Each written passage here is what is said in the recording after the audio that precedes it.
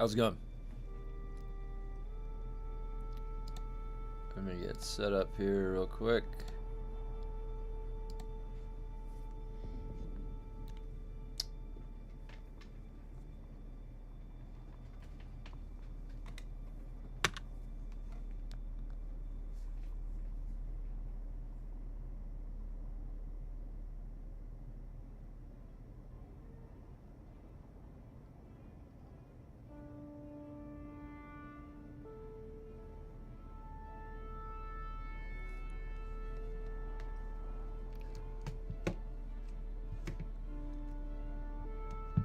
Hey, Galadorn, what's up?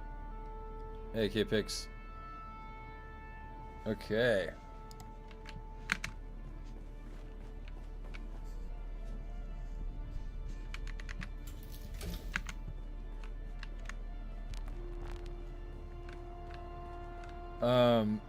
I got some loot last night.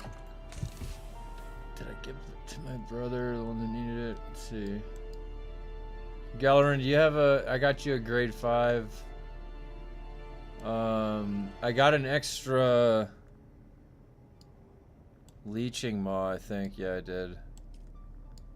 I have two. So I have 2 of the leeching maws now. So I can give you one key picks if you want. Did anyone else need...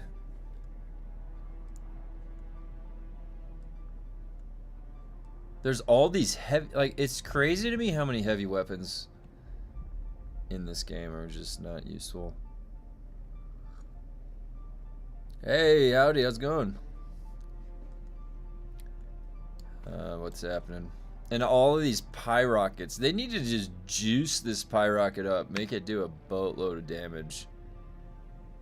Make it just set the floor on fire and be a huge, wide area. Okay, hold on. I gotta get caught up on some stuff. Let's see.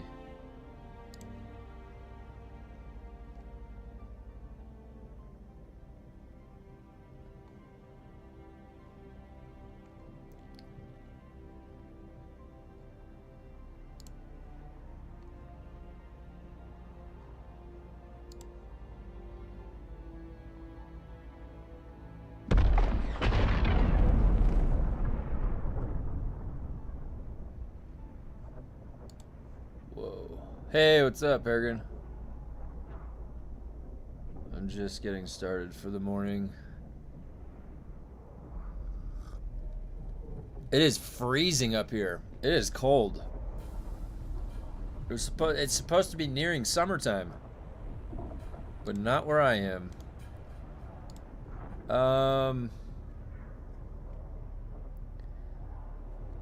What? There? Oh.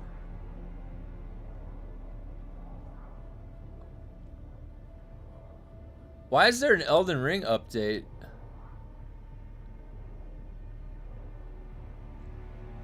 Why was there an Elden Ring update? Wait, when was that From Software update? Hold on, let me pull that up.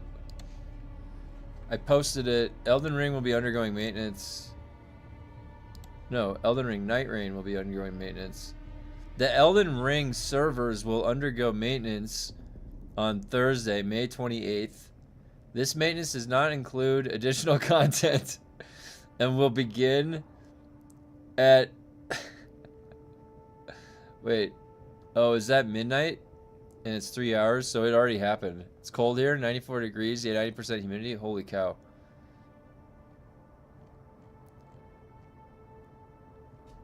What did they even patch? Was it like a... What patch was that? Oh, my wife and I beat, Everdark Libra last night. That was a very tough fight. Oh, can I vote? No.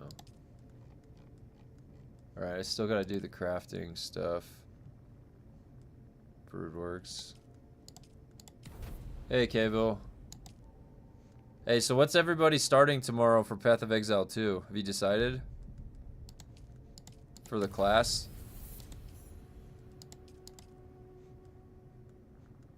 Ooh, Blushing Caverns one. I gotta knock these 5 out. I will put Kia Pix, if you want to come over and get the leeching maw from the associates chest at my base, if you know where that is. This one right here. This is the one that only associates of my base can access.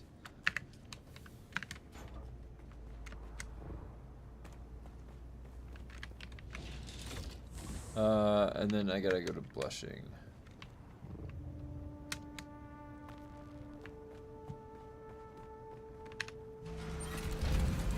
One of these days I'm gonna have to build a new engine for this thing. This is the original engine from like whenever I first made this thing 8 months ago.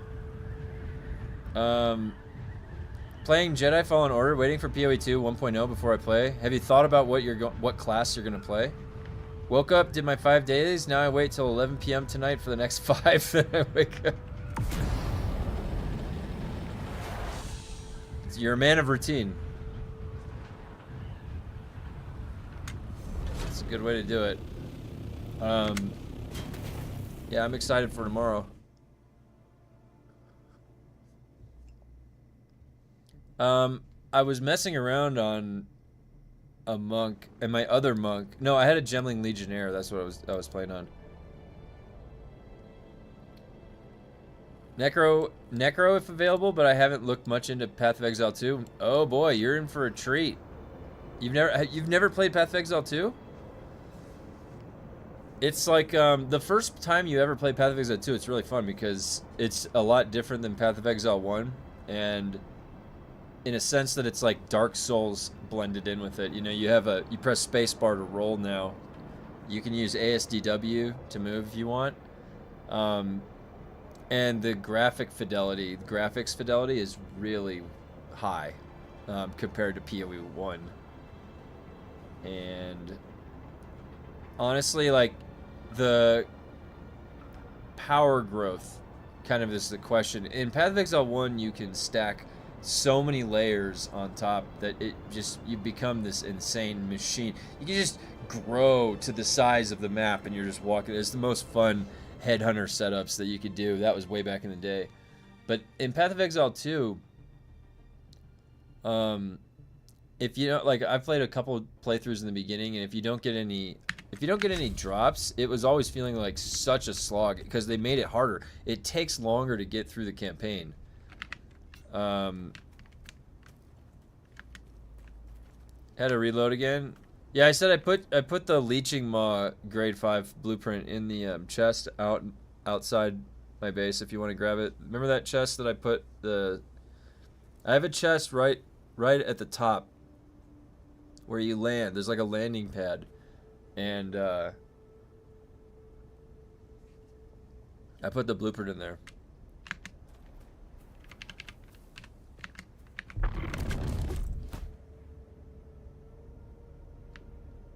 Anyways, Path of Exile 2. Yeah, I got an extra one last night. Anyways, the Identify yourself. Path of Exile 2, I've been having trouble finding a class that I really like, because in Path of Exile 1, I have a Juggernaut that's a really strong class. I have a Chieftain that I made that's really strong. There's been a couple, I have a Champion. All of those classes, I don't know, they were so fleshed out. I really liked those melee classes. And in Path of Exile 2, I've been struggling to find that melee class that I really like. I thought it was going to be the Titan right off the bat. I didn't really like the Titan. The Warbringer was pretty bad. I don't know. I didn't really like the Warbringer that much. With the J, like, so they just weren't like, oops, they didn't really hit it for me with the melee classes. The coolest one that I played was the Gemling Legionnaire, because I went the staff, the quarterstaff build with those gloves and then the scaling staff that was out of the first season for Path of Exile 2. And that was pretty fun. But even still, like, using a staff, I don't know. I like to use swords, you know? I'm a dual sword type of a guy, or stab, you know? They don't have swords in the game. They haven't put the swords in yet. I know it's like a meme now, but...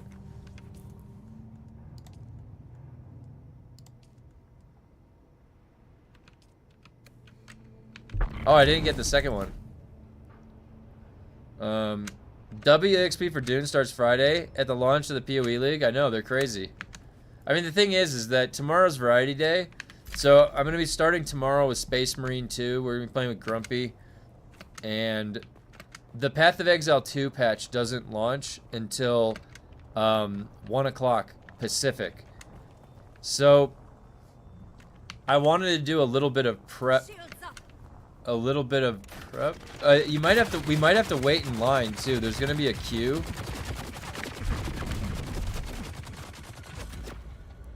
So probably about 30 or 40 minutes before 1 o'clock. Gonna want to try to log in. Otherwise, you're gonna get stuck in the queue.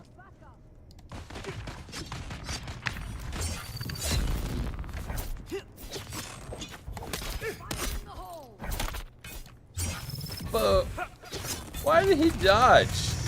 What is this dodging shit, dude? They're making the NPCs behave a certain way.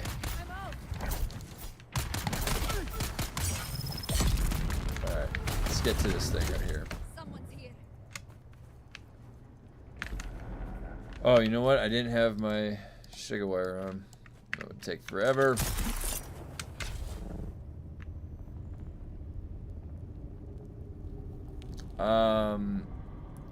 Facebreaker glove build looks wild. New monk ascendancy. Yeah, that's what I wanted. Yeah, that's what I was gonna try and do. I don't know about Facebreaker. Yeah, is there Facebreaker gloves in Path of Exile 2? There is Facebreaker. I remember Facebreaker from Path of Exile 1. It's where you don't equip a weapon. Will mnemonic memories count tomorrow too? Only double experience. Yeah, they're gonna give us 30. They will give us. Maybe I should put that in my title.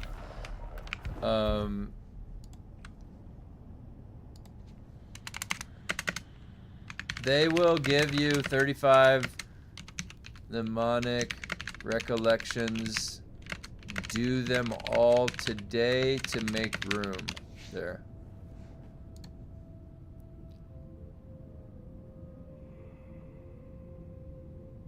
You use new prescient edge mutts. The bleeding is a good chunk in duels. Yeah, I figured it'd be pretty good in duels.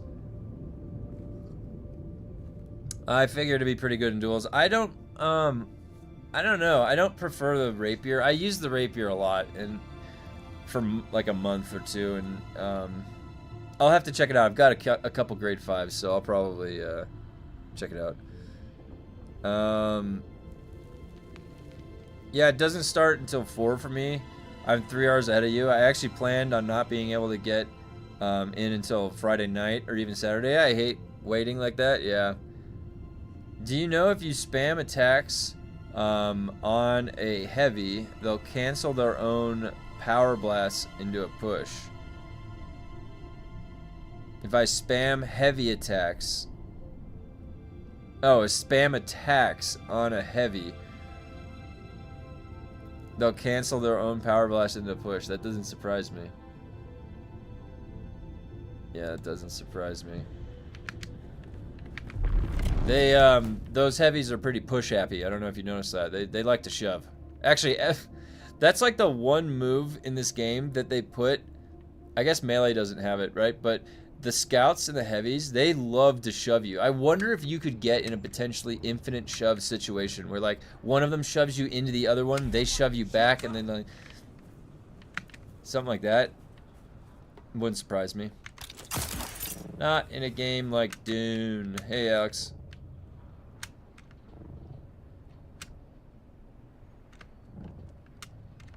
I see someone. Who's there? Where is my people?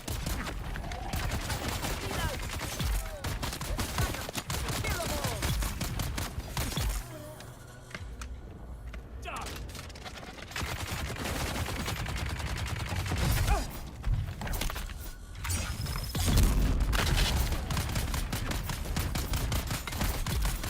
So, when you guys play an isometric ARPG, do you usually play a ranged or a melee? Or does it vary? Or you don't really have a preference? I usually will make an alt that's like a class I don't usually play, caster or something like that, after. That's what happened to me running stations. One push and another push. The pushing is pretty frustrating. Especially, like, you can instigate it, so if they shove you and then you dash and then you go to do the same action that you just got shoved for, they'll just shove you again. And then you dash again and you do it, they'll shove you. Infinite shoving. Thank you for, yeah, no problem. I told you guys, if I get extras, I give them to get guild. Because I don't use them. If I don't use it, it's just gonna sit there.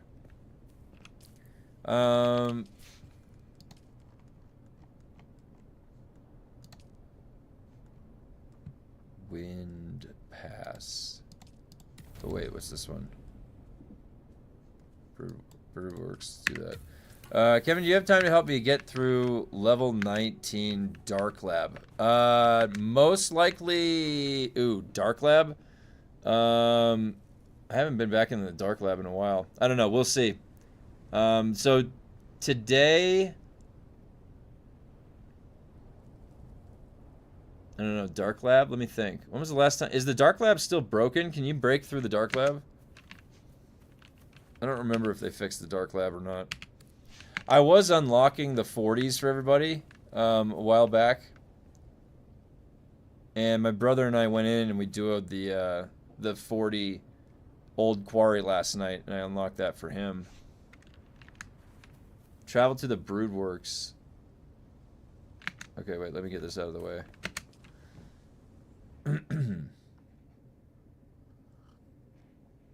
But the Dark Station, I haven't been, like, has anybody done Lemminger since they buffed his regen? They buffed his regen and then I stopped doing the Dark Station. I don't know if you remember that.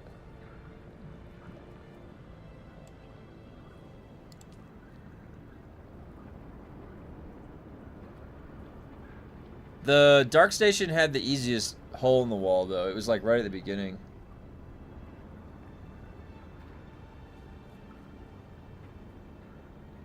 But listen, so for, if people need help doing stuff, message me in the Discord, and I will, because this week, I'm going to be playing this weekend, so we'll probably do some runs this weekend, maybe. I have to do the, crafting is going to be getting to 88 by Sunday. Once I get, oh shit, I need to make those. Once I get crafting to 88, I have to make a whole new set of, well, should I wait? I should wait. I should just get it to 100, huh? I'm going to get it to 88 and then 100. Double EXP tomorrow? Was there an announcement? Yeah, there's been an announcement for it. They said that because of the server consolidations and all that jazz, they wanted to show some good faith to you. Mesh at the start is fixed. It's farther, yeah, it's farther in now. Can you even, like, can you even weirding step? Or is there the, okay, so now, I don't know, here, I have not tested this, and I'm probably not going to, but the way that's into the old quarry, does that work for the other bosses now? Or does it need those ads? I suspect it needs the ads. And none of the other bosses have ads at the start, and it's almost because of the ads at the start that she breaks in the first place.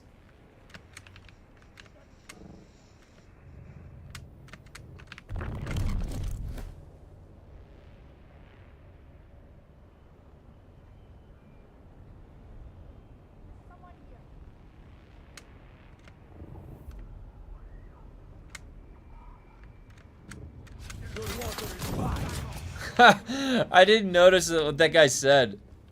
He said, "Your water is mine." Hey, what's up?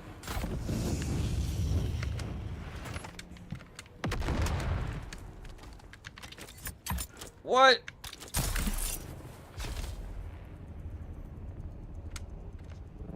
How does she break?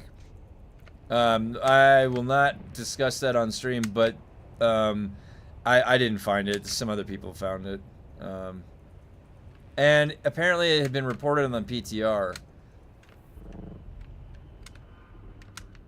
And they didn't fix it. Wait. There's someone Wait a here. minute. Got them. I require backup. Kill them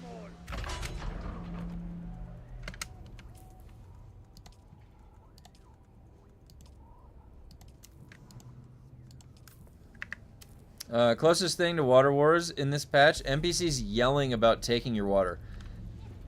A good new addition. Yeah. NPCs yelling about taking... The potential of losing your water. Aren't we always at war? You know? Aren't we always at war? Morning, think I might try to max out sabotage. Nice, yeah. Yeah, I've got my sabotage up to 50, and it does feel pretty good having that. Just press B for fast crafting. Oh, you're right. Very right. I don't know why I don't remember those shortcuts. It is B. I keep trying to scroll down to sabotage. Do you notice that? I keep... yeah, but they've been yelling it. They've been yelling it since the game launch. Oh my god. It's just a coincidence. Insane, do you know what makes you sometimes slow down when you shot it? Yeah, so this game has a function in it. It's a mechanic where, and granted, I think that this was an implementation because they were realizing, like in playtesting, that it was all because of the suspensor belt. Everybody's like Batman, basically. And it's pretty hard to lock down Batman. Alright? Like, everybody's just flying around. It's almost impossible to lock people down in DUNE. And I bet you anything they thought of this. And so what they did is they made it so that everything, a melee hit, a ranged hit, one bullet, puts a debuff on you that slows your movement down. So it's almost like a hamstring from WoW. It has a certain duration after the last hit, and then it wears off. And so because of that, there is multiple states of movement. Now, originally, that was what you can imagine is what they're trying to make it so that a ranged player has a means to prevent you from leaving. Now, originally, the original crippling strike was sufficient for melee. Why? Because the dash distance with the original crippling strike debuff was really, like, tiny. You would be able to slow blade after a dash. That was why the original crippling strike was so powerful. But they didn't understand that, of course, the devs. They didn't understand the good part of it. When they returned it, they nerfed it, and then when they returned the crippling strike, they returned the dash cost multiplier to 3, or they buffed that. But they left the dash distance the same. So it's not as good, and they didn't of course, they didn't understand why it was good. And then, yeah, but ranged players still have their ranged snare that they can, well, and I guess it's like is it called a snare if it's not an immobilization? But anyways, you guys know what I mean. So anyways, and that happens with a melee swing too. It's just, yeah. It's really annoying, isn't it? So you're trying to run away and like one bullet hits you from behind and then now you're slowed moving. Yeah, great implementation. Have you ever heard of a game that does that? That has a hamstring, 50% hamstring on shot? You'd be crazy to think something like that. Yeah, everything does that? Like everything? Yeah, everything. Yeah, the wind blowing does that. Believe it or not. Yeah, believe it or not. Yeah, everything. But sometimes it seems like you get hit and you don't get slowed. You probably had, like... You probably didn't notice it. You probably, like, had sprint and a dash or something and it didn't register. Or it's bugged and it's not registering all the time. You know what? Anything's game in Funcom land. We're in Funcom land, guys. I don't know if you know that. We're in Funcom land now. We operate by their rules here. Funny stuff happens. Lots of funny stuff. Doesn't make sense.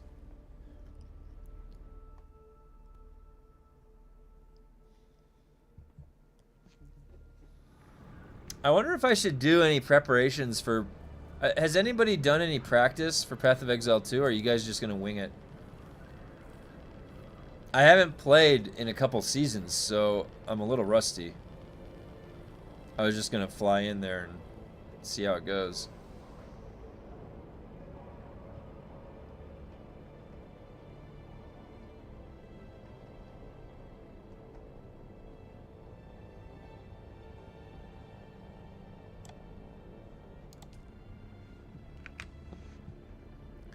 What's up, gamers? What's up, Sin? What's happening?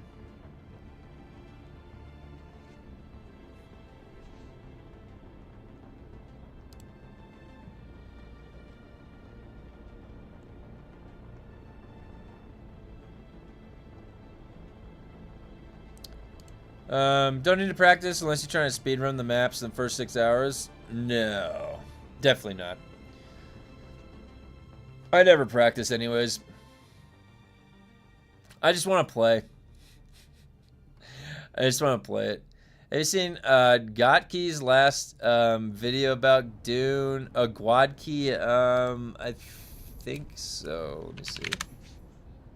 Gwadkey. Oh yeah, no, I did. Yeah, that was funny. The opening was funny.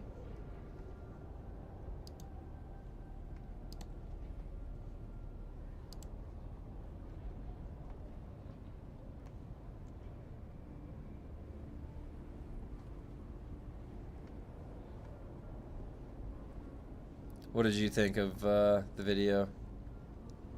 Hold on, wait. Where's the...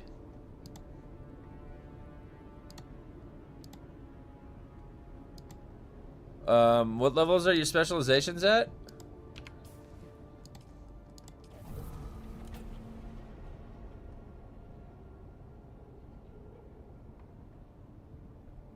Oh, yeah, Mr. Jiggleballs reminded me, I'm gonna call you Mr. Jiggle from now on. Mr. Jiggle, I can't be saying balls all the time. Alright. If you're playing Warframe, we have a clan in Warframe that I can invite you to, but you have to add me as a friend on the Warframe account. Hey Viper. So I'm gonna be getting crafting. I'm gonna finish off crafting. I'm gonna double EXP weekend it to like 88 or 89, and then I'm just gonna finish it off to 100.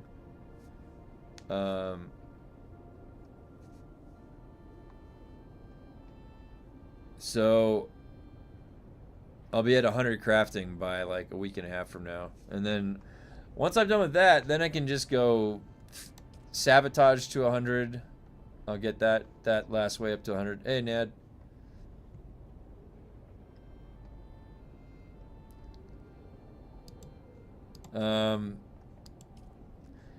Gathering is gonna be last. I mean, the thing is, I got all my gathering out of the way. I just never needed it.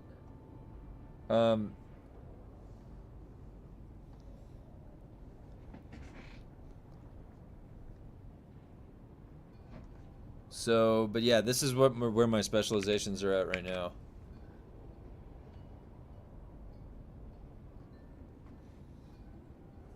Let me show you the totals. So you can look at the totals right here. So for crafting,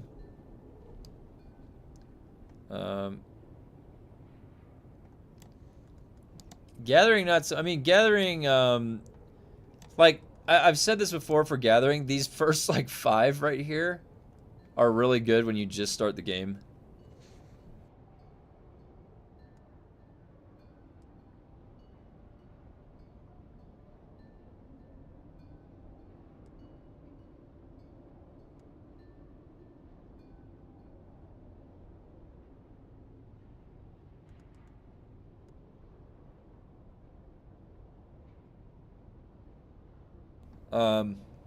This is really good. Hidden cache. This affects blueprints from the station, so this is really good. Combat. You can see the totals right here. 100% damage, 50% damage mitigation, really good. 54 skill points. Really good.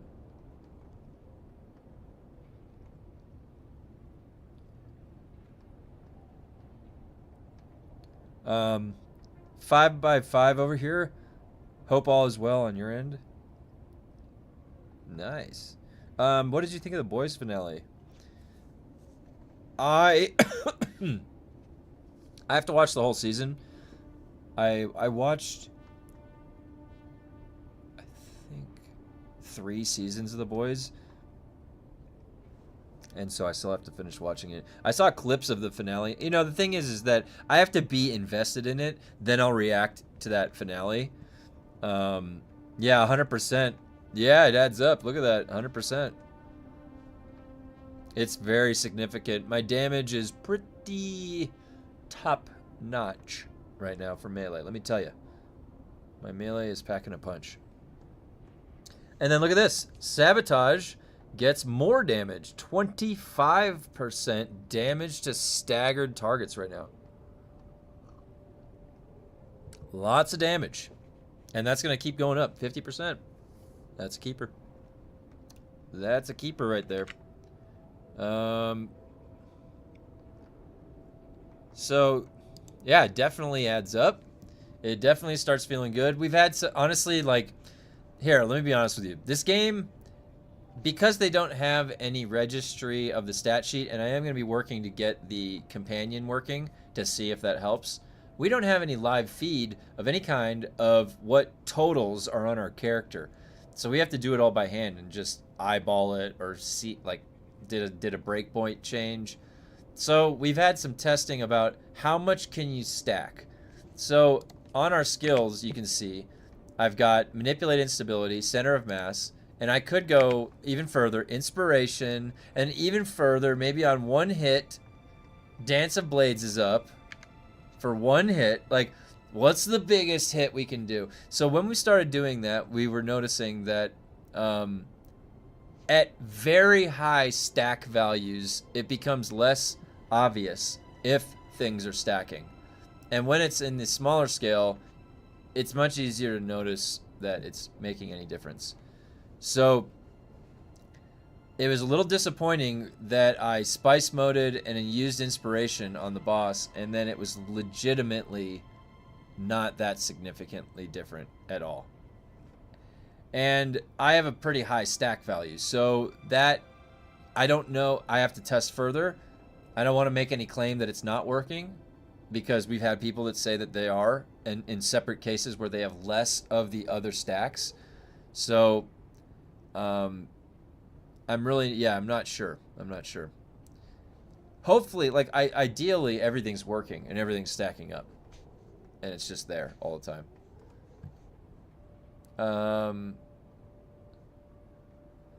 I forgot to bring the Burning Blades blueprint when I came back. You don't have to worry about it. You can keep both. Will the third mod slot give you more damage? I have... So I already got somebody to slot the third slot, so this is already registering it. However, I did not slot a very good AUG, so I'm going to be crafting a new blade with 3 new AUGs in it, and I'm going to put them in there myself. And I'm excited. I'm very much looking forward to that. I'm going to be totally self-sufficient at that point, like a Swiss Army knife, like MacGyver. All right. By the way, I've noticed when doing the slow blade shield penetration animation, often one-shot enemies I wouldn't otherwise. I can't think of a reason why, other than that animation deals extra damage. That's because that's stagger. When you go to register a slow blade, they are staggered, and it's registering all of the extra stagger damage. Kevin, can you go over your skills techniques that provide the maximum possible melee value? So for maximum possible melee value, I always have, when I respec, it's always the same. Same framework. The damage contribution that you're going to be getting is coming from blade damage. You'll have 9% here. Blade damage, 9%. You pick if you're going to go short or long blade, so there's another 15%. Manipulate instability is stagger damage. It's not poise damage. It's damage, like it's an actual slow blade damage. You can go test it by slow blading things with or without it. It does more damage. So Then you have blade damage. Now, let's assume that they finally have fixed center of mass and our slow blades are doing a 20% more damage. So in the past, the light attacks were at 14% increased damage, and then the slow blades were at 6% increased damage. That was a bug, and I haven't tested it in a few months, so it's probably fixed, I'm assuming. So let's assume that's another 20% from to blade damage. Okay, so then beyond that, you know, there's nothing else that's coming in. So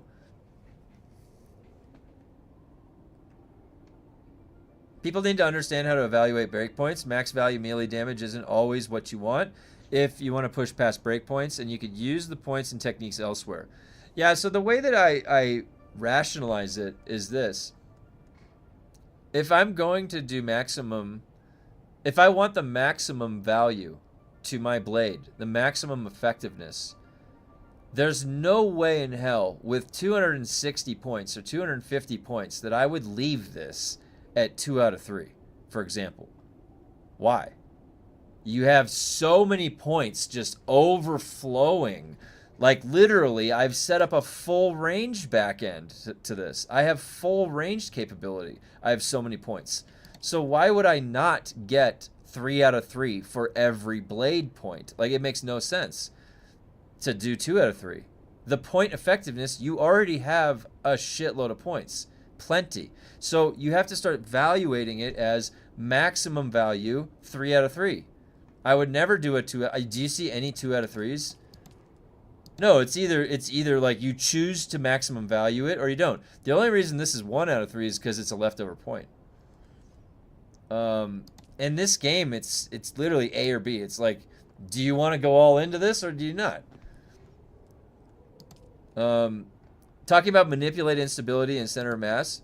Oh, yeah. Wait, so, hold on, let me...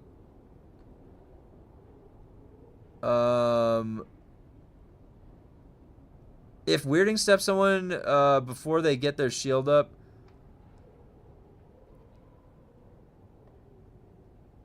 Yeah, because you're not getting the stagger damage. People need to understand how to... Oh, yeah, I read that, George. Sorry. My blade can do... and I do agree with you, George.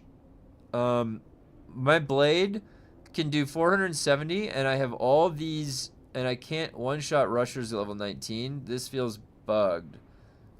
My blade can do 470.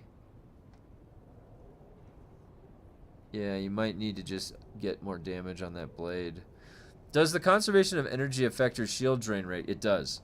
I've been using it for a while now, but with the current stamina state, I'm thinking of swapping to Swordmaster's stamina regen. So, I would love the day that I could slot this. Like, if we had a fourth technique slot, this would be a good candidate because it is shield mitigation. It is. It's 9% shield mitigation. That stacks with circuit gauntlets. Talking about manipulating stability center mass. Yeah, George. Hey, which specialization you suggest to max first when you're a PvE player? Well, so my recommendation for specialization just depends on where you are in the game. If you just start the game and you're a brand new player, these early gathering nodes are really like this 100% blood extraction yield. That's super helpful in the very beginning of the game. Just like one pop, you're done. Water harvesting, like these are good in the very beginning of the game. So you want these like immediately, the first 5. Then if you're planning on ever going into the deep desert, ever, get this.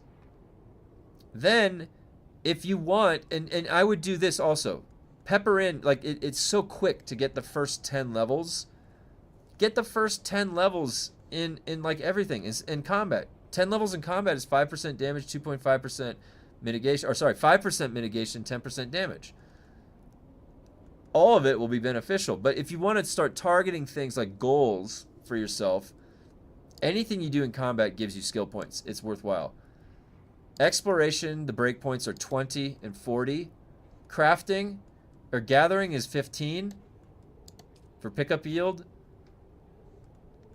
Sabotage is 40 for enemy corpse grant additional loot, and crafting is whatever you want to take it to feel comfortable. I would suggest where you can slot something in it, AUG your weapon and your melee, but you don't have to worry about this till endgame. You don't need to slot anything in the gear until you get to endgame. Why don't you have dagger skill? I do. Right here.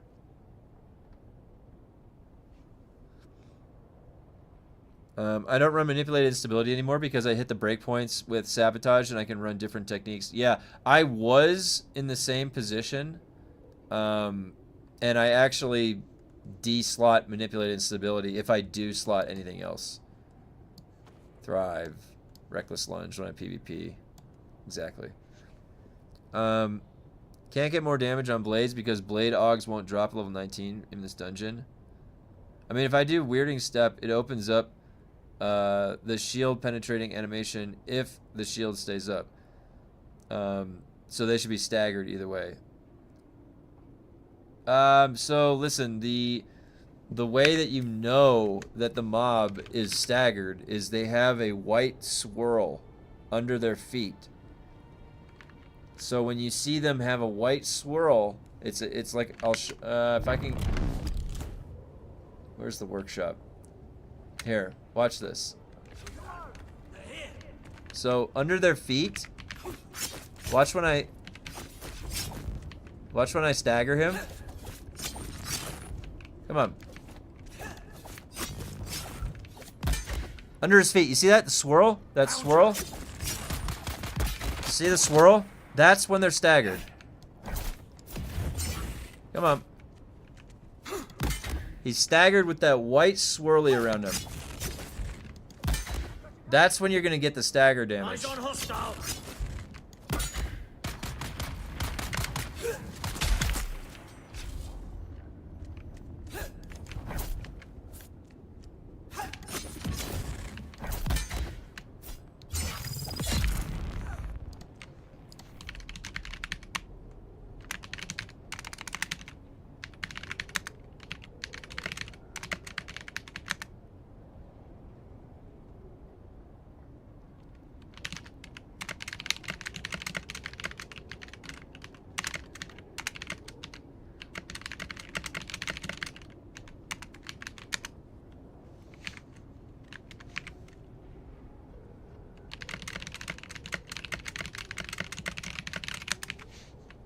Okay, my sietch also had the comb melee damage on, and I can't even feel it. 30. Oh man, I wish I could. I've never had that.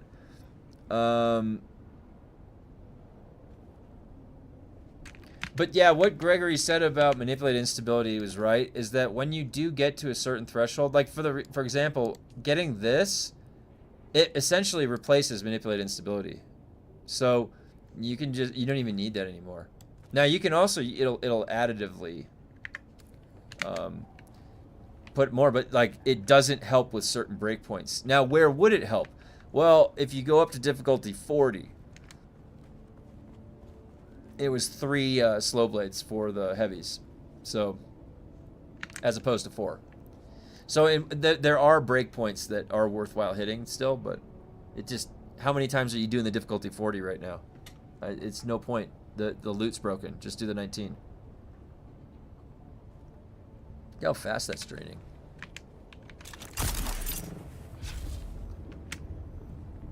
Hold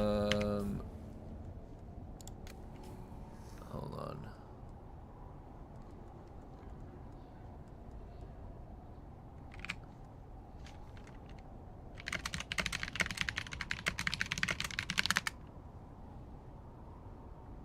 My friend is trying to get over here to the server. Let's see. Hey, Cable, are you there? Did you have, what was that issue that you had with transferring that showed all the things locked? Was that just because you needed a friend? Hold on, let me see what my buddy says here.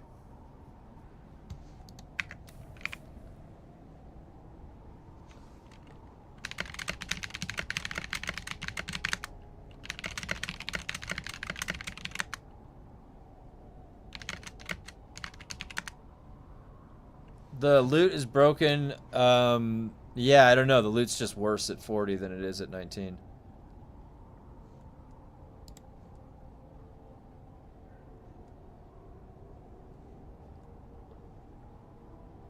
You needed to know somebody on the server.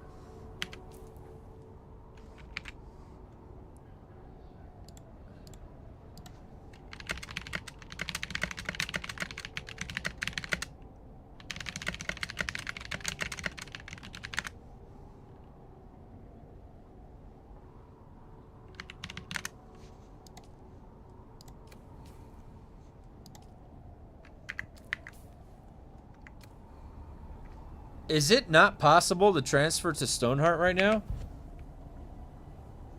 If if Farhold got shut down, we have somebody from Farhold trying to transfer here. Hold on, let me see.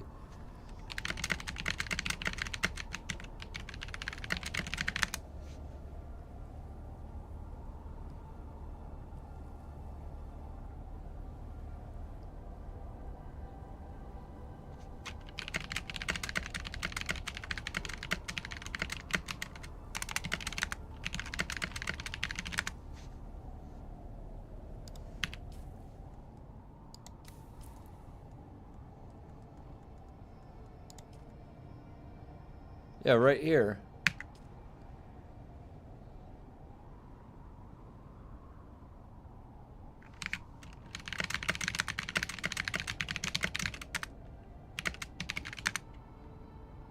Oh, you know what? It was Koanua that I transferred there.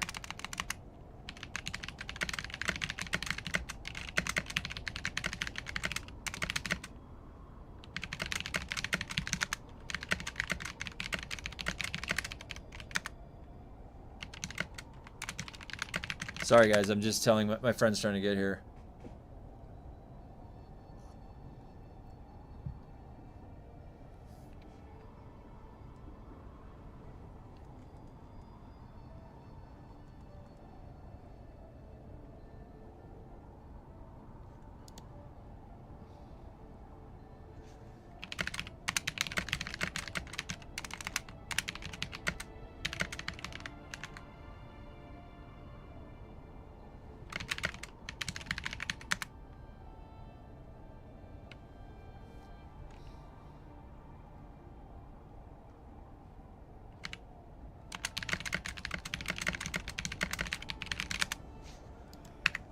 Yeah, my friend's saying he can't... Is Stoneheart locked? Let me see. Where's Mentat?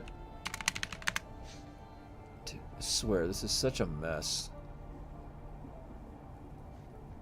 It never opens the join option when I select any of them.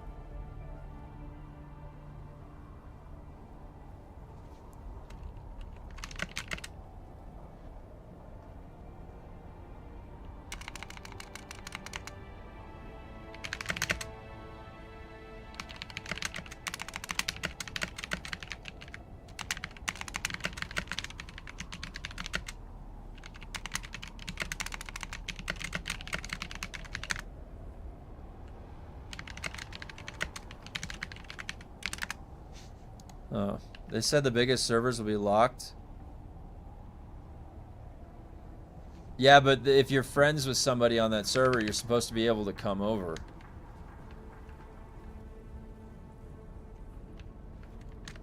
If he's my friend, he was working like and now he's logging in and he's trying to get over. You know what I mean? So there's no reason why they should lock that. And in fact, that's just gonna cause more frustration. Like, he's saying that he can't find. Like, if anybody knows, like, is there something on the interface? I have to try and work through his. Like, I might have to just sit with him on Discord and see if he's using the interface right. Could just be that. Is this the one where it's all right? No, no, it's not. No, it is.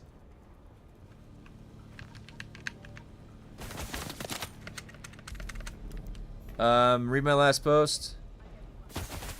I was trying to transfer on Monday, and most but not all sietches were full. As of Monday night, there were only 4 available sietches I could go to. Okay.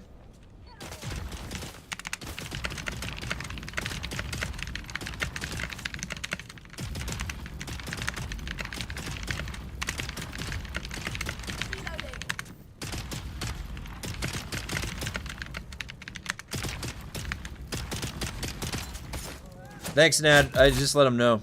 What are the best range weapons in endgame sniper? I use the triple shot and the lightning gun. Those are the two that I use. Anyone experienced that heavy metal blade coating does not drop? I have a bunch of them. They said the biggest servers would be locked. Okay, yeah. Last night I checked on Mentap page. Stoneheart's #1. Yeah, we're #1. Our server's #1. It's because all of us are here. He needs to make sure that you're on his friends list. I had to unhide my Steam profile to get that part to work, and then there was only 2 sietches. Okay, let me see. Yeah, he's online.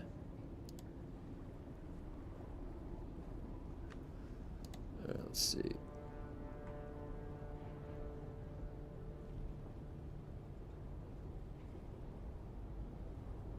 Okay.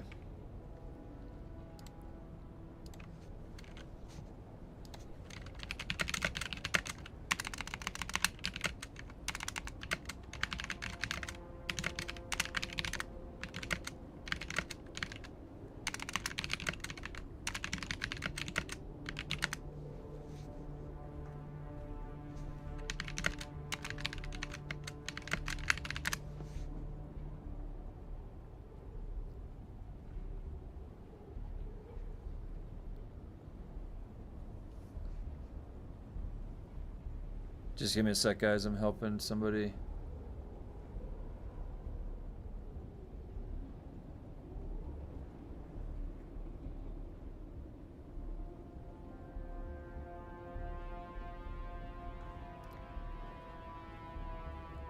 Regis triple shot in the perforator. Yeah, perforator. I don't have that grade 5, but perforator grade 5 is the best.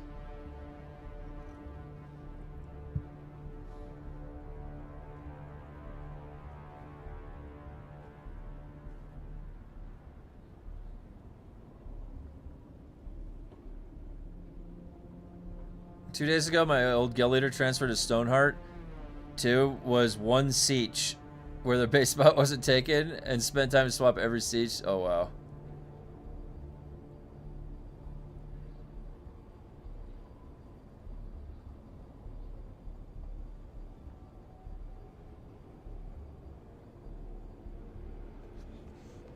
Okay, hopefully that works. I'm trying to help him.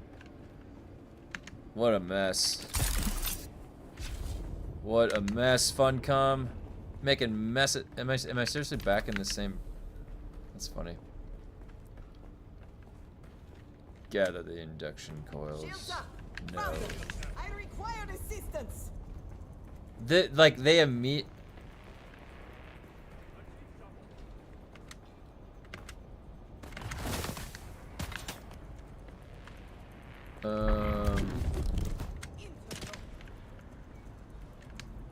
Triple shot has been replaced with the new rifle. Something at her.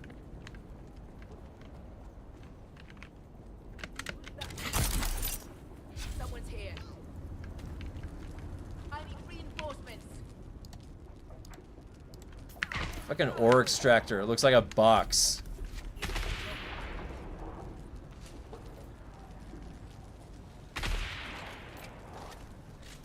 Reach the chief engineer station.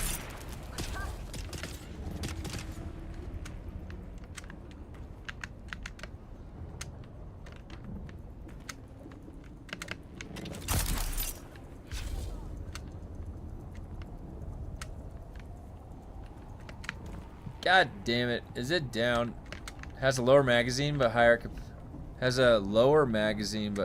higher accuracy. Oh, is it in there? I don't have this crafting one in here memorized yet.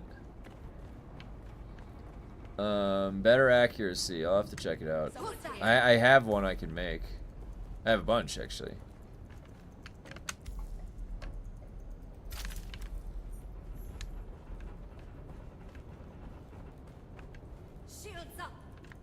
Enter the R&D workshop. I still need to look more into the new weapons and decide if I want to start using any of them aside from Leech's Maw. Nice.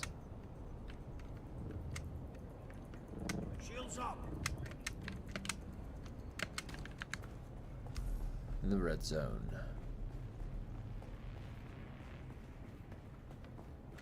Steal the samples. Found you. Found you. Their voice dialogue lines never line up to what's actually going on.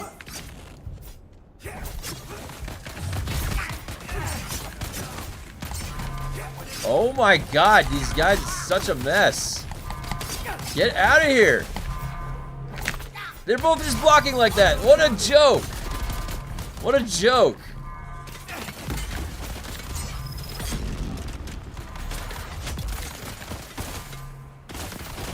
This AI is just so ridiculous sometimes.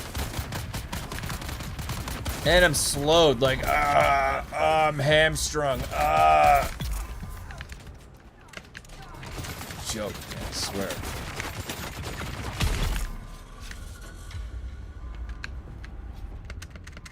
Funcom needs to get their shit together. It's like, they have like 3 things, and it's just so janky. It's 3 enemy types, that's it. Is Leechamon good enough to slap Burn Blaze? If you're trying to like get, you know, if you want to get a compel off and stuff, it's good. Because it doesn't put a dot on. Dune Watcher, the Dune Watcher is rarely useful, but I still love it. Dune Watcher is good for PvE combat at least. As a sniper rifle, it's great.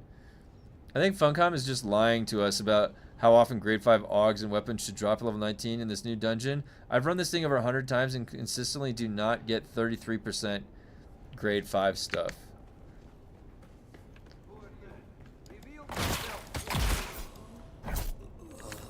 Yeah, honestly, it's really hard to tell what's going on with the loot distribution and probability schema.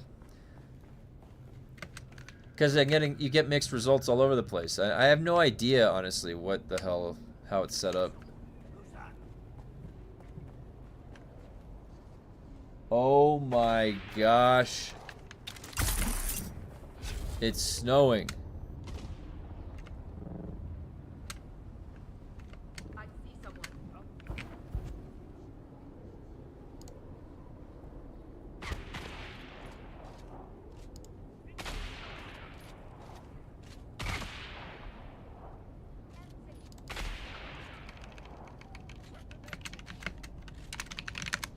It's snowing outside. There's like big ass flakes. I thought it was supposed to be summertime. Yeah, it's snowing. Yeah, I'm up at the top of a mountain. Like, I'm at the top of a mountain. Tippity top. So it's like elevation 7,500, and then if you go on a walk, it's like 8,000 feet. So it's pretty high up there, and it gets. I live in the mountains of Nevada.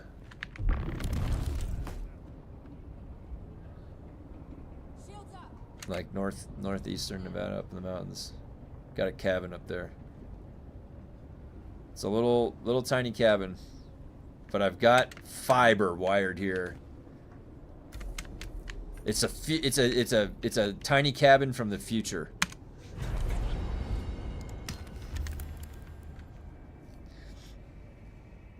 Sounds like springtime in the Rockies. I've been yeah, it's actually, you know what? It is very similar to the Rockies, the weather.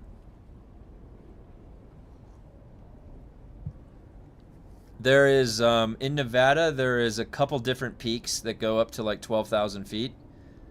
And we're at one of them that is over on like the northeastern side of Nevada. There's a bunch of cool places in Nevada, though. There's a bunch of cool mountains and like cool spots, little shacks. There's like a lot of gold rush, gold mines. You can actually go down over to, it's pretty far, but my dad and I used to go when we were kids to all the ghost towns that were throughout Nevada, because there was a gold rush that happened back in the 1800s.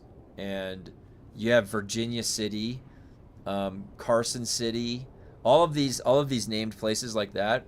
They have, like, I used to go as a kid. I have this picture with my dad when I was a little kid in Virginia City, where we were dressed up like cowboys, and it's a black and white picture because they had a shop that you could set up like that. And I was like 6 years old in the picture. Oh yeah, Red Rock. that is Red Rock. There is a place like that. Because my buddies went there for a rave a long time ago. I forget what it's called. Yeah, that's in the west north part of Nevada, where that is. So, but the thing is like if you drive around the United States, you can go anywhere. Like to drive across Nevada or for us to go back to California, it's only like, 10 hours or 12 hours or something like that. It's not that bad. It's even less than that. It's like 10 hours, I think. Love Red Rock. Yeah, Red Rock's really cool. Just being honestly, like I lived in the city and I lived in the rural. Mountain living is kind of fun. Mountain living, I'm not gonna lie, I've been liking it a lot. Let me just make sure.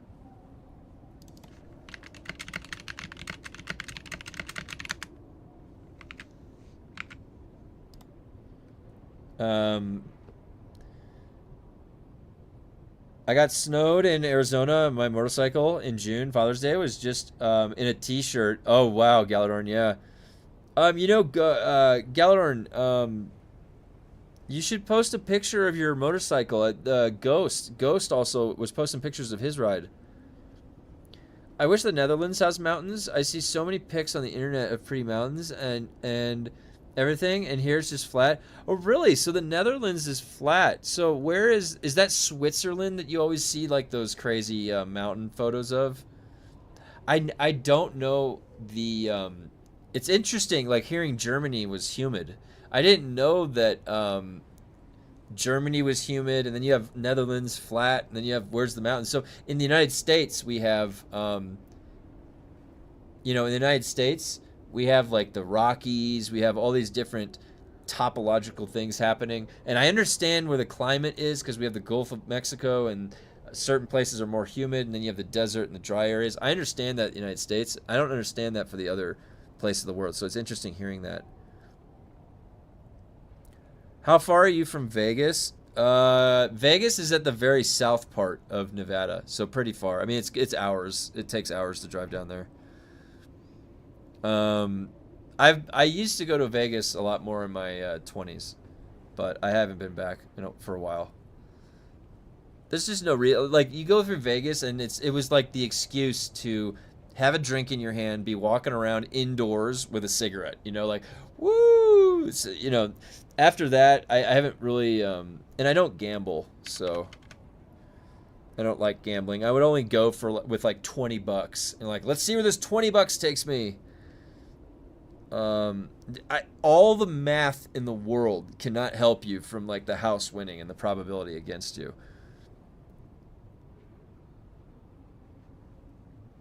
I go to the Vegas a few times a year for conventions. Cool. Hey, post some pictures, Sin. I want to see some pictures of that. Just drive to Norway and visit West South Coast Stavanger, Bergen. Ooh, I like those words, Stavanger, Bergen. I see them from all over the world, and it makes me want to travel the world to see mountains and stuff. Mountains are really cool. We actually had an earthquake, too, like a month or two ago. It was kind of wild, like in the middle of the night. And all of a sudden, the house is going like this. Like, oh, shit. Well, you're in a mountain. How do you think those formed, right? It's like tectonic plates colliding into each other, and probably lots of earthquakes. I also used to go to Vegas a lot. Went back to it for work a few months ago, and it was just kind of sad.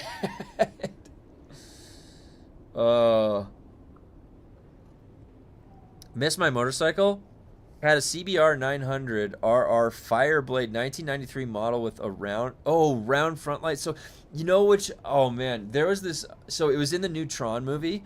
The Flynn, his son, he was riding this Ducati, this vintage Ducati that had this front light that looked like one of those old motorcycle front lights. You know what I'm talking about? Like from Indiana Jones, like on the like when he was like on the Last Crusade, one of those motorcycle lights that you see on the front of those cars, or the thing that he rode with, what's his name, Sean Connery.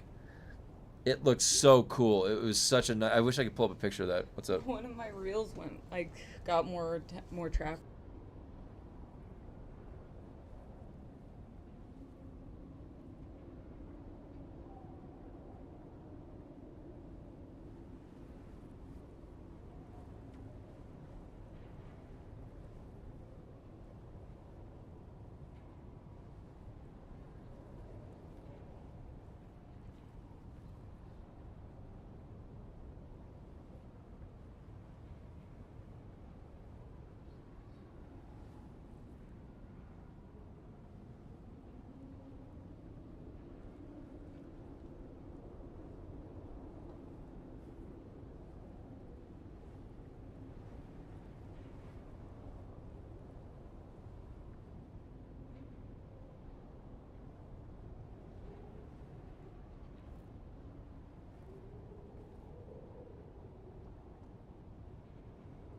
One sec, guys.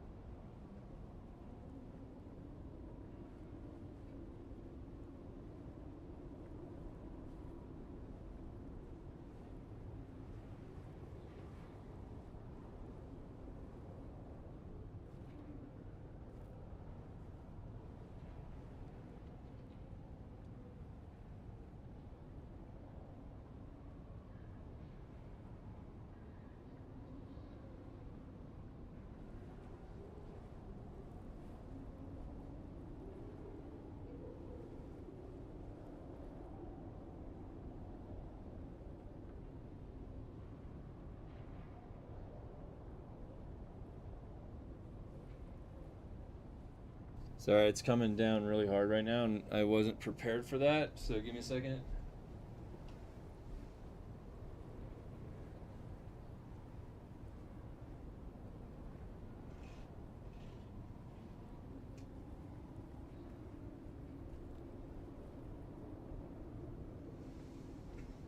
All right.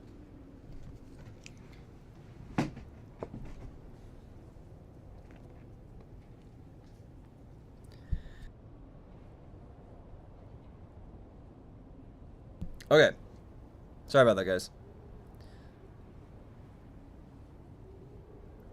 Okay, let me look at what...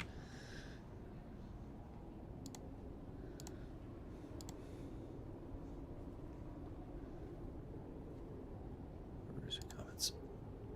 Okay.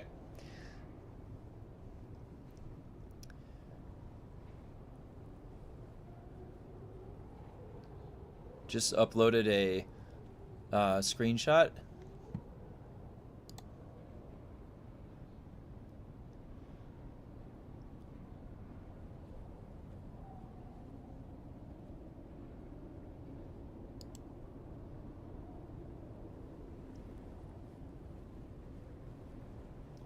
Dixie, I wonder if that's because your reticle's hitting the table.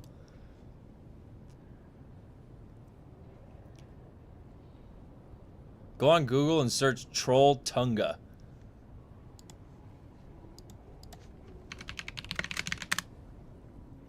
Whoa.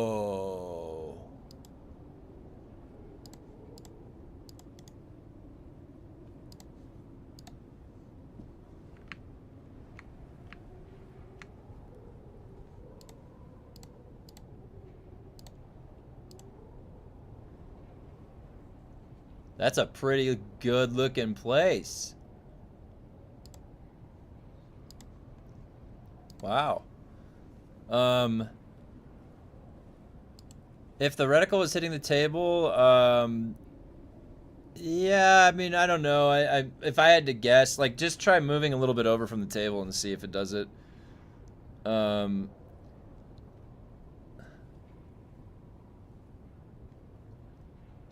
This is why some of the number crunchers are saying the adder may be a better rifle. I'll post a picture of me at the experiment right now. Yeah, you can post it in the IRL channel if you want.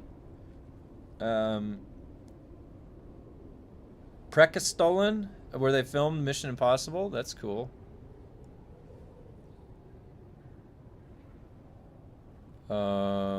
Look up Dovre. You saw it in the movie Troll. It's a mountain range.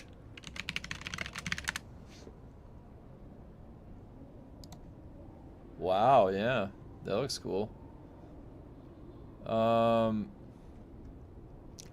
We once had a small earthquake. I laid in my bed on my phone and didn't notice. My mom and brother came in and asked, "Did you feel that?" I was like, "What?" That was the only one I witnessed. Oh man, I have had so living in California, like you'll get in these earthquakes. You're like in an apartment building and it's going like this. You're like, should I be concerned? Like, yeah, earthquakes are gnarly. That's the earth moving. Okay, that is the most powerful. Oh my god, when you're in an earthquake, you can feel it's kind of scary. You're like, holy shit, this could bring a building down. Yep, I can feel it. The point I'm making is that the targeting reticle on the enemy lights up as targeted when it's actually not targeted. Yeah. I mean, yeah, I mean, the thing is like it just looks like it's something funny going on because it's right next to the table. And if what would be more concerning is if there was no table and you were on certain, like, what would create a different angle? I don't even know. It's like the state of holding it. So either holding it or aiming at some ADS at the target, it is off. Like, one of the things that was happening in Division 2 the other day, I have a pistol and I'm trying to shoot these letters on a building to unlock the new mask, and the laser sight from below the pistol is not matching. It's like that, and that's egregious. Okay, because now like I'm like, oh, the laser sight's not matching.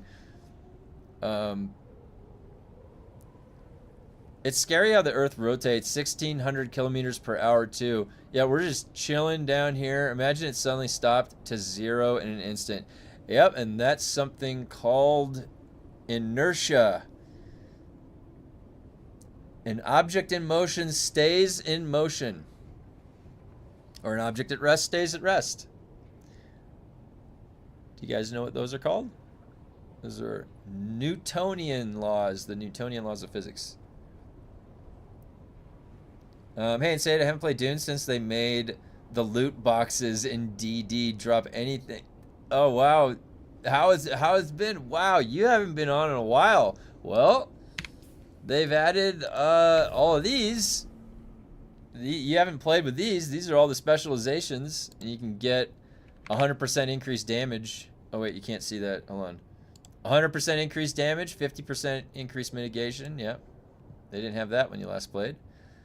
I'll take a screenshot showing how this gun cannot be shot from over the shoulder.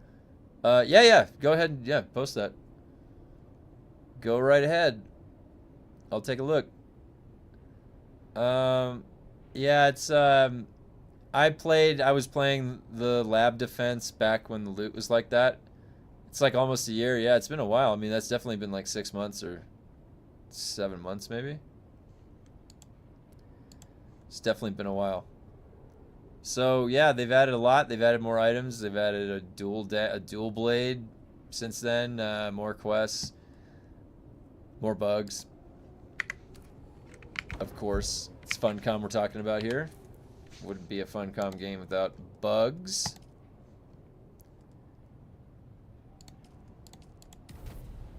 Shooting mid-range with the triple shot, you're fine. As for the adder, Kopar assault rifles haven't been good in a long time. I'll have to test. You know, the thing is I don't really. I want a melee. I mean, I don't really care about the guns, but if I have to use them, I might. Yeah, I might as well test the new Blind Fury. Like, why not? Right. I'm a melee player. I play melee. Linked in the description is the difficulty 40 kill from the stream yesterday. I just clipped it out and then put it there. Blushing Caverns.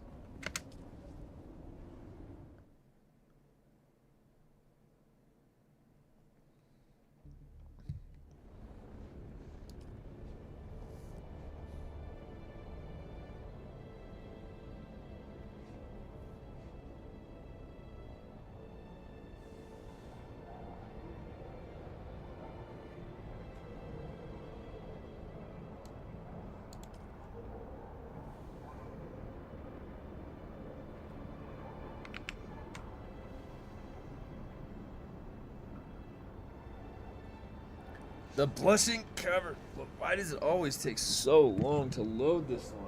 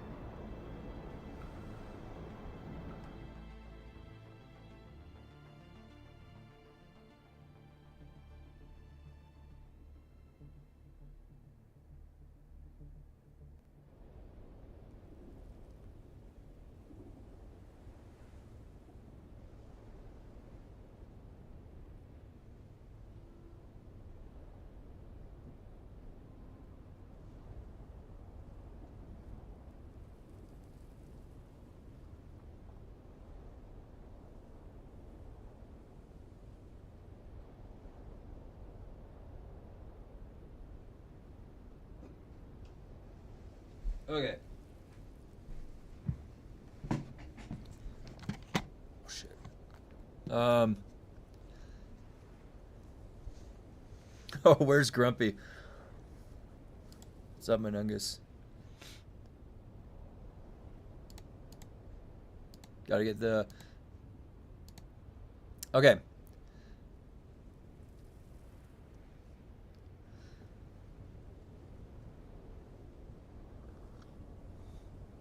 I have a confession I must make to the guild. Have to be fast tomorrow in the morning to get my 5 dailies before this. Yeah. Is there weapons that are hard to get from chests? Yes. The RNG sucks on some of this.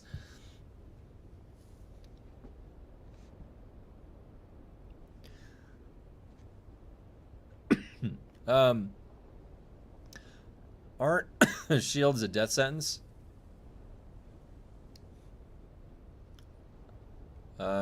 Yes.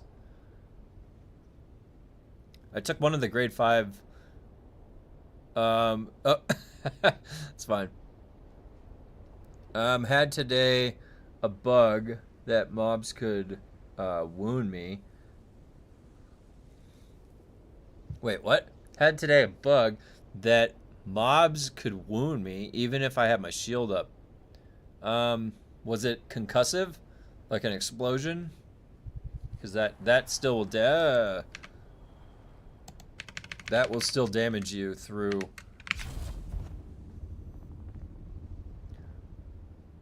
Prior to the 1.4 update, you could target heavies from around corners where you could shoot, but they could not. I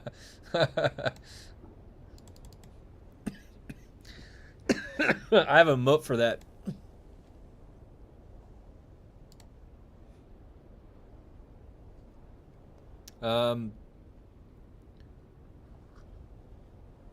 Oh shit, managers and HR pulling people out today? Uh-oh. Oh shit. Stay safe out there, Ned. Stay safe. Would you prefer that you don't lose all your items if you die to a worm? No, I mean, I think that, I think the worm needs to be dangerous. I think that the worm, like, giving you one sand bike back after your first death is fine. I don't even think you should be able, like, to be honest, like, the vehicle retrieval, the game is frustrating as hell and takes fucking forever to farm that shit. They set the amount totals you need to make those things so high, well, that you can't do it solo, that you need a guild essentially. If you're gonna be dying to the worm in your sandcrawler, you basically, it's impossible solo to replenish that. So they had to add in a vehicle recovery, or else you can't solo that. You have, and so anyways, do I agree with it? Or, I mean, the thing is that I think that if anything, they could have toned down the totals that you need to make those vehicles, and then just make them permanently lost still, and then yeah, you permanently lose your gear because the worm is threatening. So, but that would need to be changing some other things. Like, if you're just looking at what we have right now, should you lose all your stuff to the worm? I think that the worm needs to be if you don't lose anything to the worm, it's just like a death reset, then they need to make you die a lot more to that, and then they need to get rid of the red bar to have fun with that. Hey, Lafu, what's up?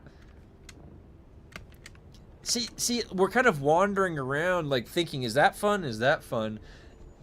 Because there's no core vision for design when we're talking like that on the surface. And if there was some core vision here, then we would be able to think of these systems fitting in really nicely where we are.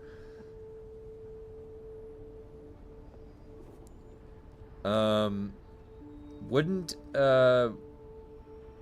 wait, hold on, let me see.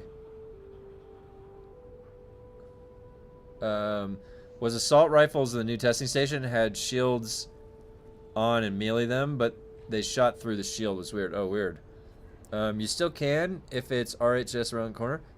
Wouldn't encourage more people to run amok in the DD though. That's true. So we all can take stuff from guild storage. Yeah. Oh! Lafu, thank you. Thank you very much, Lafu.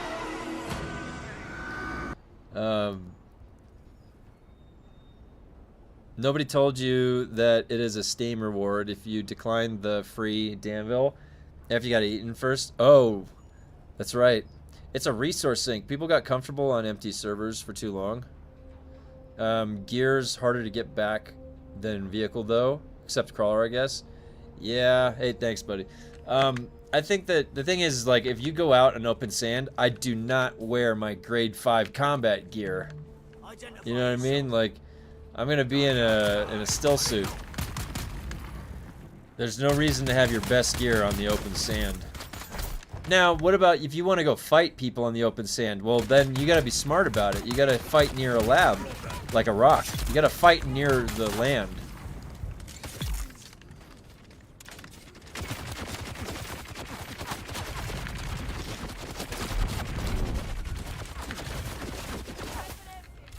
Oh, I didn't know I had permission? I think I added everybody, didn't I? I'll have to go back and check. If I'm friends... maybe I have to be friends with you, though. Actually, it's Mantooth's... Oh, yeah, you know what? It's Mantooth's shack. So, the Harko Guild absolutely has access. I had to add in the Atreides Guild. Yeah, the Harkonnen Guild has access because that's Mantooth's shack.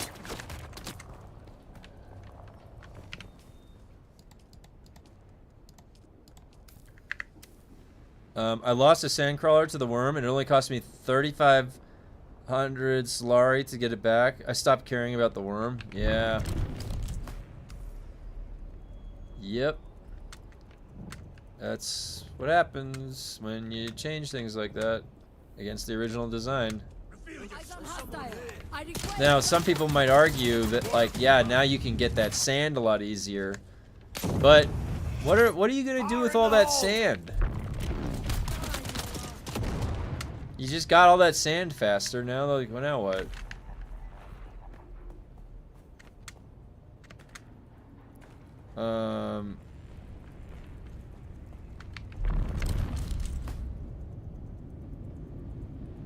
I trolled and flied too close to a worm poking out near Spice. Oh yeah, that sucks.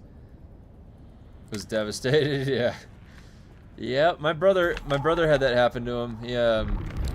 He was too low and it got him. We run PvPs, so you always run all G5 fully augmented. Someone I know recently got eaten, and without the whole guild pitching in to help them, they were going to leave the game. Too much time for gear. Okay, so that's actually a really good perspective. Dad jokes. That's a good perspective, because even for somebody like that's actually an issue with this graded gear loot distribution that they have, right? Because it's really bad.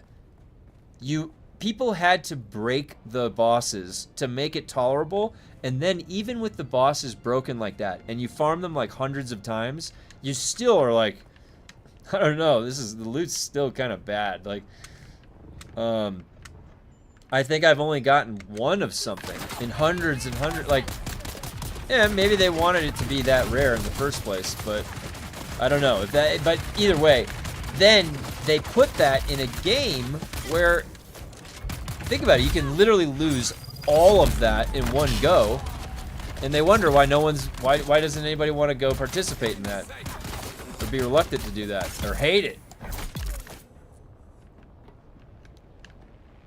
So the issue is kind of in the frustration out of the loot, like in the graded gear and how they set that all up, right? You could also fair point to say this. They also had garbage loot distribution in the DD when they spread it all out, because then they put like, it's like 1% chance for adaptive Holtzman and then 5% chance in the PvP area. Well, do you think you're going to replace that adaptive Holtzman if you're sitting there dying over and over again and getting a red bar, and then they're blocking you from getting it? No, you're eventually just not going to have it. So, and then the only hope now they split, okay, so they split the Deep Desert into PvE, PvP, but the drop chance for the adaptive Holtzman in PvE testing station is less than 1%. So did that carry over to the PvE Deep Desert? It's still a really low chance, right? Yeah, so they've always had an issue in this game with replenishment. So then it's like people have been arguing with them, please just take the red bar away, and it at the very least that will allow for some ease. Like, it's just so tight right now, right? You gotta ease off that. That's how it feels to me. I think that having it, you know, when the worm eats you, you lose everything.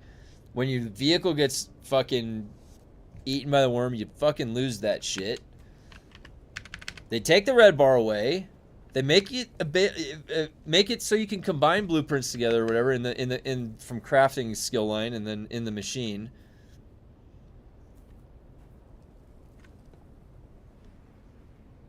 And you know what else they could do? On my character stat, they could have one stat right here.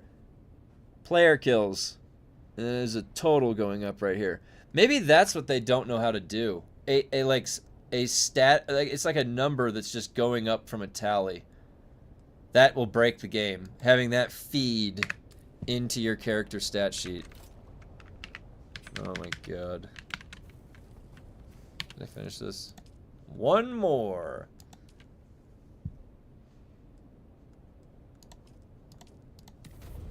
I wish the devs would listen to you. I would love to have a conversation with the devs. That'd be fun. They definitely at least need to fucking get rid of the red bar. I agree. Just fix the drops. Jeez, how many tens of thousands of players have to quit before these idiots get it? Yeah. Have you heard about people drunk drive carrier and lost his crawler? Wait, really? So people get hammered and they go try to do the spice operation and they get killed. They get a Dewey. They get a Dewey. I think people would use bikes and have more fun in open world sand if you didn't perma-lose stuff to the worm, personally. Well, the last part of what you said is right, but not necessarily how to get there. So they could just have no fly zones and no worm zones. If they had no fly and no worm zones in the deep desert, a designated sector you drive into a cave, and there's no worm, then you don't have anything to worry about. Then you'll have, and then put like some reason to be there, and there you go. And put a goddamn vendor in the game, and put some dog tags when you kill a player. Let us loot them. It's like, you know, whatever the DUNE dog tag is, and let us turn them in for some cool transmog stuff. God damn it. Putting a vendor in the game is too much, isn't it? That's too much of a system.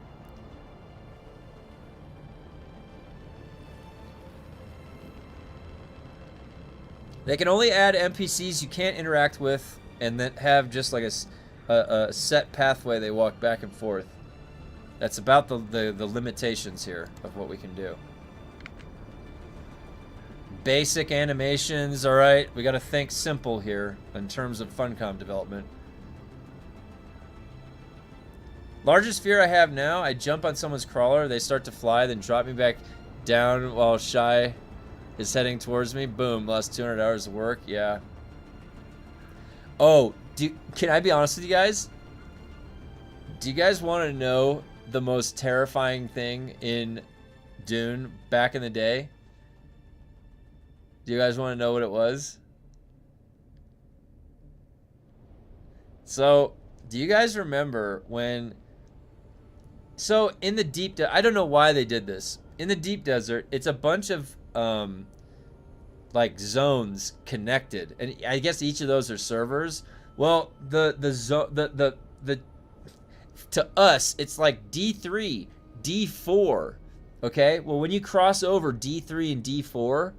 and I don't know if it still does this, if you get out of your ornithopter and you go on foot and you try to walk across D3 and D4, you can't.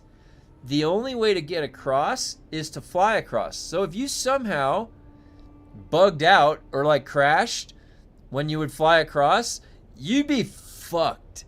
You would be fucked. You'd be like stuck in this limbo where you like are rubber banding and you can't summon your... Dude, that happened to me when I was just flying from one lab to the other. I'm like, oh shit, I'm fucked, dude, no. I'm like trying to get out of it, and then I'm on the sand and I'm like, I'm stuck. That was the worst shit ever. Oh my god.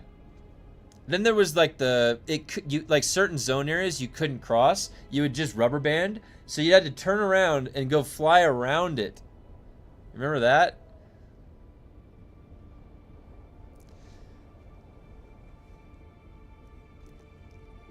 Oh my god, this game, I swear. Craft your sensors.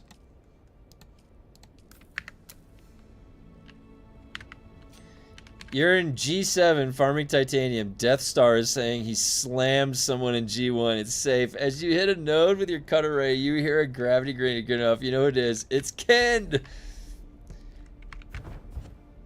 GDI knows what's up. He was here. Those names, Death Star and Ken, those were the guys that were on Farhold originally that were... Death Star basically was a one-man band. Like, he didn't need any... Like, other people would be talking... But he didn't even register them. He didn't even need them. He was literally just constant. It was like a constant output of text. Constant. He was like a moving Death Star with 100 people on it talking. Like that's what he operated like. And then yeah, he would shoot somebody out of the air and be like, I just slammed somebody. Who was that? Who was that? And he'd be typing that in chat. And then somebody would be like, you're an asshole. They're like, oh, you suck. Like, that's what this guy Death Star would do. And Ken would always go build at the Titanium Islands and camp the farmers. So you had to deal with Death Star in the air or in the labs, and then Ken would be the one that would become fighting you when you're trying to mine titanium. It was pretty tight grip. in Farhold trying to get anything. But it forged certain people to emerge out of that gauntlet. If you ever hopped in, I actually did talk with him a couple, like once or twice. I was in Discord with him one time. Yeah, I do remember that. He's a very interesting fellow. Yep, that's a word for it. Worm always gave me higher heart rate than Gear Lost side. Yeah, the worm was. I do like the worm being scary. I think it would be cool if there was. I don't know how to say it in this current game iteration, because like it's so frustrating to die. So if you think about how to juice up this game with more survival fun, is, well, think about like if you set Terraria to a really hard difficulty, or Valheim, you die a lot. Yeah, I had so many gravestones in Valheim when I was just, when you're just getting started and just going to a new hard area.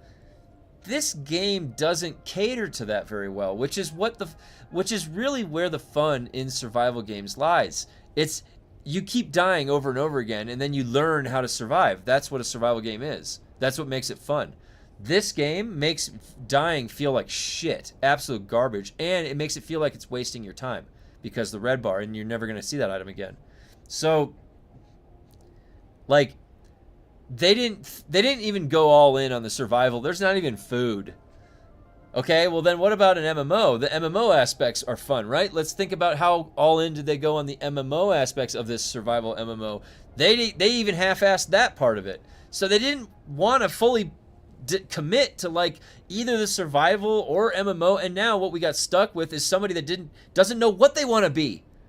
And they keep deciding differently along the way, and and so I wish they would just say, like, we're getting rid of the red bar. We're making this a harsh survival game, and it's going to be a fun MMORPG for all you guys to play. All right? Just fucking do it. But they don't have the resources to do that. That's too much. Way too much. Too many systems I just mentioned right there in those few sentences. So, unless they were already working on it for the past 6 months, it ain't happening. I can paint a picture with my words pretty nicely, but it's an architecture that takes a lot of people and a lot of systems. So it's fun to talk about like what could be too. It always is. Now, how many times do we get into a game and we're fully immersed where we're never spending any time talking about what it could be? There are plenty of games like that. There are definitely plenty of games like that, isn't there?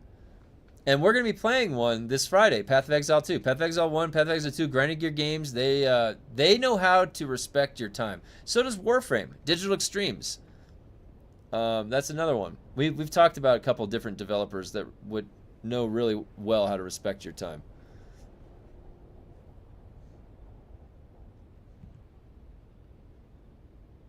But this is the only game in the DUNE universe.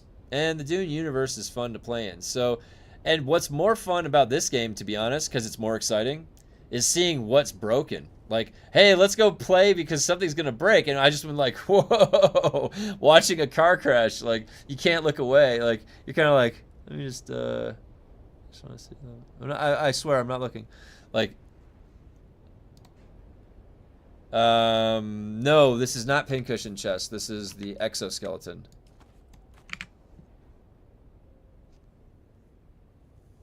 DUNE doesn't respect your time for sure. No, it doesn't. But I listen, I've grinded games that respected my time even less. Don't worry, guys. I have no quarrels. I'm not taking anything personally grinding this game out. I don't take anything personal. So I've made a decision to grind it out, and it's actually allowed me to be here and form a good community. So, and I'm going to keep being here to form a community in DUNE along the way. So whether or not they take this the Destiny 2 route, we're going to get 9 out of 10 years. Whether we get the full 10 out of 10 years, who knows? We'll see. In my opinion, they should keep the red bar, but make the durability a lot stronger. Make sand, buy rare stuff. Yeah, I mean, well, the thing is that you're already paying for durability. And then you're paying for the item. And then they say, eventually, you're going to have to pay for that item again. and then pay for it. And so, you know, you can just take that one step out and you're still paying for the repair of the item, which still costs a lot. And you got to pay for the first craft. You're still paying for all that. And then durability still is a cost sink, legitimately. The one thing that you're taking out is the frustration of the potential of not having another one of those blueprints of the favorite item that you have, that you want to use again. You want to use that item. It's removing that frustration moment. And all you have to do is rejimmy some of the original design intention, combine blueprints, where at the machine from the specialization, there you go, that little knot tied, and it doesn't conflict with anything.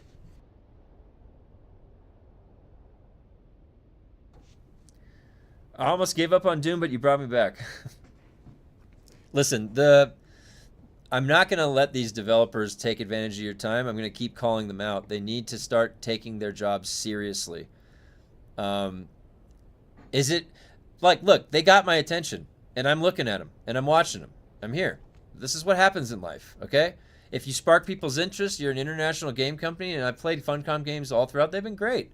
Well, you're going to get people like me that show up and want to play their games. And then when they aren't delivering what seems to be one-to-one with what they're saying. Like, they say it's this and then it's not that. Well, then it's fair as a consumer to start critiquing this, right? It's fair. I paid for this. They're delivering something, and they're creating what they said this was. I didn't tell them what to do. They did. I'm just participating in this journey because I bought into their product.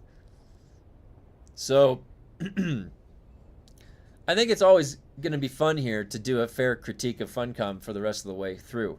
And what's the worst that could happen? We get a good game out of it, like, or what's the actual worst case scenario is that we continue to get taken advantage of, and we keep sitting here playing into something that's boring and mediocre, and there's nothing to do except us to fill it with our own discussions and time.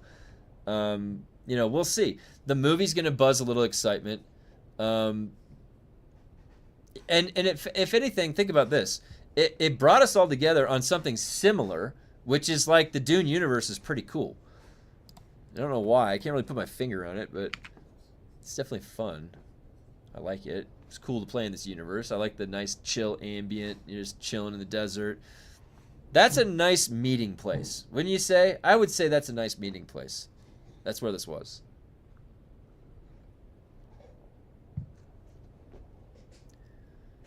I'm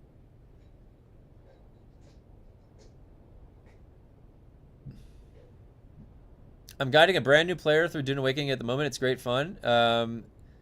It's the end game that, yeah, definitely Dazzler. Let me get back through some of your comments, guys.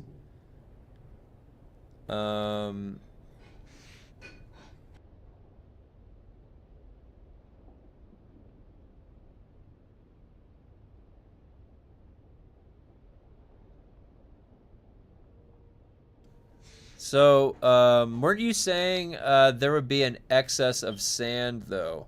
Yes, I think there is already, right? Spice. If they're going to keep the red bar, then improve the drop rates. I agree. Minimum drop should be 10%. Honestly, and they need to just, like, get rid of all of the clutter of extra things blocking your good. There's, like, 50 things, and 45 of those you don't care about at that one particular station. Honestly, red bar doesn't feel nearly as bad as 100 crafting. I think all they need to do is turn down the burn rate a bit, then remove the durability loss on death. Red bar would be fine then. Yeah, I mean, I agree. I still don't think there should be a red bar, but GDI, what you just said, that wouldn't be bad at all either.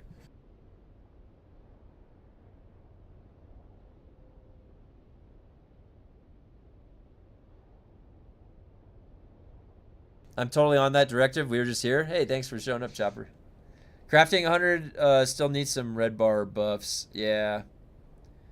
Wish they would drop double loot in the overland stations again instead of more annoying Landsrat missions. I know. I agree. I agree completely with that. We all want great games, but we need patience too and believe they will improve, because it's for sure not very easy making games despite making good or great games. I enjoy games for what they are. You're absolutely right.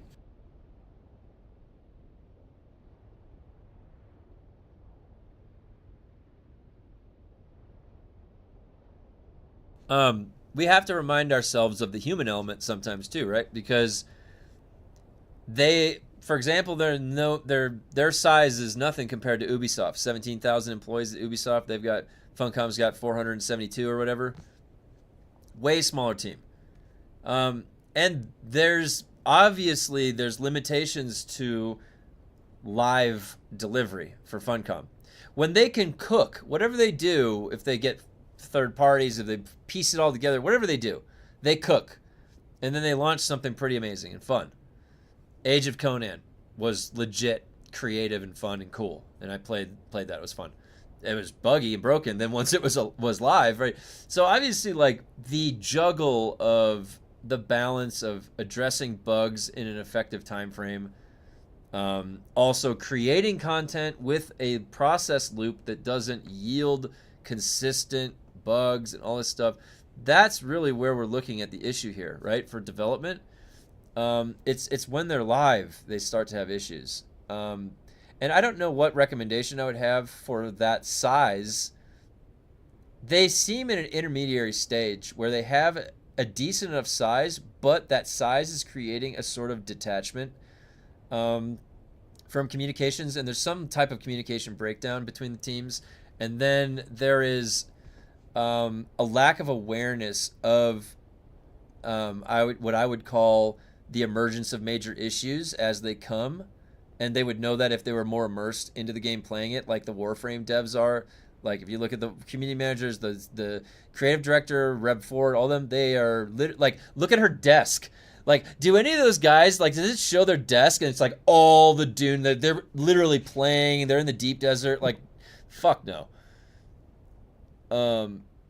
But if they were fully immersed in their own game, they might know, they might be more in tune with these things and be able to address them live. Now, granted, okay, so you give them enough time, they seem to find their way. It takes like 2 years or so.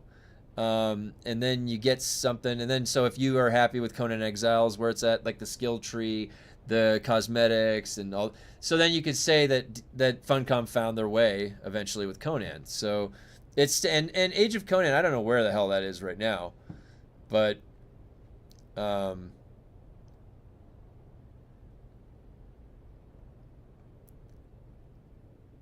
Doom seems like it could be in an alternate reality.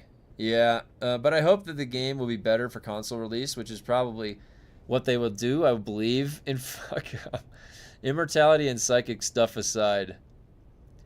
Well, repairing something still consumes a percentage of durability. It still sucks. It's so frustrating doing level 40 and getting all T4 loot. I agree. I did it the other day. The video clip in my description is on stream yesterday doing the testing station at difficulty 40, and it's all grade 4 loot. Nah, Conan handles it better. I'd go mid-ground, temporary durability. When the item breaks, you have to use materials to fix it back to 100, but never permanently. Yeah, I mean, I honestly probably would be okay with like any of these systems, additional or better, like even more in line with Conan. Red bar system, a new system, it's all pixels. The problem is the ecosystem of interactions and play loop at their core need to be blown up and redesigned. Yes. I agree with that completely. And that's really where the fun comes out of it, right? Is in engaging with interesting systems, engaging loops. They, like, if they just output this framework they have as the output, it's going to be more not fun stuff. It's skinned differently and it looks different, but it's the same framework in the same loop. So yeah, they definitely need to really think about that. I agree.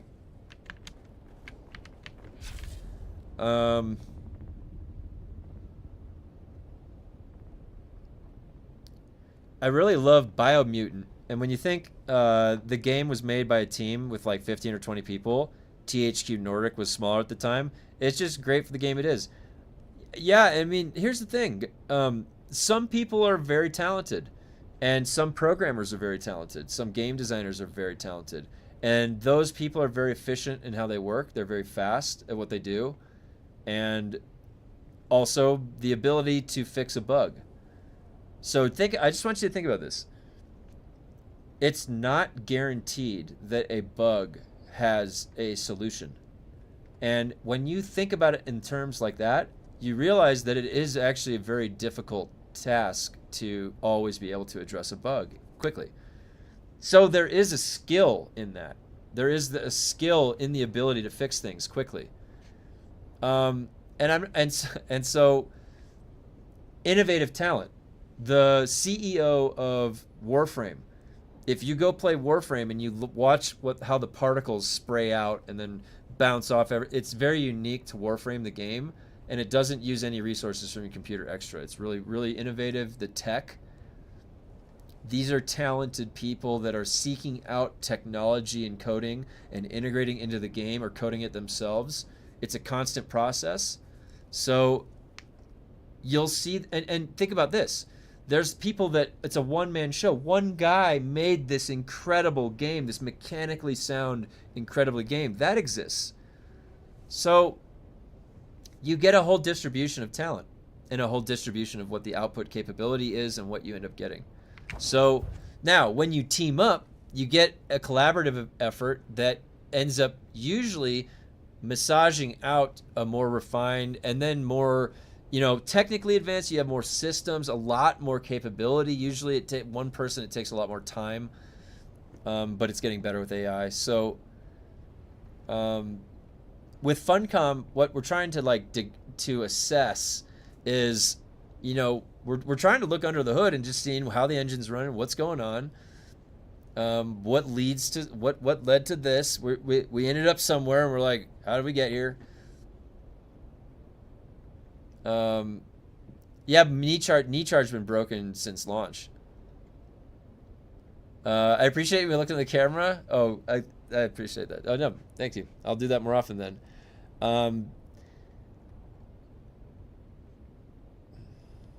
Okay, so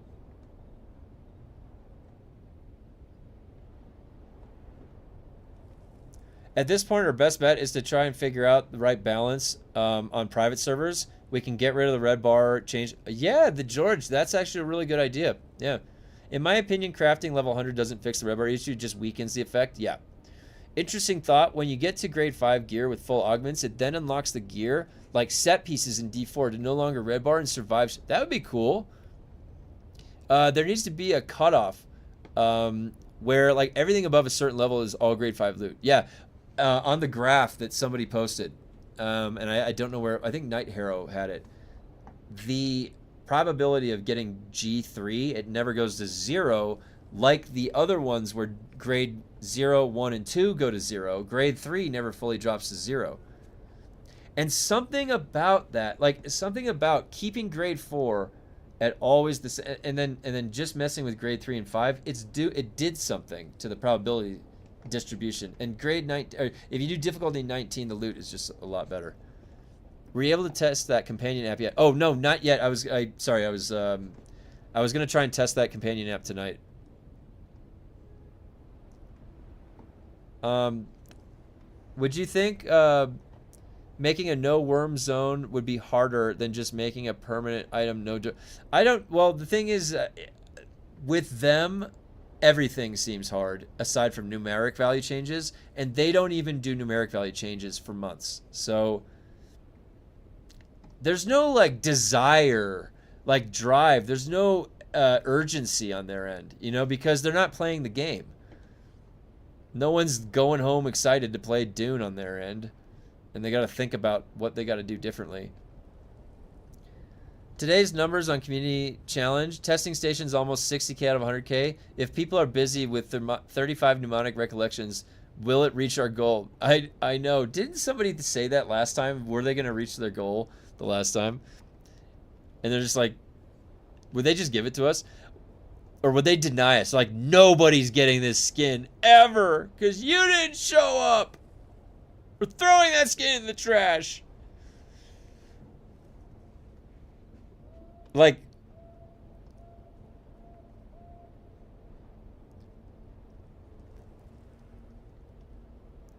knee charge has been broken since launch. Yep. What if Red Bar existed, but collecting the blueprints again was fun? What if material collection was fun over time loops? That is the flaw. They simply aren't fun over time. Yeah, that's right. That is a science, literally, how to make a game fun.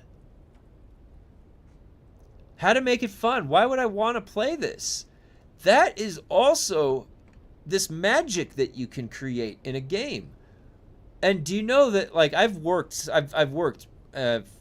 for over a year and a half sitting right next to the lead game designer when I was working on the physics of golf game, and he was very good at what he did. And hearing how he would articulate and come up with new ideas for new game mechanics and why that might be fun and what it's going to do to challenge them. These are all things you have to think about as a system. Like it's complex every time you think about it. How do you make it fun? Well, there's lots of ways to make it fun, but one of the core ideas is called competitive balance, and it's making something that is challenging but not too hard. And then on the same scheme, not too easy. If it's too easy, it's not going to be fun. If it's too hard, it's not going to be fun. So there's this sweet spot in games of challenge and then ease of play, and this is basic level thinking on a high level of, and then you start defining and refining things. But from that basis, and now think about in this game, like think about what I just said for competitive balance. All right. For us to have fun, we need to have a little bit of a challenge and then have some good reward. So when we do these Landsrad missions, I mean, is it necessarily a challenge? Have we think about things? Are we challenged in any way? Is there like a feedback of any kind like that? And then like when we're engaging with that system, is our time well spent? Is there a reward that we're getting afterwards? Well, think about those two things. The value of the reward, and how you're engaging with the system in the first place. Like, there's no challenge. So, no challenge, and a reward that's spread out so thin, like butter, you can barely tell you're getting a reward at any given time. Because it's so thinly spread out. Like butter on toast, but barely any butter. So, in those two things combined are making stuff that feels not fun at all. And they need to be thinking about a game in terms of how to create fun. Well, we've got to put a little bit of challenge here. We got to give them a good reward. It's got to have this feedback system like that. Now, all their systems have to have that. So when they engage with another player, player versus player, when they kill another player, is there a challenge? Well, there's always a challenge when you go against another player. Well, what's the reward feedback? There's none. There's not a kill tally. There's not a dog tag you get. There's no PvP, anything. So there's no rewards or incentives on multiple levels. But you can get 2.5 times the resources in the PvP zone. The zone has an incentive. Do you know that the most effective way to get that 2.5 times reward is to negotiate peace and then go mine it and go farm it? That's the easiest way to get it, and that's exactly what people are doing. Because if you're smart, that's what you do in a system like this. Now, if they incentivized killing another player, like on my stat sheet, I had a kill tally, I had a vendor that's somewhere, a smuggler, he's like hiding like Zur, he's like, yes, look at all these watches I've got for you today. You know, he's like that guy, he's hiding in the shadows. And like I use all of the PvP dog tags for him because he collects them, and I buy like this cosmetic visor that glows or some shit. Something cool! My wife's gonna get upset if I get too loud.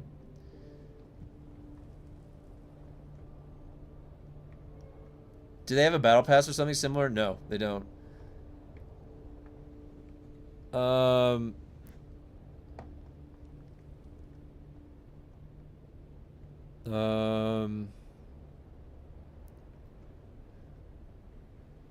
The main problem with the red bar is it makes you not want to use any of the best gear because I won't be able to replace it. Give me a way to repair, get back to 100% durability, make it expensive, that's fine. I agree, George. Hey, how do you not have the bulge on this customization variant on the heavy chest? I posted a picture on Discord. Mine looks like it looks pretty terrible. Oh. I don't know. Let me see.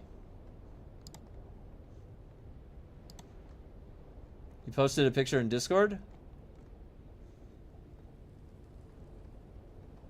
I posted a picture in Discord what mine looks like. Where did you post it in the Discord? I don't see it.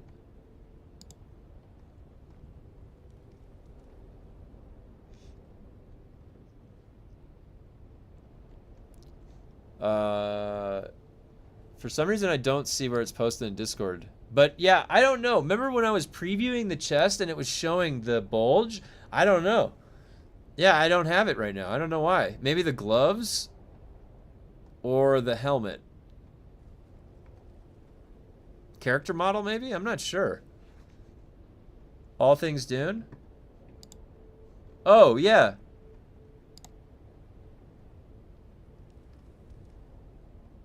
Huh.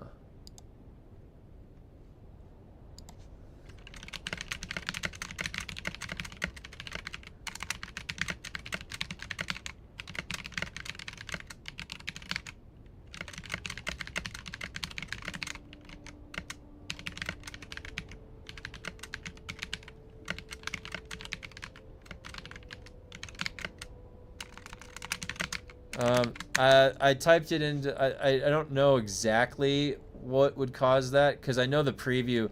Now let me see, that's on this side? Yeah. Yeah, mine stopped doing it. I don't know. It kind of does it a little bit, no?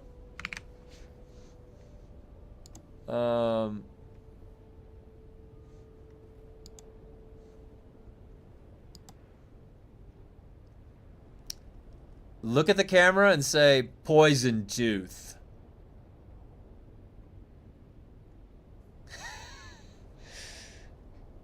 We just tested the settings, and they allowed us to edit on private servers. There's not much, but we turned off the worm and Haga, but I do hope they let us turn off the red bar. Everybody in the world shuts off the red bar, and then nobody plays on their servers. AMD driver, I have a NVIDIA card. Continued employment at Funcom is apparently not conditional on retaining players. Wow. Yeah. I've done nothing for the new challenge. I plan to do even less. Are there any in-game events coming up? Yeah, there's double EXP weekend starting tomorrow for specializations and experience. I have to be honest, I've been trying the whole week to farm spice because I needed to level up crafting, but I just can't make myself play. It doesn't feel fun. Yeah. That's the sad state of the game. Like, it has enough for you to have fun with for, you know, 100 hours, 200 hours easily. And then the drive past that is a personal motivation. I want to fill out all the blueprints. I want to get a big reserve of resources. I want to build up a huge base. I want to be able to get each of the testing stations to 40. You know, you can set your own personal goals like that at that point. And then you're going to do all that. And so I think that the game then, what we'd have to look for and what they should be looking for is what is it about other games that would make you want to just go and you sit in the, like, I want to think about this in WoW Midnight or something, and you can just go sit in a town, and I see people going by me, and there's all I can. It's alive. It's alive. All right, Silver Moon City in WoW Midnight. There's always people walking around. I can always see people, talk to them. I can just hang out. I can just be in the area, and I'd want to be in the area. Why not? I can just be there. I'm waiting. I'm thinking about what I want to do. There's no rush. What a nice, relaxing way to come in and live in a game. Like, but it needs some of those MMORPG elements extracted and put in to create that want that you would need to do that. So, And I think that for Dune, what we're missing is that it feels sort of like empty and hollow in a lot of these places, and there's nowhere to go. Unless we just have our own friends we can group up with. But they don't make that very easy either. It's only 32 in a guild, and there's only 4 in a group, and you can't even see anybody else outside of that. You should be able to see your guild when you're coordinating in Deep Desert, and it should be like 50 or 100 people big. There's too many restrictions. And they need to make the world a reason for us to want to just go hang out in it. Combine more of the servers together for the main hubs. Put some shit to do in the hubs. Improve the chat. The chat is such a joke. You can't do anything with this chat. And the guild, don't even, like, the guild function. What are you going to do with, like, you can't do anything with the guild. Go look at World of Warcraft and just pull their chat interface and everything. Take that. That works just fine. What if they did this? Duplicate schematics work similar to master weapon, armor repair kits, and Conan. They fully... Yeah, Cable. That would be a great solution right there. Absolutely. This way it still adds needing to get schematics and solving the red bar issue. You would obviously need same grade level or higher schematics to repair this way. Yeah, I agree. I agree. Wait, sorry, I missed...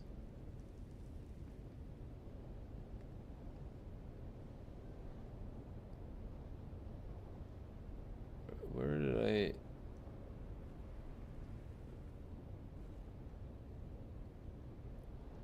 I mixed myself up with the...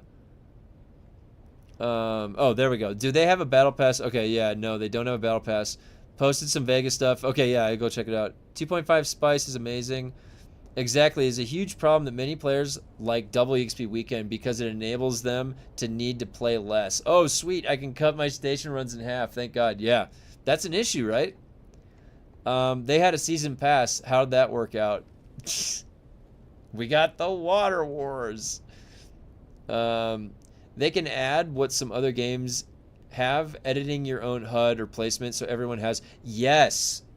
Yes. And a combat log or something. And I think the combat log would break the game. I think that it would lag it out or something. They don't know how to do that. So maybe not a combat log. But yes, being able to manipulate the chat and the UI and stuff like that, I agree. Or just open the door. Let us mod the game. Let us put our own mods. You know what I mean? Like...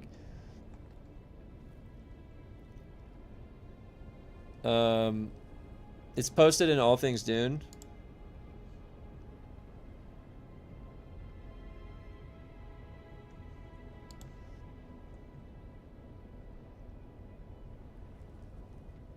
Yeah.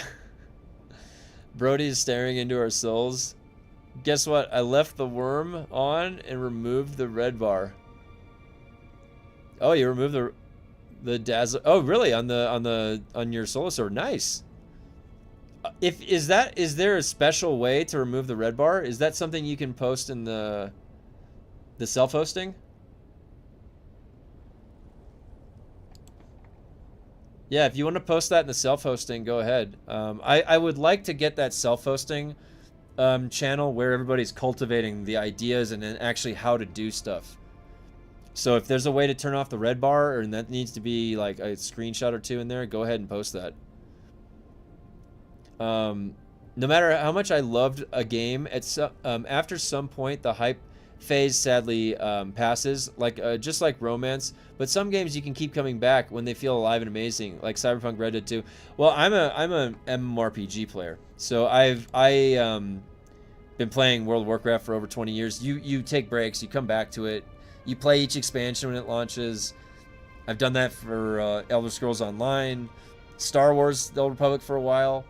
I played WildStar. I played all the MMOs. Like, I'll play them when they come out. And honestly, if it's a good enough game, look at this. 20-something years later, I still am coming back into my WoW account, playing my characters. So, is it possible in my lifetime that there's gonna be another MMO that's gonna be another 20 years of my life? I don't know. Yeah, maybe. I don't know if our game climate is one for an MMO. I would argue that it is. I mean, everybody that grew up like me, we're only going to get older and then retire and then be gaming more, and we're already people are already doing that. So like gaming is going to be really like the hobby that is going to be growing the most if it isn't already. And like if you're playing all day every day, that's perfect for an MMORPG. But you can't make as much money. Well, you can if you do good cosmetics. Then that's the argument with the MMO. Can you have cosmetics that you go find in the game that you're earning, and then is it all going to be in the shop? Because you have to have a balance. And then how do you separate, like, oh, that one looks good, or that, like, you have to have enough creativity constantly iterating. WoW kind of got that system down, but even WoW, like some of the WoW sets, you're like, this looks terrible.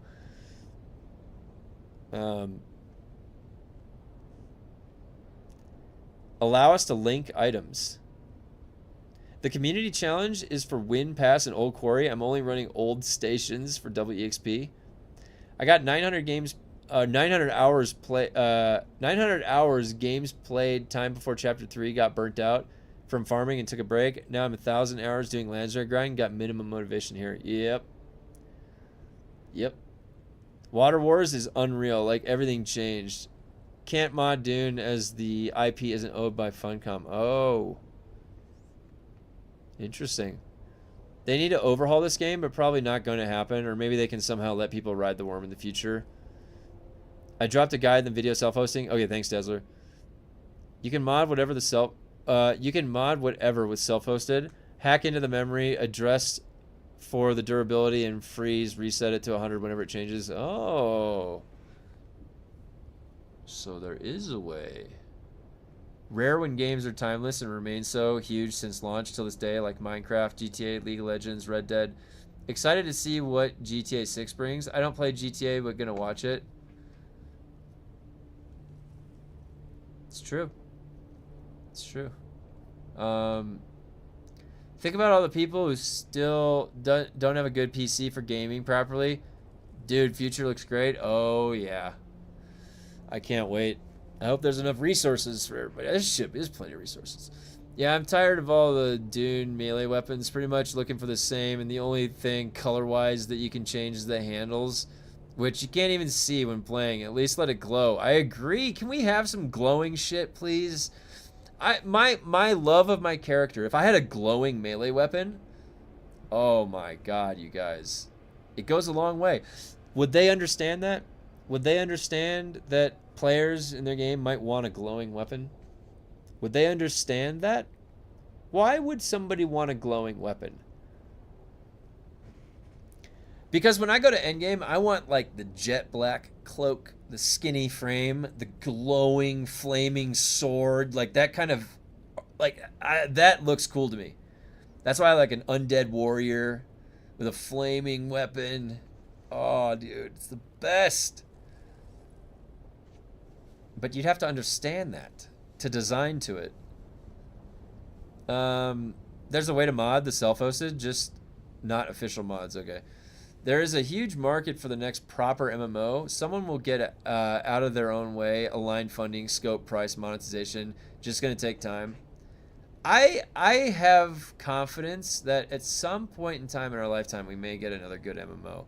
Because we've had all of these other great attempts. World of Warcraft is the only Titan that's out there. And there's got to be, I don't know, like, what is it going to take? Maybe somebody's already working on it. Maybe we're talking here, but maybe somebody's been working on it. We don't know.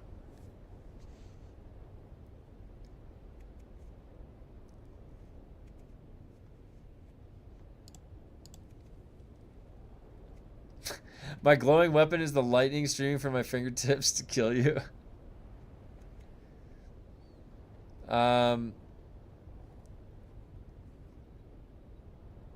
Even as a DUNE purist, I would not care if the weapons look flashy. Paul Atreides' Chris knife is supposed to look jeweled. Dude, a crystalline jeweled looking, oh my god, that would be really cool to have on a dagger. Yeah, I would like that. Late to your point, but to compare older games and how the desires and creativity of players that elevated games once it was made open for them to mod. Quake 2, CTF, Rail Wars, etc. were from players. Good point, Nad. That's a really good point. Look at Fat Shark with Dark Tide. All of those mods add so much, and honestly, I wish Fat Shark did that themselves, like a scoreboard. But for whatever reason, they didn't. Are they lazy? Did it just get created by players and like, well, we don't have to do it now? Like, what actually happened with Fat Shark? I don't know. But anyways, it's good that it's happening. Final Fantasy 14, ESO, and WoW are the three titans. I think before the recent X-Pack for Final Fantasy, it had more players than WoW. Oh, really? Nice. Yeah, those would... Yeah, ESO, Final Fantasy 14, WoW. Yep. And I play all of those. I play everything. I don't really play sports games, but nothing wrong with them. I used to, I guess, a little bit more. I'm installing ESO. I really like the Dragon Knight drip. Oh yeah, the Elder Scrolls Online's fun. I love my Dragon Knight. I've got him in the Gladiator gear. The industry is just in need of a contraction. It is dominated by established companies, still in the past, not on the vein of players' desire and demands. The contraction will foster creativity. Yeah, I'm always a little bit worried that it'll make that genre kind of disappear, because it's almost too much to set up reasonably and maintain. I hope it doesn't go to be a long lost art, and because World of Warcraft it would just be like, you know, in Demolition Man, it's like Taco Bell was like the last remaining fast food chain of the great fast food chain wars. I mean, very good possibility World of Warcraft will just be there forever. You want an MMO? There's one of them to play right there. World of Warcraft. Look no further. You know what would be sick? They fix the game, listen to the community on issues, and quit being so lazy. Yeah, that would be sick. Can you imagine? We just woke up one day and they have not gone to sleep. They're in overtime, just working and non-stop till shit gets done.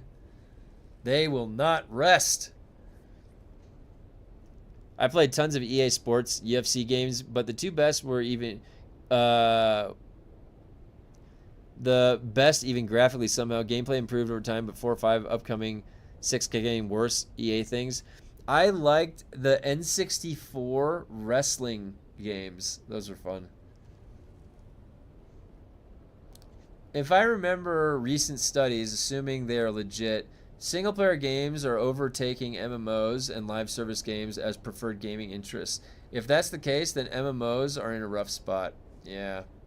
I'm still devastated about Anthem, though. It was one of my favorite games. I hope someone might revive it, brought it back. Imagine it, keep it a secret. Oh, yeah. You guys see on my channel, I've showed the videos a few times.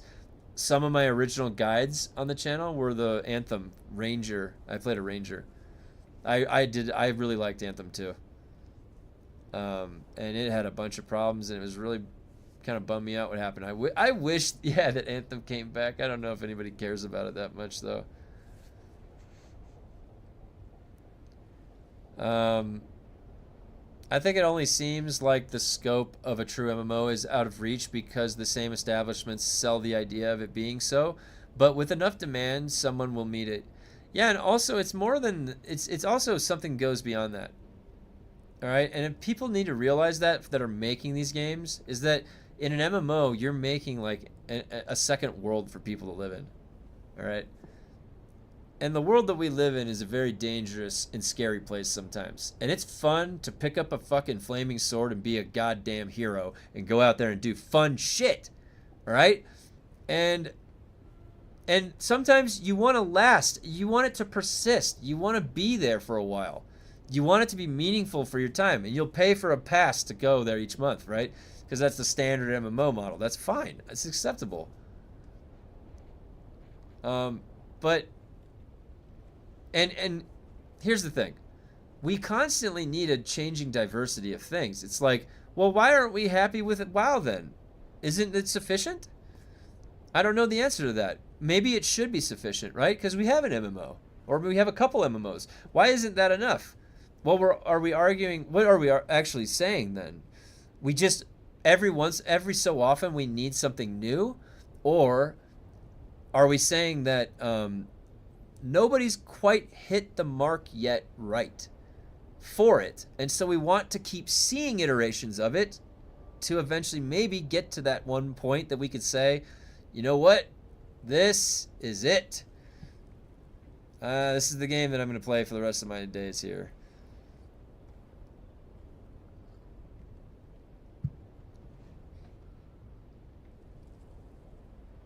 It's interesting to think about.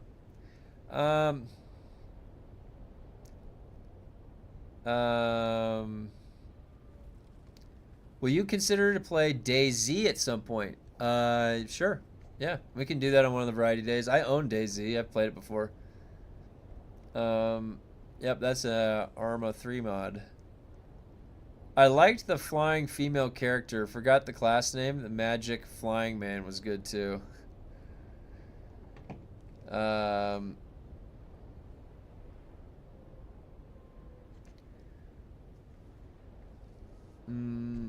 Wait. Oh, I'm on the last one still.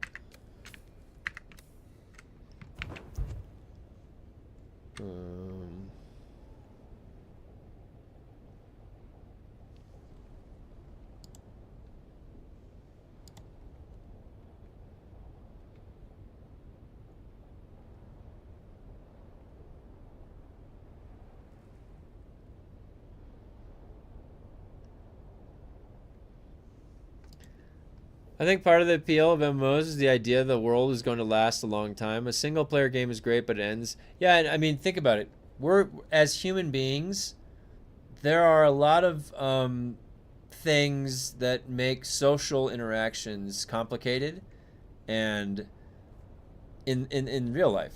And you could either be very good at social interactions, you might not be very good at social interactions, or right in the middle, or you know, gaming is such a unique way to bump into another person from all across the world. You know, just like you bump into somebody else. And there is something to be said about the desire to play in a connected online world. I grew up playing games that were all offline. There was no online.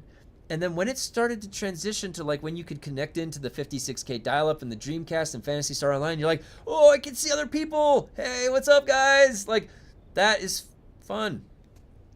And it's, to me, to be able to have my own choice to like, if I lose internet or if I'm offline, I can play any single player game I want at my choosing.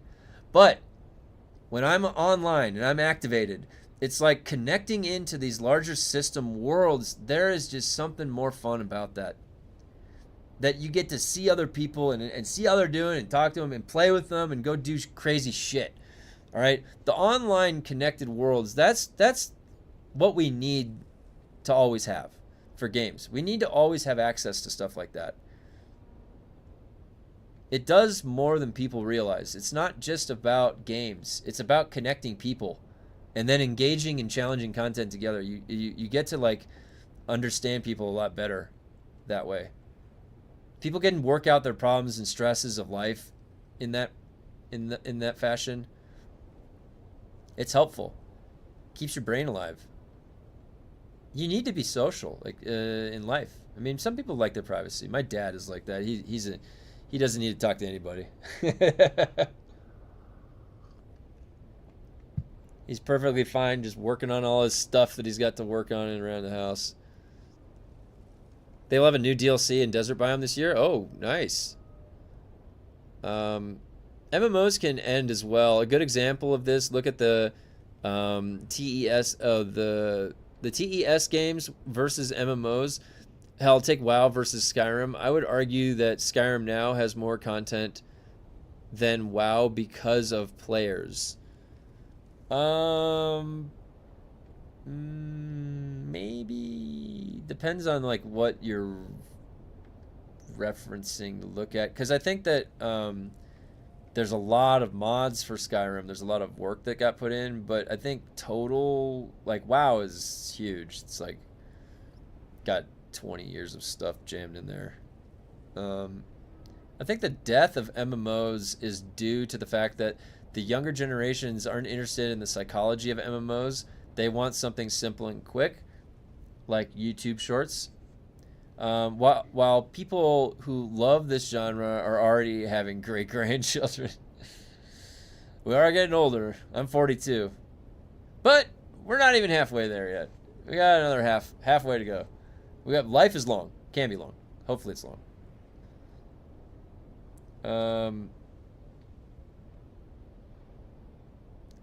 Mods keep the game alive. If a game is fun, we'll return. That's the thing too, is like Elder Scrolls Online, I hop back in and I play all these years later. WoW, I hop back in, I play all these years later. Those games, like, that's what you got to do. Just pick. I honestly, you know what's crazy? Looking back, there was a game that I wish didn't die called WildStar. If you guys remember WildStar, that game was fun. You know, and it wasn't that hyper realistic. It was kind of its own like cartoony look, but that game was fun. You just need some fun mechanics and fun classes, and then it'll go a long way. I'm sure there's some story about why that game died too. I think probably, like, other than World of Warcraft, my favorite MMO that's still around is City of Heroes. I don't know. You guys might have seen me log into City of Heroes the other day, but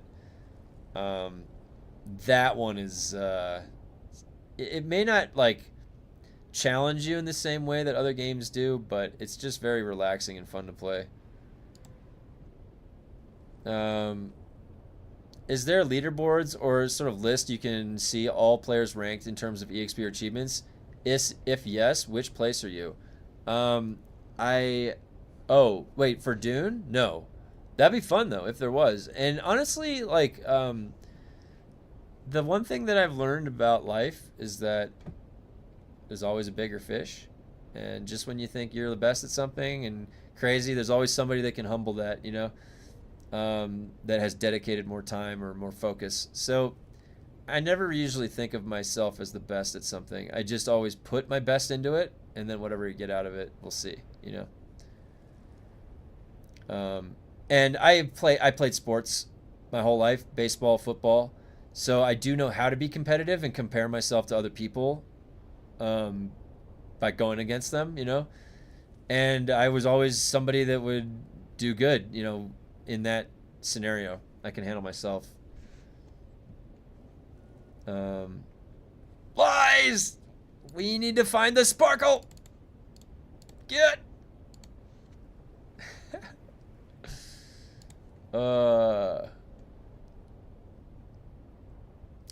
Have you played Aeon? Yes, I did. I played an assassin in Aeon. I was part of a guild that was one of the top PvP guilds called Lost Cause.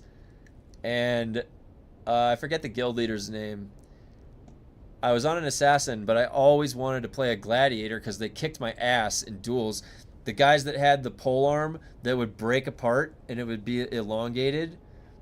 And I'm sitting there, I'm just trying to stab him. I'm my assassin. Yeah, the Aeon, the original one. Now that game was a gnarly grind. The last 5 levels to get to the max. Oh my god, that was. And I didn't play it like for its whole life cycle. I only played it for the first like 6 months. Guild Wars 1 is still around kicking and getting new content. One of the best games I've played. Yeah, I used to know a guy a long time ago in college. That's all he played was Guild Wars 1. You know, I'd always see him on his laptop. I mean, I've seen people playing modded Ocarina of Time with a female new model or dark fantasy Ocarina of Time. That is so cool. Oh, cool, yeah. Ocarina of Time. You know what's funny? Ocarina of Time was one of my favorite games I played when I was a kid, and I faked sick. I was like, like I got the flu, strep throat, and I played it for 3 days. It was the best thing, and I've not played it since I was a kid. I love that game too. My memory is preserved perfectly in my head of my childhood experience. I feel that it's not about being the best ever. That's exhausting for me. Just trying to be as good version of yourself. That's already the best thing. That's exactly right. That's exactly right. Because, you know, think about it. Like, there's very few times that you could say, like, I am the best at this in the world. Definitively. You'd have to be like half Jor, you know, mountain. All right? Because, yeah, nobody's else is deadlifting that much. Or, you know, when Mike Tyson was in his prime. Like, yeah, probably nobody in the world can knock you out. And you can knock everybody out. Probably, yeah. Like, prime, right out of prison, Mike Tyson, probably nobody in the world could knock him out. And he would be able to fight everybody. Like, certain times, right, it'll line up. Like, all right, this is the best. But it's so rare. Like, you know what I mean? Like, it's so I'm okay with being... I've been in, like, the top 2%, the top 1% sometimes when there's rankings and there's something measuring that. I think that when Black Temple, that's where I got the Hand of Adal title, my World of Warcraft account, there was only 2% of all the guilds in the world were in Black Temple when we got there. We were part of that 2% because everybody was still doing the attunement quest, which was long, and you had to kill Lady Vaj and Kel'Thas Sunstrider, and people were stuck on that.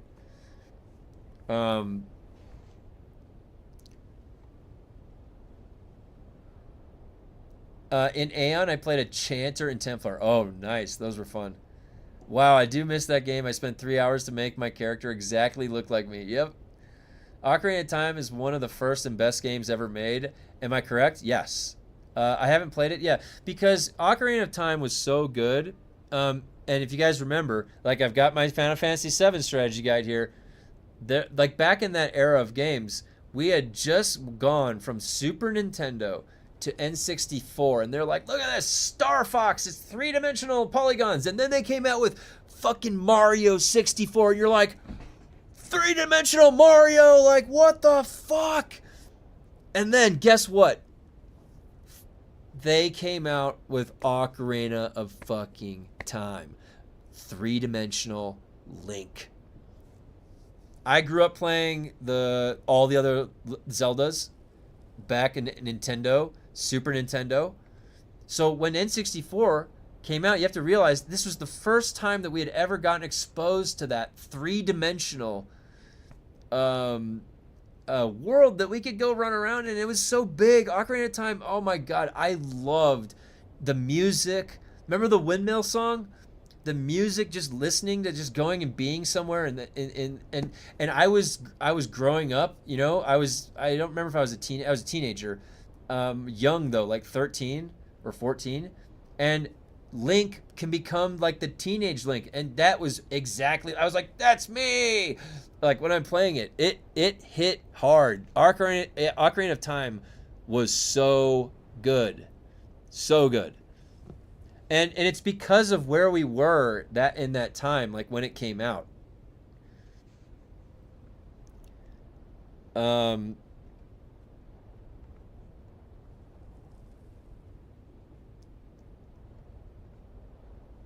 Unless you're Sparkle, then you're the best at everything that ever existed. Oh my god, that's what that magnifying glass is for, guys. If somebody ever comes in here and says that they're the best at absolutely everything that ever existed, you're a scrub. You pull out the magnifying glass. That's what that's for. If you're not doing the esports competition, then just relax and enjoy the game. Games are meant to be enjoyed. Yeah. Well, games, I mean, you interface with a hobby that it should be on your terms, and there should always be player choice. So, because it's your hobby. Like, you'd be sitting there reading a book. That's a hobby. I want to sit down and read a book. You're controlling that. No one's forcing the rate at which you have to read that. No one's forcing and stopping. You know, don't go any further. Wait till tomorrow to read that next chapter. No, there is total freedom of choice. And there should be for your hobby. That makes it more personalized and fun. When you start having guiding tracks and restrictions and the developers want you to do too much out of what their vision, that's when it starts being not fun. You got to create something that's, you know, then you just set it free. Let people go have fun with it. Do you need to go outside? Can you make it fast? My dog is looking at me funny. Hold on, give me a second. Okay, alright.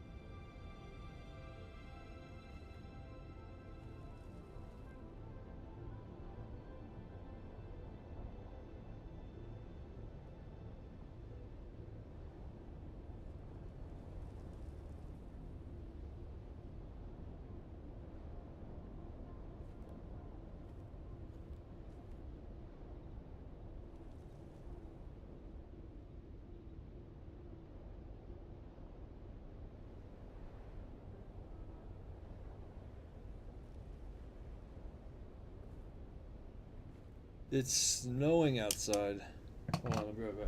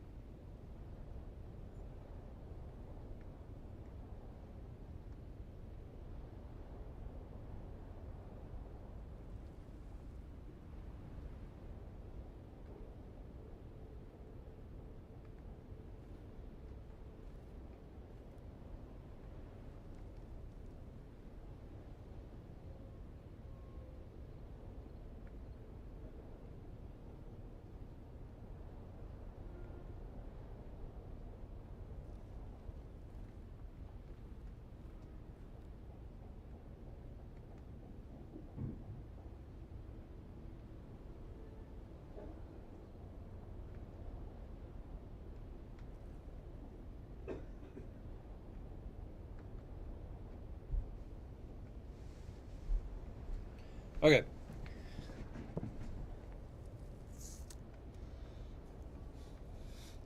Where was I? First time I ever found a tactical rad suit ever. Nice. I had lap times and racing games in the top 1%. All players in Europe or the world. That was good enough for me. But I just naturally do good or bad in games. It's all about the fun. More fun equals more skill. Yes. It's kind of more like, it's like anything in life. When you have a drive and an interest in it, every time that you have a failure point or a challenge point, you push through it and you have fun the whole way through, and it creates this really good memory. And so those are kind of experience. Oh my God. I'm getting sidetracked. I'm sorry. But this has been a good conversation. I always like talking about MMOs.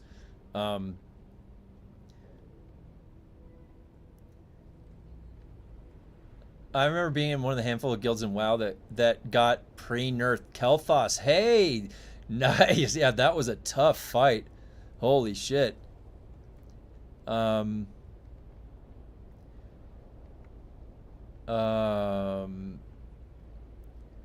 the development perspective, right? Those guys made the first trees or something. Dude, that's wild. Imagine living that. Yeah. Everything in Ocarina was great. Felt like an open world. The music was great. The lore, yeah, absolutely. I agree. I have legendary parses for boss fights as a mage. I don't care. As long as I'm parsing in the purple range is fine for me. Means I'm doing my part, getting the boss down. Yeah. Yeah, and when I was raiding, they didn't have the parse websites yet. And then by the time that they did, I was doing PvP more and I wasn't doing the raiding. So, but that's impressive nonetheless. It is. You know, it's a measure. It's a measure, and you know how many people are participating. So, in something like WoW, that's like where the most people are participating. So, it's a pretty good metric for worldwide. In one racing game, I trained and played with esports players for that game. I was mostly far off, but it's still fun giving your best against the best. But I am done with that. It's a lot of nerves. Yeah, that's the one thing. Like, even PUBG in really intense situations, top 10, you can get the heart rate going a little bit, you know? And it's what that is a little bit of adrenaline going. And it is a little nerve-wracking sometimes to get the heart beating, and you got to kind of control that and focus it. And so it is good practice in life. It is. That's going to happen in life sometimes. You're going to get the heart pump and adrenaline pump. That's when the fear starts kicking in. So it's a good practice to try to manage that. You got to kind of aim that a little bit and still have actions happening, you know, when you get worked up like that and your heart starts increasing. Games are a really good practice for that. They are. The Dark Souls games help me manage my frustration, man. Like, holy shit. You should have seen, like, when you first play some of them and they're really hard and you're dying a lot, if you don't have practice working through that, it's going to be really frustrating. And you're going to want to quit and just stop, you know. So those games have always been really good practice for that. Quick, you need a drink. Okay, let me finish this. I think I caught up with chat.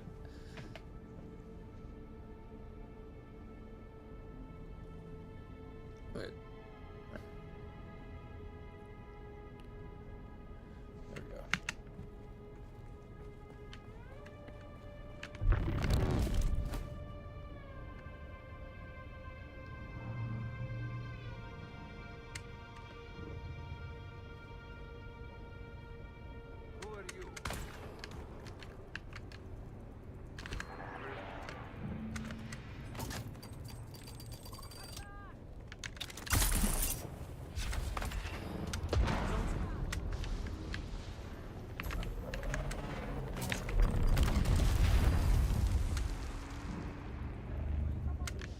Oh.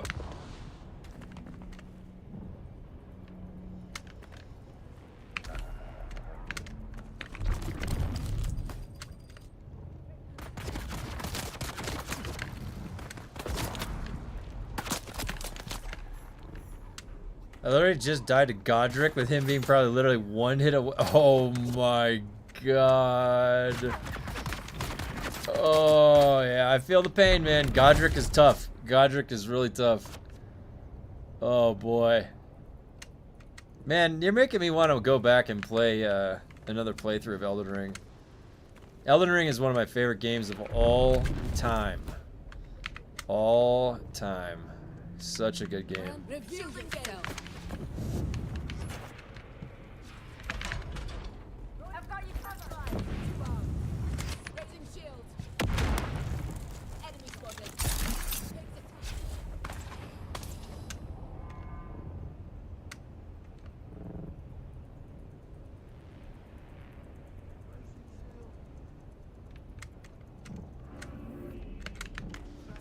I need help. Reload.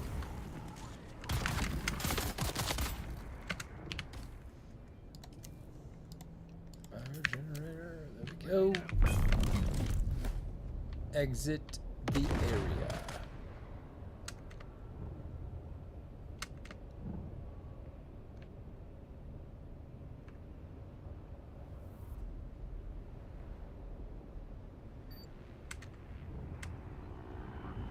someone here.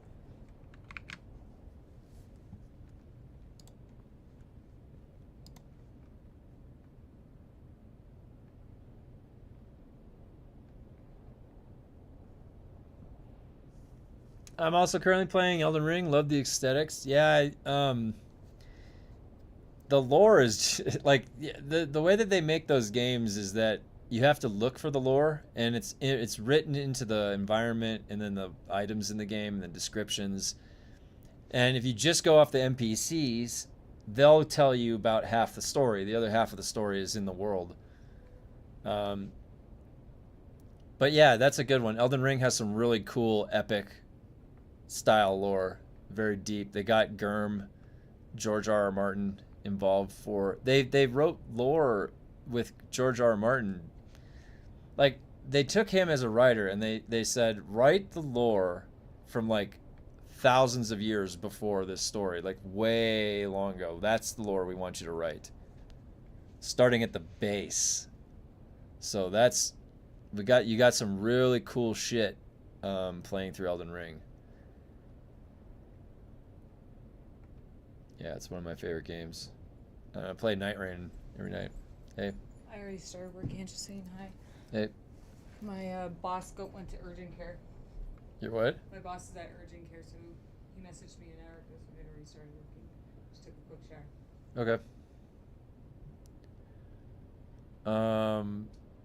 Double EXP next daily. It's tonight. What does it say?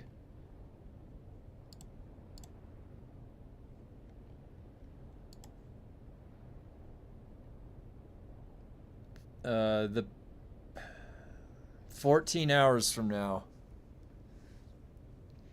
12:45 a.m. Friday. That's when the double EXP is going to kick in.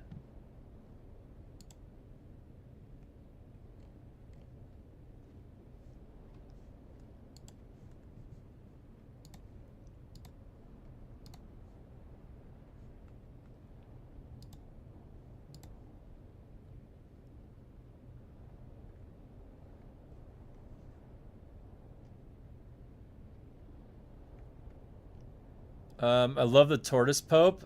Yeah. Tortoise Pope. So weird. In Elden Ring, there's a gigantic tortoise that has a Pope's hat on.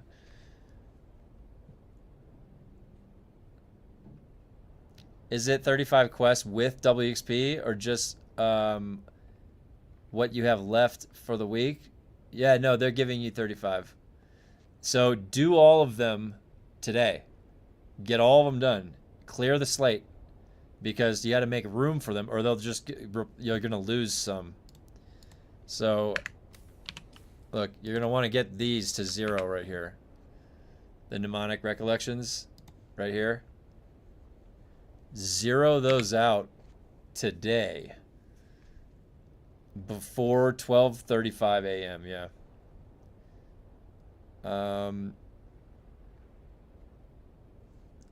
Okay. Wait, was that it? Yeah, that was it.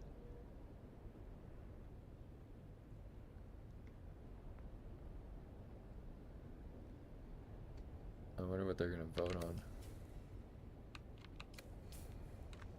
on. That's the other thing I dislike. Keeps going back in and out of menus like that. In 10 minutes, we get 5 again, so gotta go do those, and then you're good for tomorrow. Wait, 10 minutes?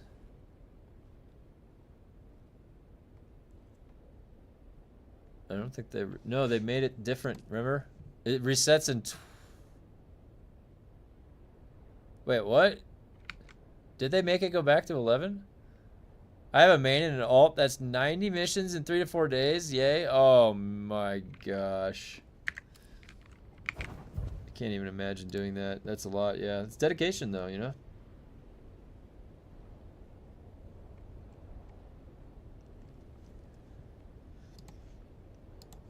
What was the Destiny 2 announcement today?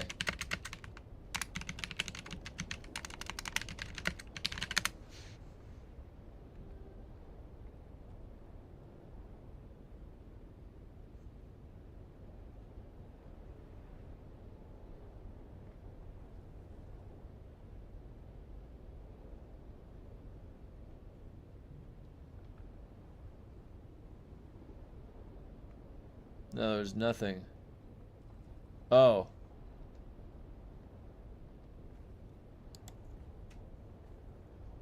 For me, I always get 5 more at 8 p.m. Oh, interesting.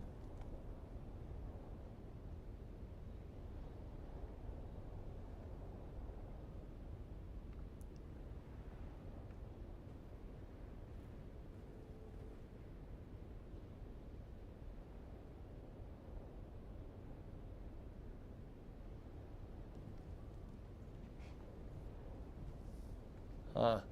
Maybe I thought Aztec Cross.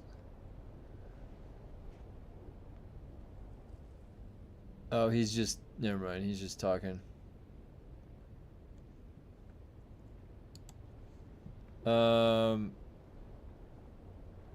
Let's see. Yeah, I don't know if I'll get. It's 7 minutes.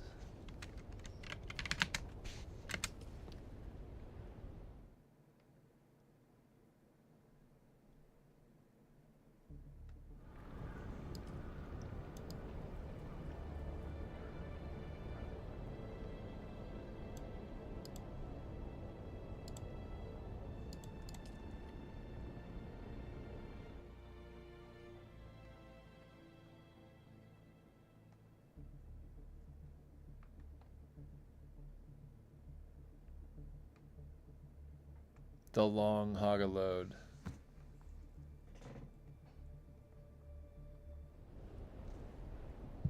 That wasn't that bad at all. God damn it! It couldn't just give me a normal load in. Now I gotta wait.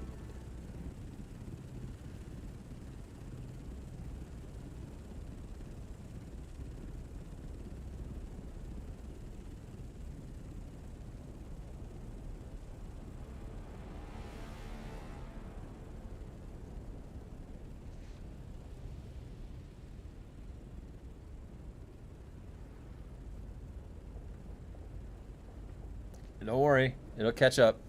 It'll catch back up with itself. Just gotta jimmy the lock.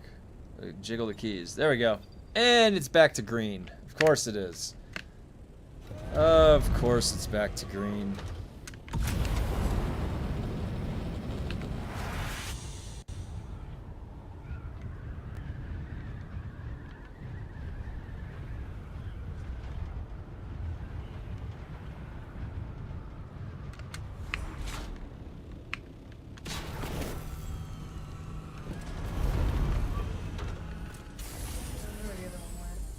Oh, thanks. Hey, can you please suggest me one thing? What's up?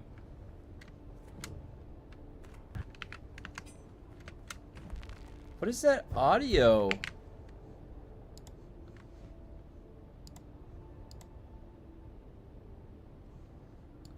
The game does a weird audio every once in a while, I hear. I'm a solo player. Most of the guys stop playing, even the crafter 100 level. Should I do the combat first, or should I get my crafting up now? Yeah, so that was what I was planning for this whole time. Was that I am a solo player, and I wasn't going to level an alt. And I wasn't even going to necessarily rely on other people. I did get somebody to slot my weapon, though. But I'm in the same boat. I got my combat up to 100 first. I had left crafting at 66 for a while, so I could 2-slot. Now, only now, this double XP, I'm going to get crafting up to 88, and then probably the next week and a half finish it out to 100. Just get it done. So yeah, I'll be 100 crafting, 100 combat by 2 weeks from now. Or a week and a half. So yeah, crafting 100, combat 100 for a solo player is a good idea. If you want to be self-sufficient. Now, some of the lower levels, like 10, to get to level 10, level 20, it happens relatively quickly. Because you're getting it takes the least amount of experience to level up. So if you want to pop over and get a few of the other ones here and there, it's fine. Get up to like 20 sabotage.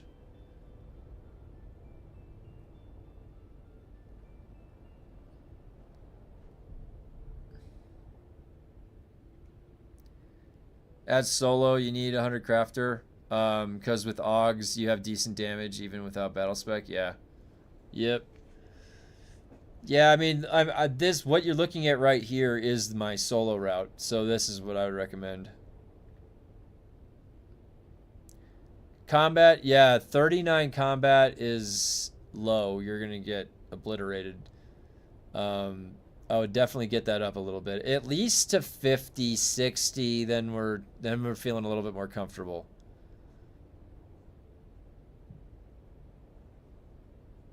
You can get, well, okay, so if you're not out there PvPing a lot or anything, or you're not really pushing the stations, then just get the crafting up to 75. Get that helmet, your first helmet, you know, and then go combat. You know, there's no rush.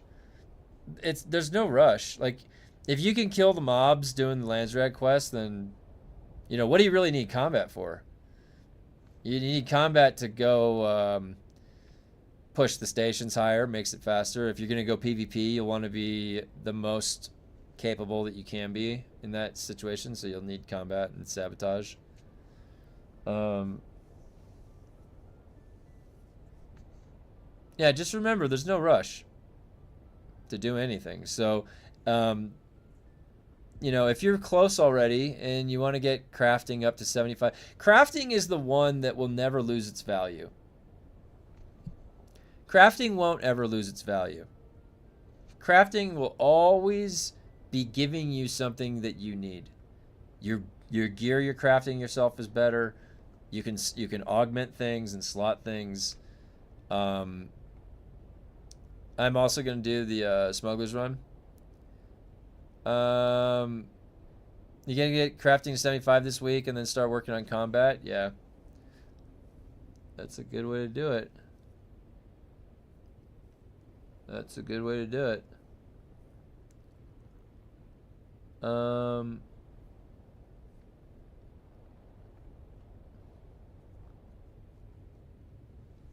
Yeah, did I go to my base? Yeah. Alright. So, I still don't... Here's the Angry Adder. 39...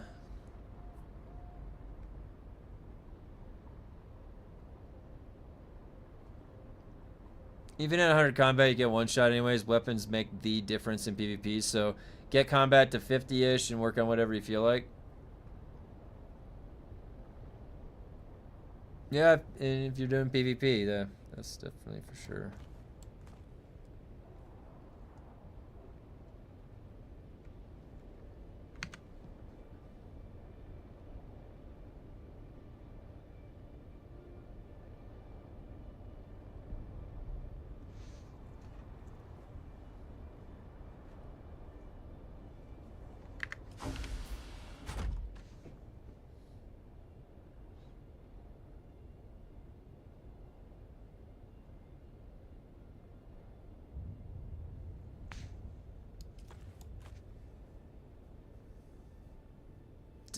So realistically, what is the Blind Fury better? Godric, nice. There you go. Wait, where's the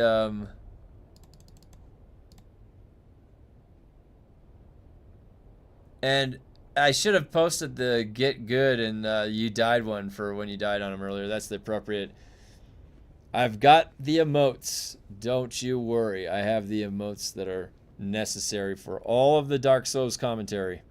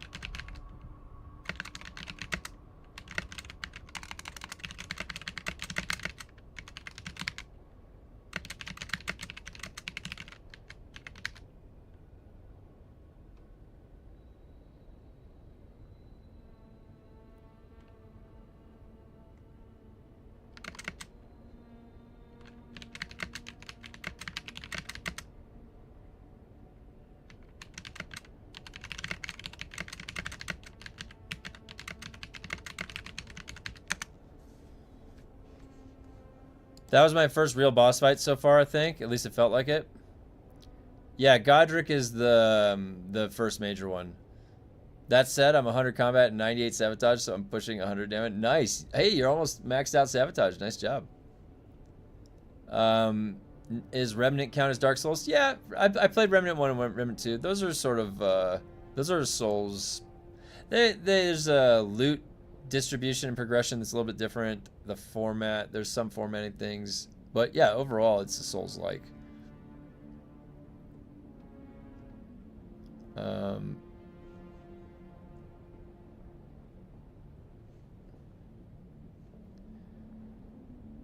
Let's see here.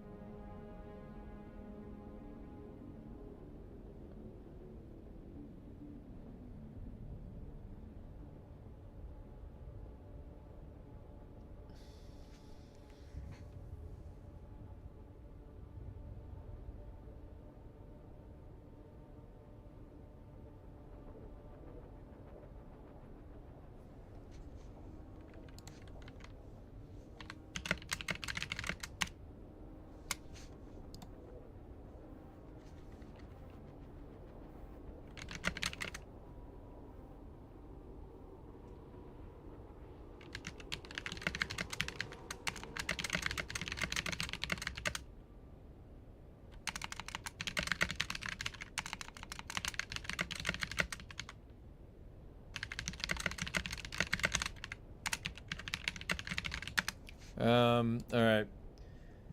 Let me get back to this. What? I still haven't found a Serpent's Fang grade 5. I've gotten the Prescient Edge. The Angry Adder. I've got a couple of these Hellfire pistols.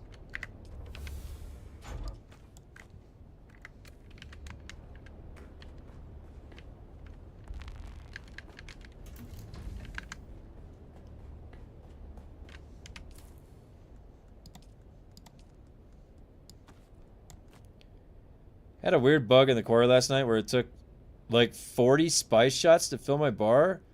Then I activated spice mode. It was stuck on for like 30 minutes. Holy shit. That is a crazy bug. What the hell? I can honestly say I've never heard of that bug. What a weird day it is today.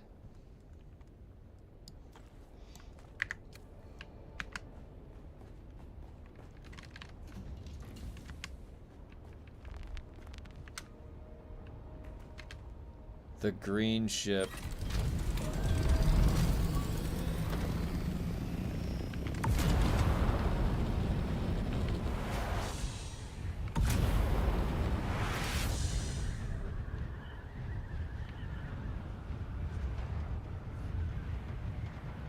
Bug come. 30 minutes high, what a feeling.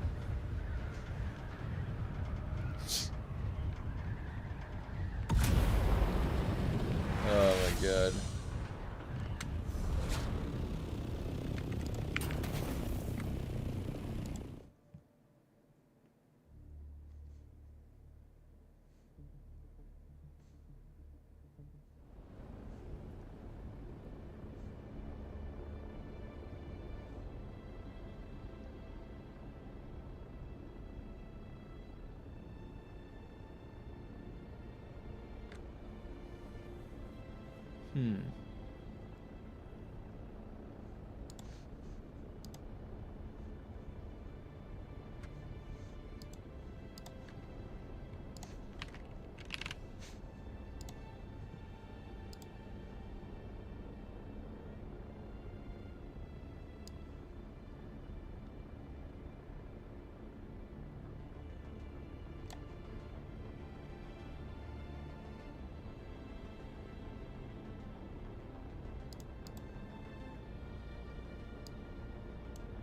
it.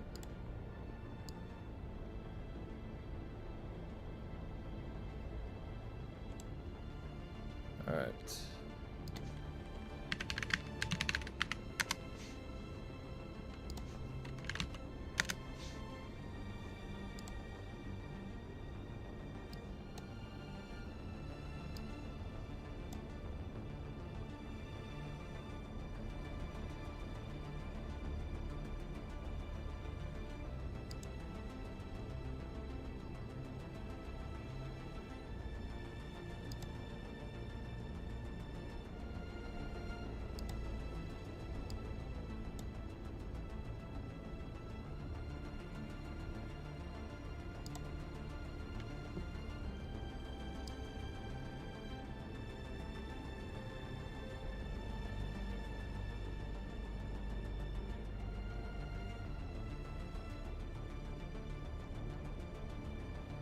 Sorry, I'm handling a little work real quick. One sec.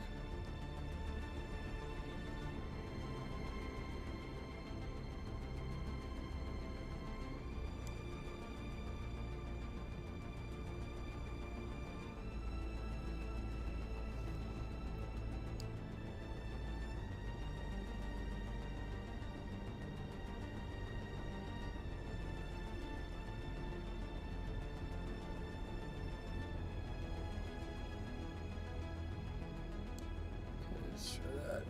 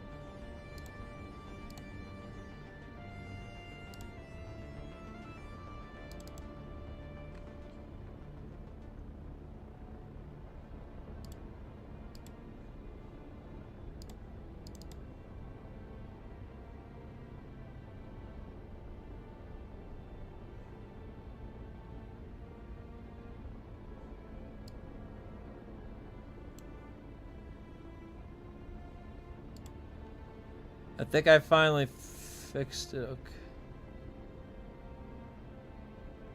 Oh shit.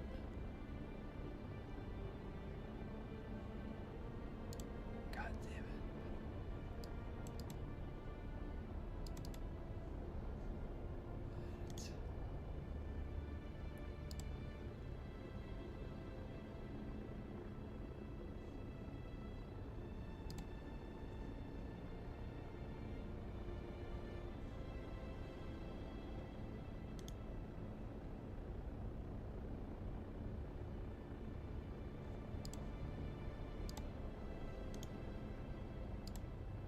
Shit.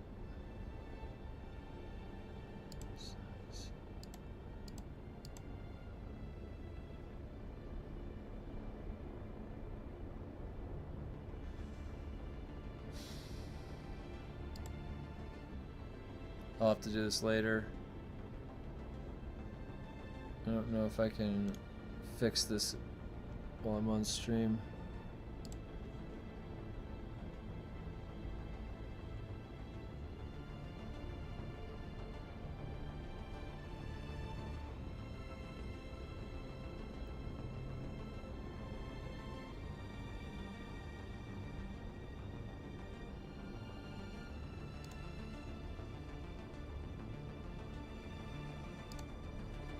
There we go.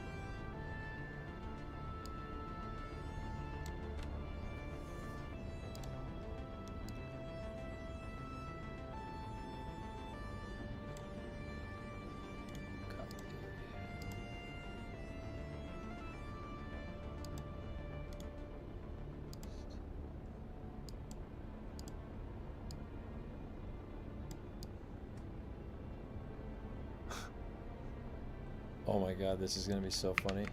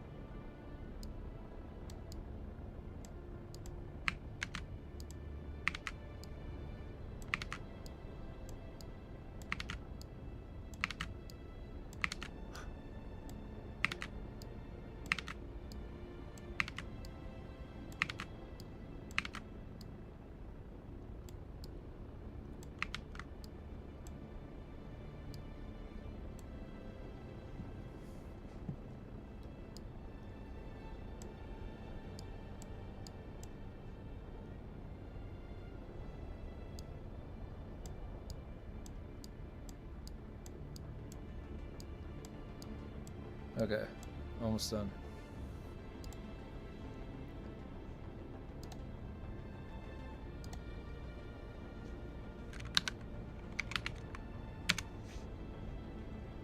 Okay, and now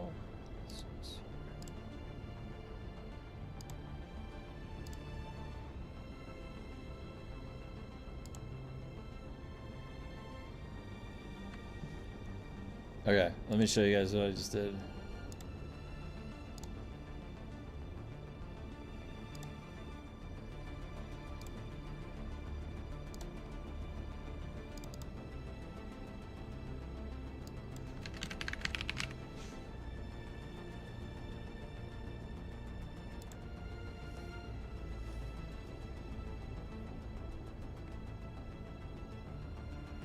Okay.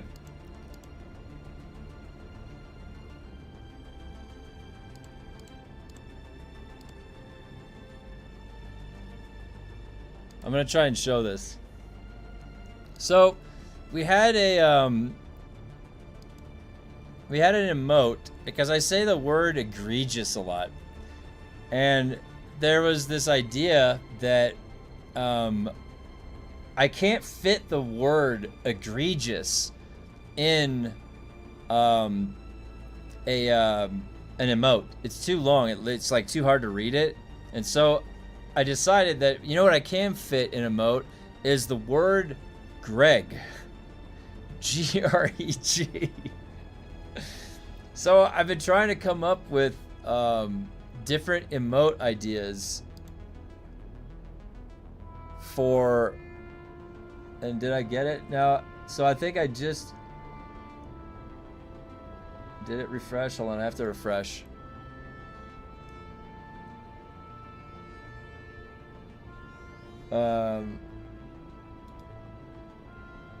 Oh yeah.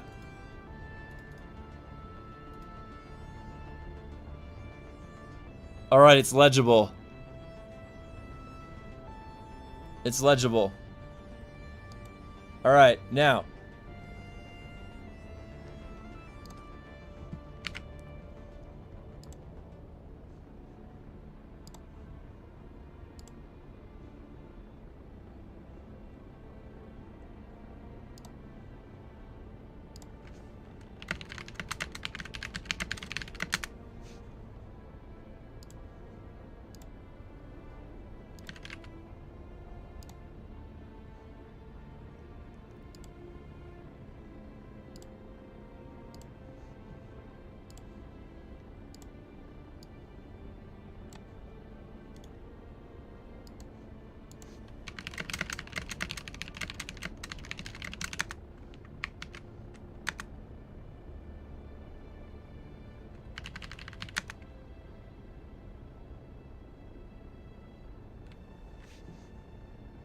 Okay.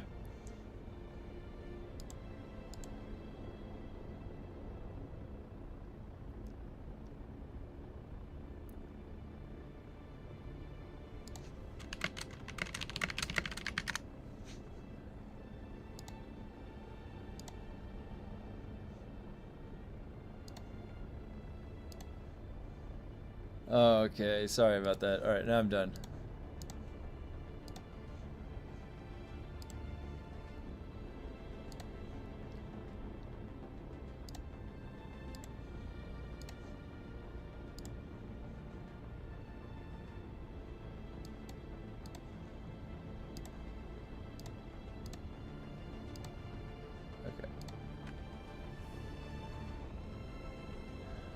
Onward to more farming.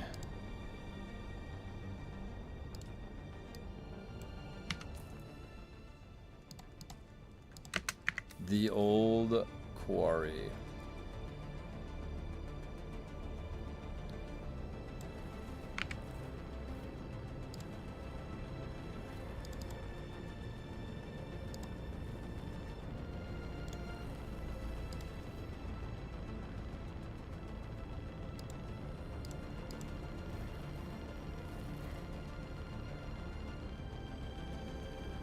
How's the new pistol any good? I haven't tried it.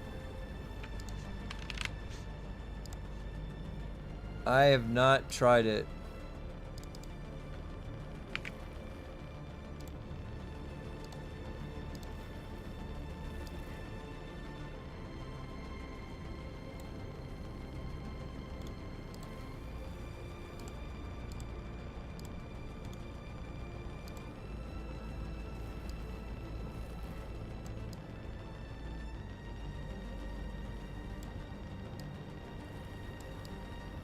I did not try the new pistol, but I mean, it looks pretty good.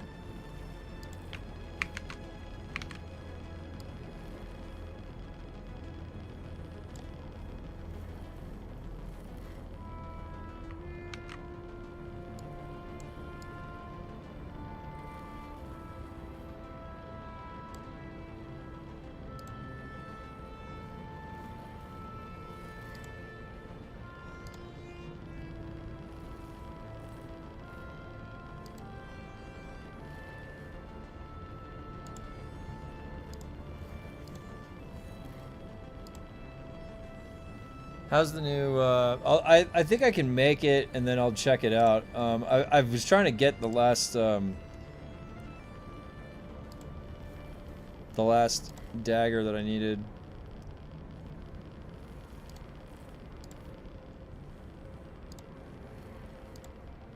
There we go.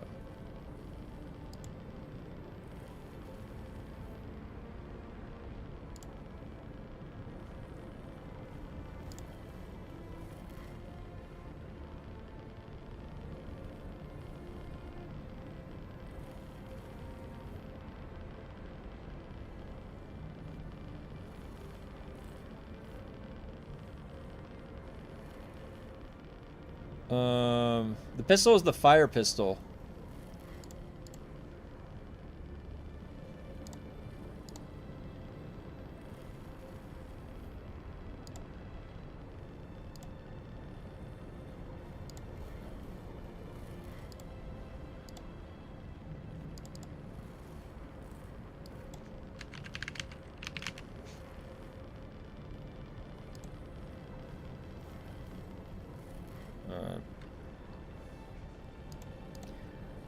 That is all updated.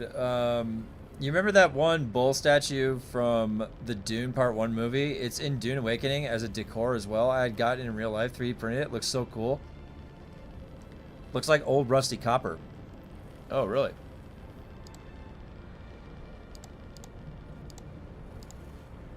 Interesting.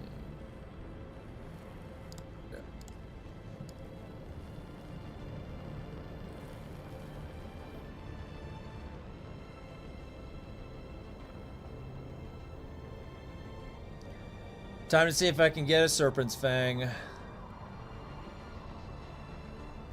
Haven't got many of them. I don't know why.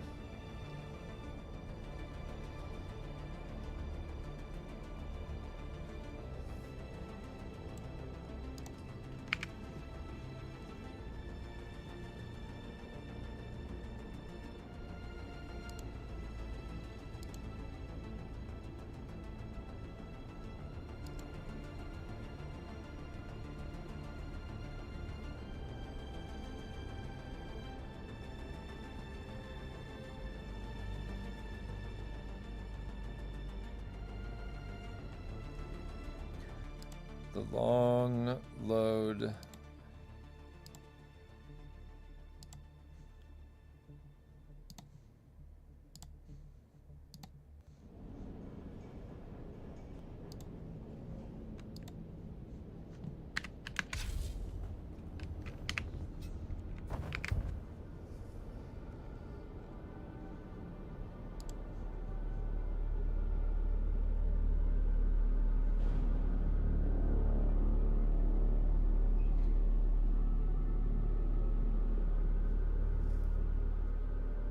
What is this?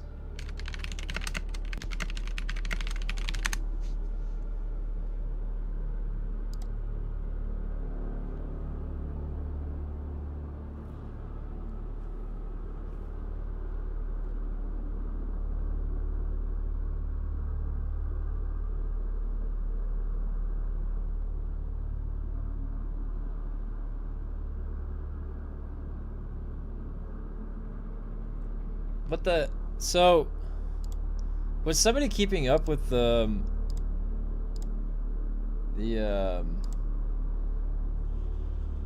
was, this is what I was looking for today, 4 hours ago. Developer Insights, return of the director. I have not logged into Destiny 2 in a while. Is there no director right now? Like, this doesn't exist right now?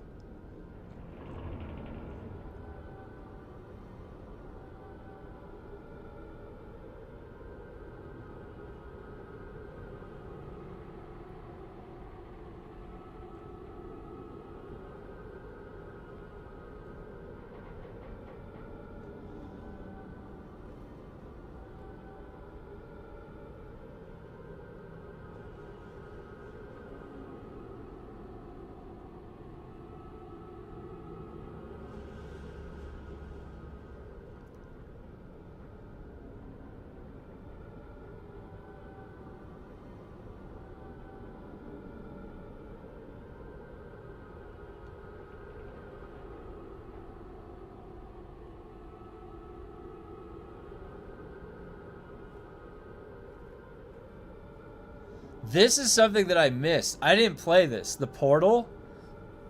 What is that?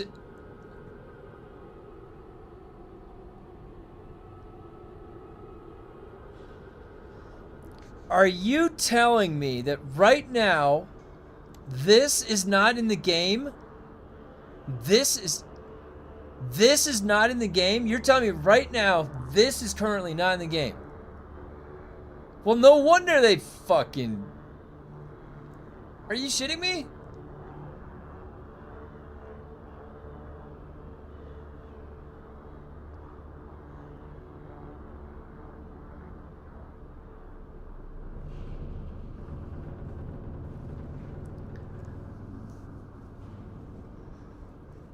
What? Oh my god, dude. No wonder people were like, this isn't even Destiny 2 anymore. I haven't played since Final Shape. I didn't know they got rid of the director. Are you fucking kidding me? Whose idea was that? Are you stupid? Oh, let's just make Destiny 2 not Destiny 2 anymore. Let's just change it to some other different game. Yeah, let's just do that. That sounds like a good idea. The hell, Bungie?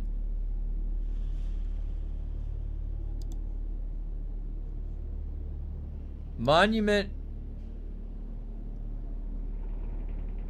When the original story and started you in the X-Pack, I hadn't finished it. I could never finish it. That's stupid. Monument of with the release of Monument of when does it say? June 9th.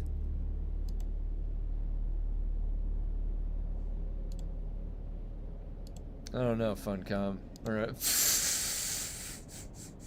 I don't know, Bungie. I'm crossing my streams here. Oh my god, you guys. Well, at least, are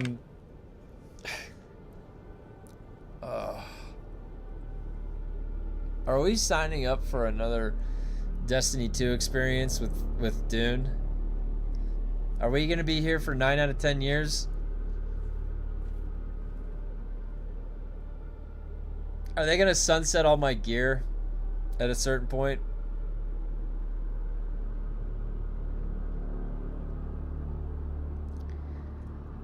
Oh boy, what did we sign on for here, guys? I don't know about this.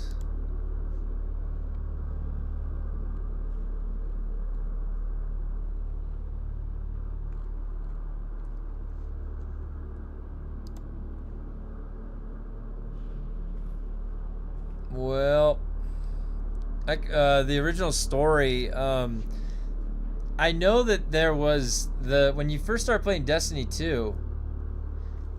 What if there was a way? No, there wouldn't be any way. You'd have to update it. I was thinking that you could play it offline or something, but you can't. All right. Almost ready to start.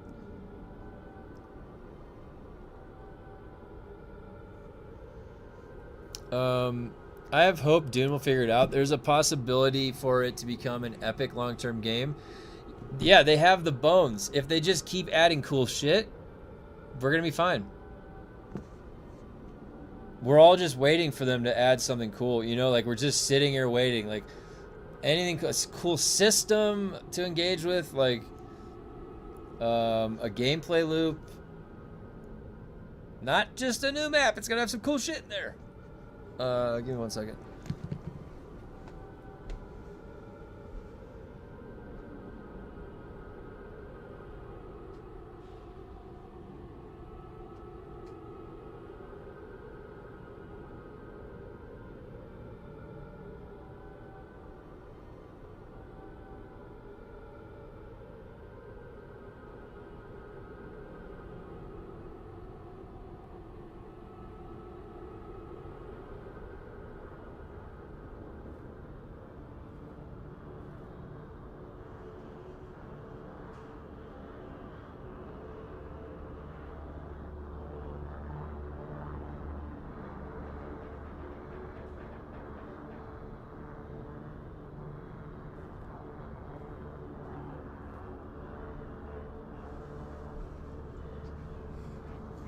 All right, testing station time.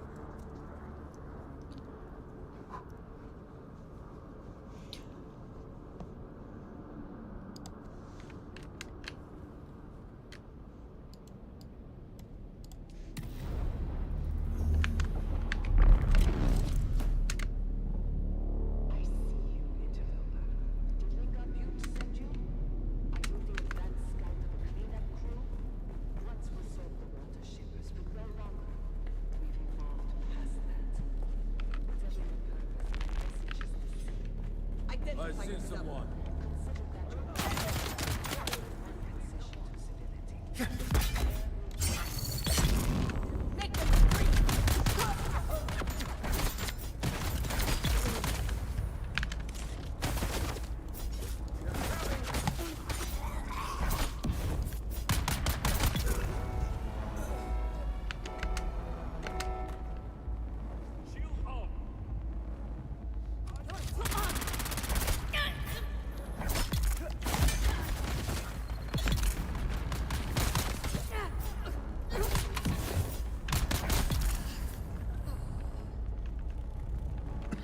It kind of looks like it's It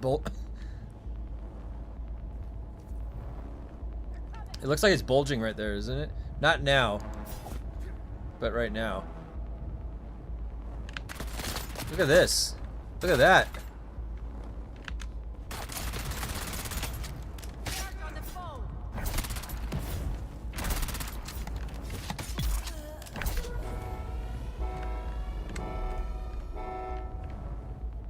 Shields up.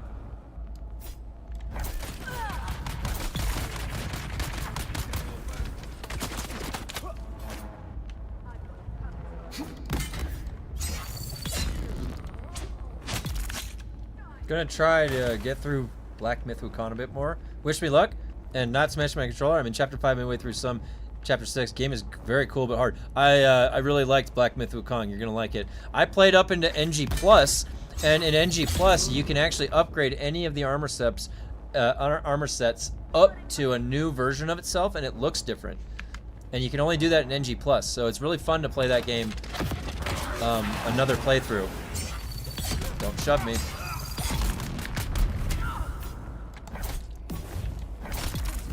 I was able to make a really strong build, I remember, in Black Myth Wukong, because it was NG Plus, and I was able to do... Actually, I think I took it to, like, NG 3 Plus.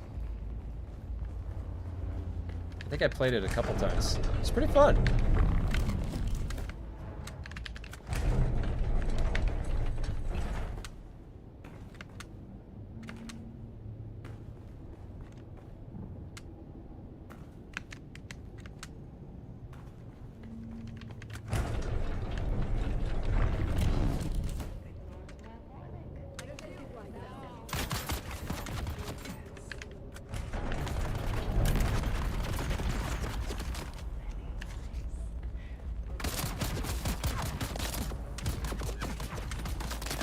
They are in hot pursuit.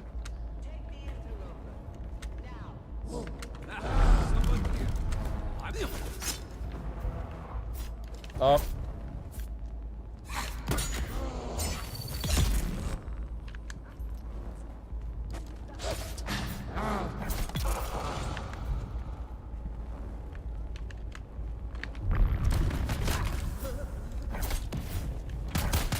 Yeah, main reason to play through it once is the boss modes, and I can choose all the bosses who I want to fight, because some of them are very fun to replay. Yeah.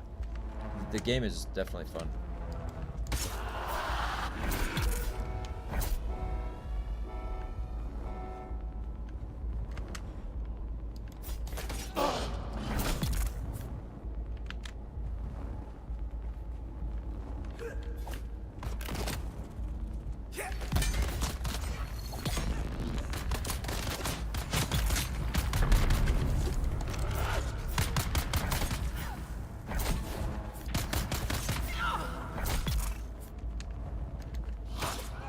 I love the fire black bear a lot, the ice dragon.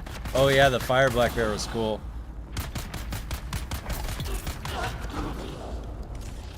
Yeah, that guy was pretty cool.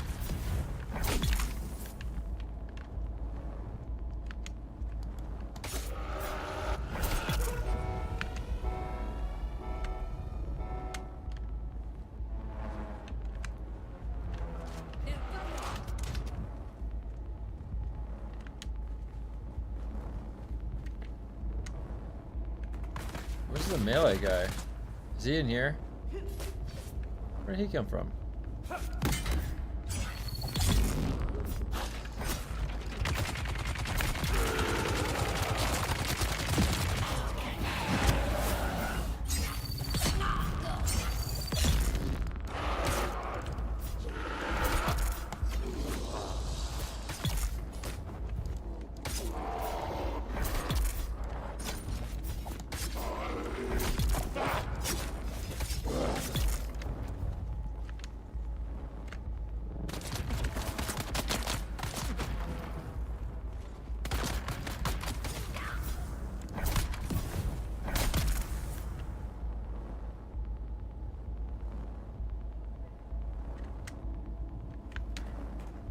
Where's the other guy hiding?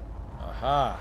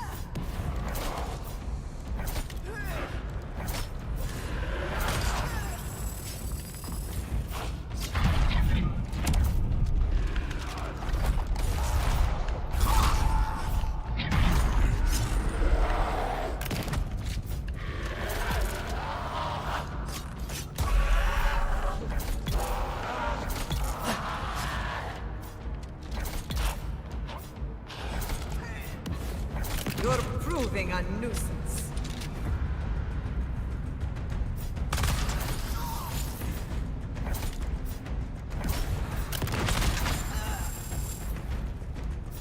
Lead my subjects. I'll relieve you of the burden of sentience soon. The burden of sentience. She's gonna take my brain away from me. Don't shove me. I think my targeting's broken.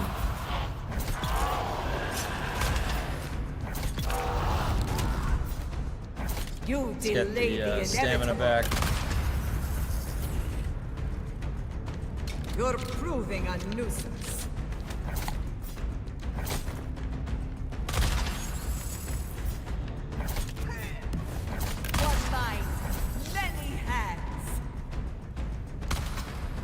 What did she just say?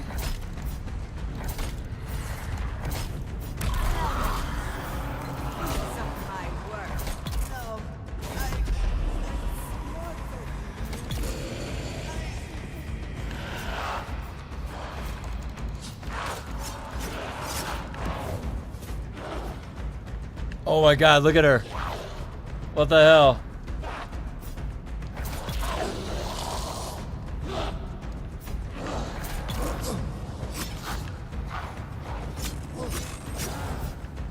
Oh my god, he was going for the slow blade.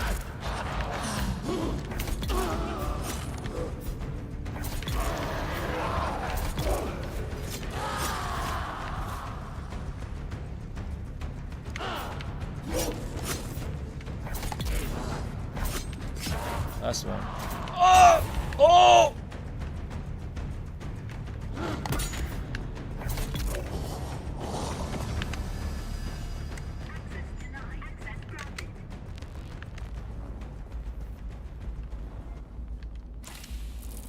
Oh my god, give me the rank 4 of, or 5 of this. No! It's toying with me. Got the scatter gun. I just want the other version of this. The grade 5. They need a worm boss and a mini boss to fight out in the desert? Yeah, that'd be awesome.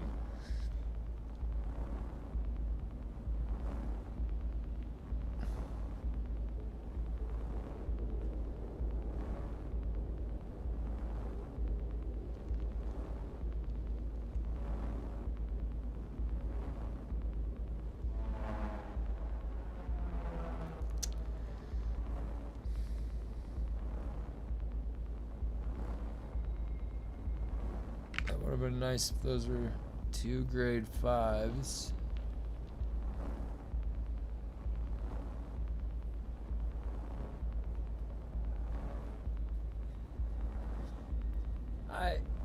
This is gonna be the same poison that's on a Helix pick, isn't it?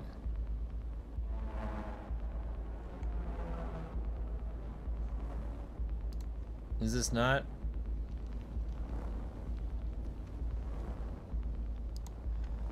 Has anyone tested it?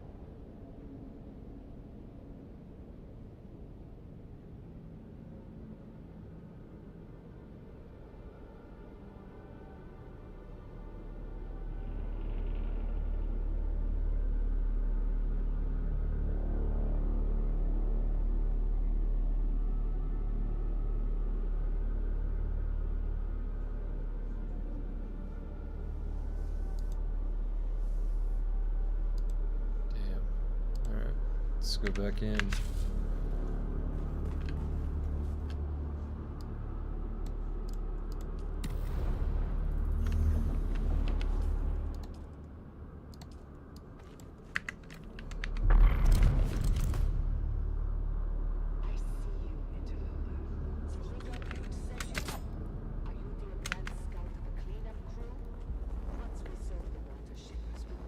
The advanced scout of a cleanup crew. Reveal yourself. I've got you covered.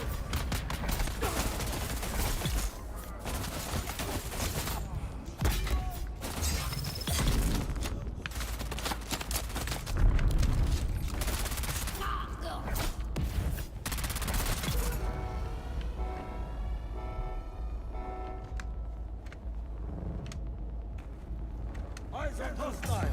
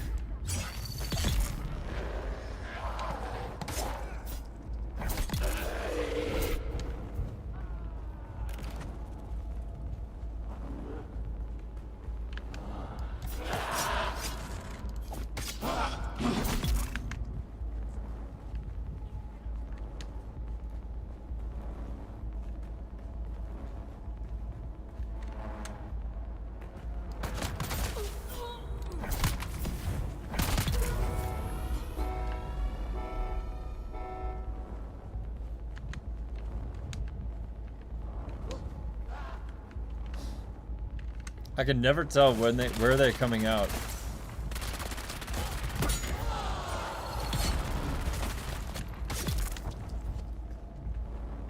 This guy's always running away. My targeting's... Oh my god, shut. My targeting's broken. Reloading. I'm just gonna kill it there. Why is that guy not dead? He took that many stabs.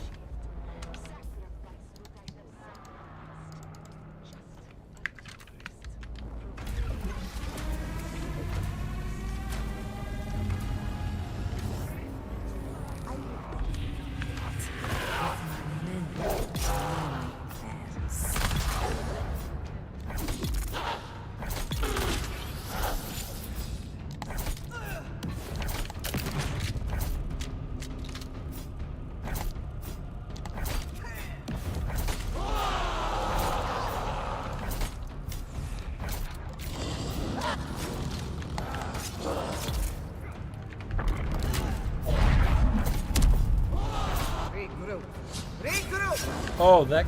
What? The guy that was getting brought in to heal just died. Because I pushed her face. Oh, I don't get more of them coming like this. Look at this. This has got to be a bug. That has to be a bug. I got like an extra set of them. Did you see that? Oh, my targeting is broken too. Oh my god. One mind, many hands. My targeting's been broken this whole time in the station. I don't know if you guys can tell. I require more. Oh my gosh.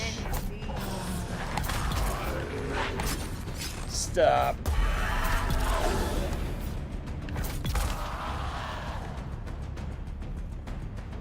Okay, I got way too many mob ads right there. I was like, whatever I did just broke her. I should not push the phase like that when she summons. But then again, did I get that set early? Is she gonna summon another set? Let's see. You cannot defeat all of me. You delay the inevitable. There should be one more. Yeah, there's the other set that comes out. She's also not staggering at all.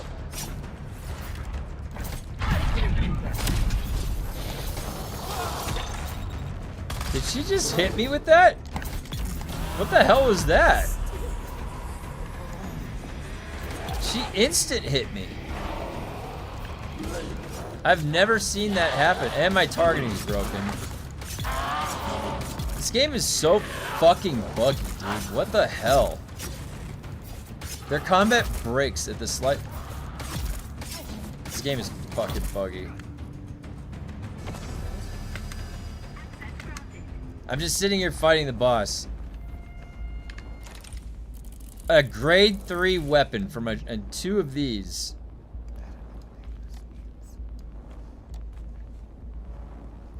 Can you put me in some toast and I'll butter. I'll get it, babe. Sure. Thanks.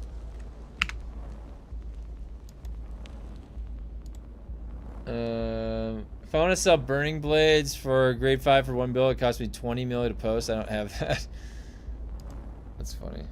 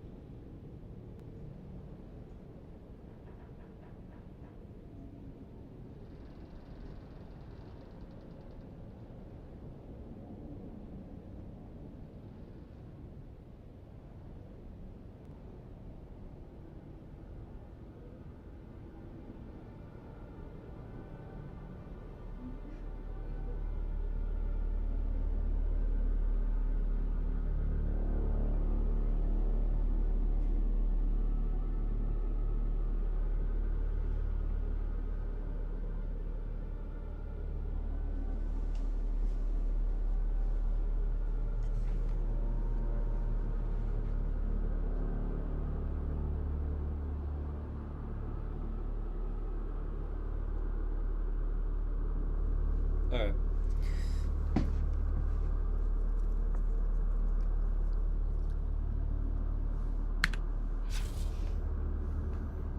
Somehow, she snuck one of those drill shots in. I'd have to go back and watch what happened.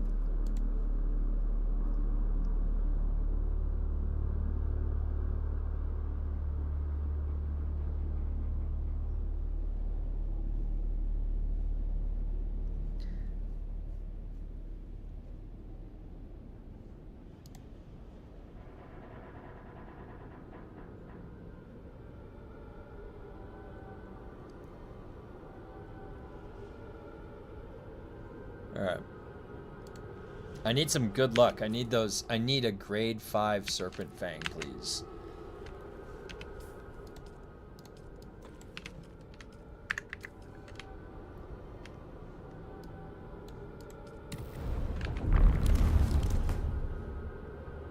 Man, she bugged out that last time too.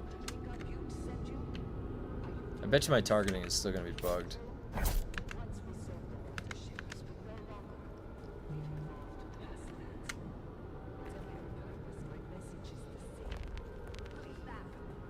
Someone's here. Who's that? Here.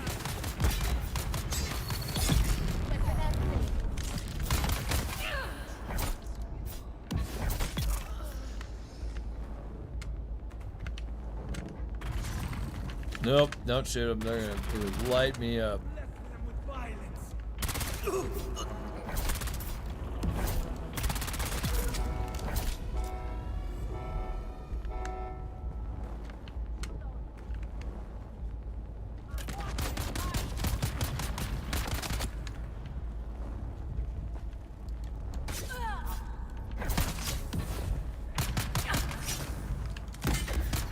No, I meant to go. Come up.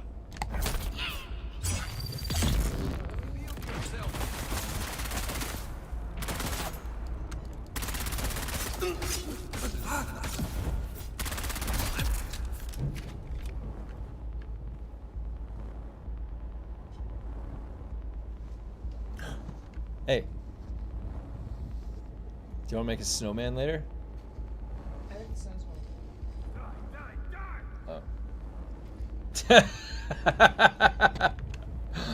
Oh. Shit.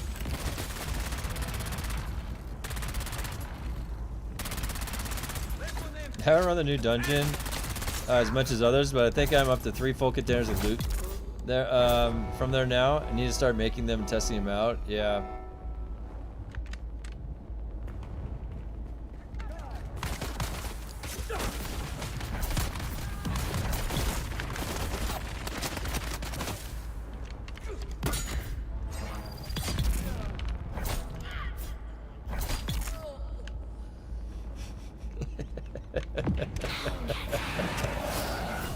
She just looked at me and she's like, the snow melted. I was like, what?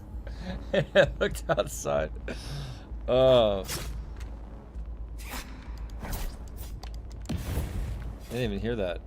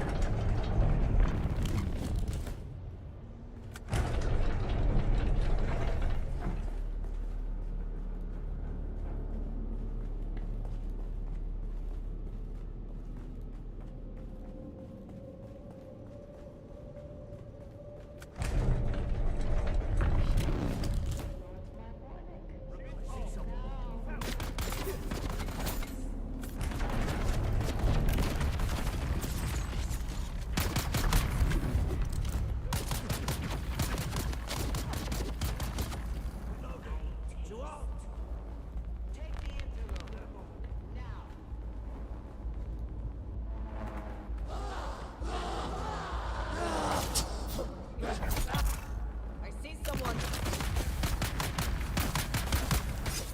See, they're here. He's not incoming.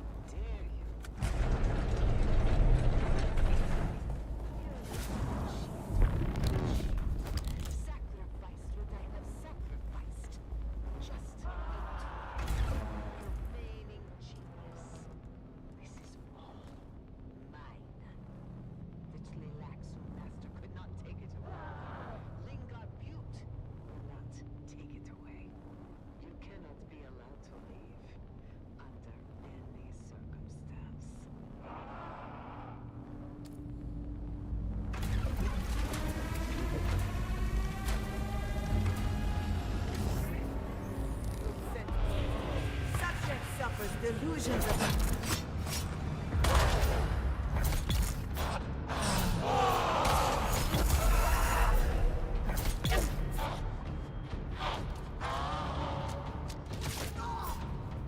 ammunition.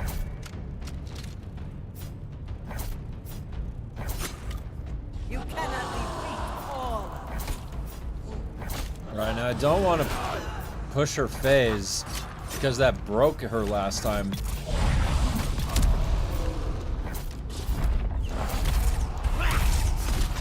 Something happened. Oh shit. She plugged me. How come I'm not hearing the initial shot? It's really weird. Oh, my stamina. I must Let it regenerate recalculate. right here. You delay the inevitable.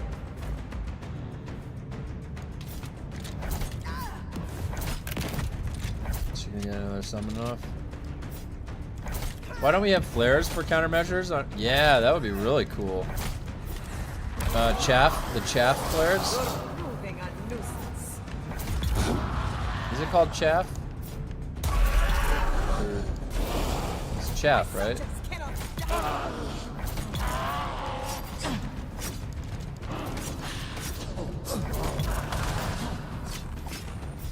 Don't worry, she can't shoot for shit. Why don't we have like 1,000 things we should have in this game? One mind, That's a many hands. good question. Reloading. I want all of them. Give me it all. No, we should have that though. Why not? They're a capable company. They basically gave us like a Fisher Price game. Like honestly. Oh my. Subject ammunition. I just need I stabbed her right as she shoved me.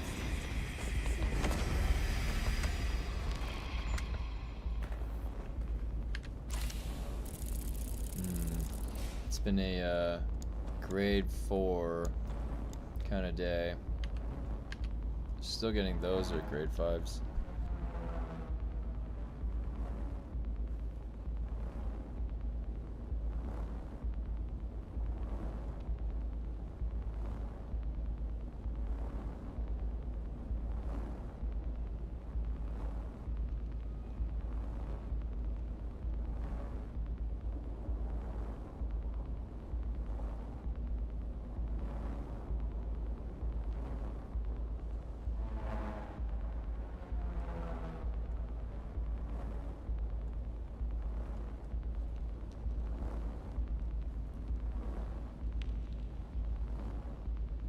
Is there any use for this? Like, why aren't there rewards in PvP? Yeah, there needs to be rewards. We should be rewarded.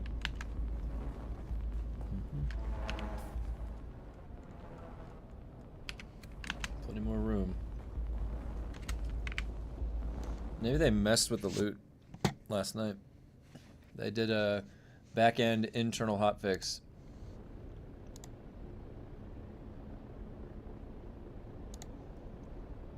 What is the likelihood that that has occurred?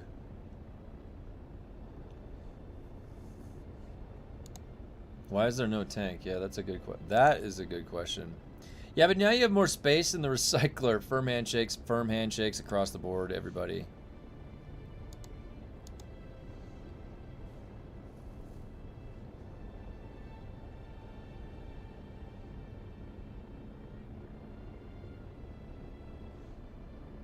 I think I can fit 2 more.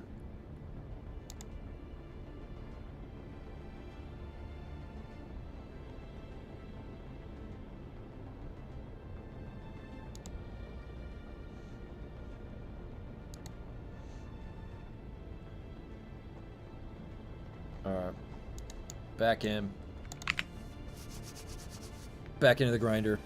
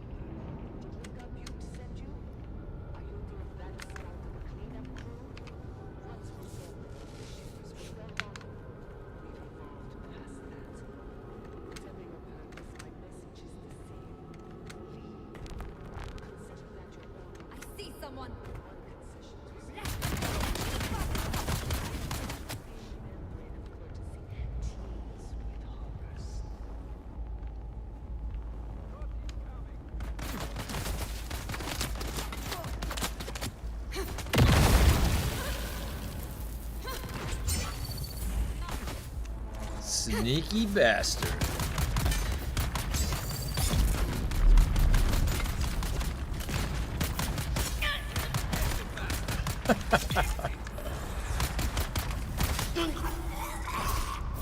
The noises they're making. They make the most visceral noises.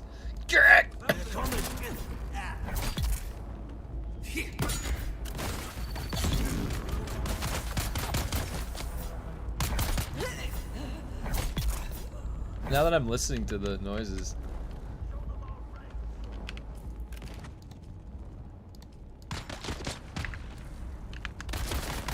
Hello. I stab you! I stab you in the face! Or is it this side? Or is it this side?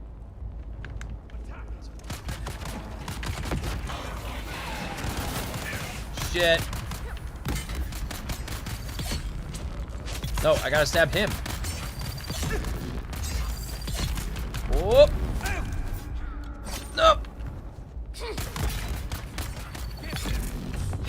Oh, I missed. That would have looked a lot cooler if I did miss. Gotcha over the barrels! And I'm stabbing down.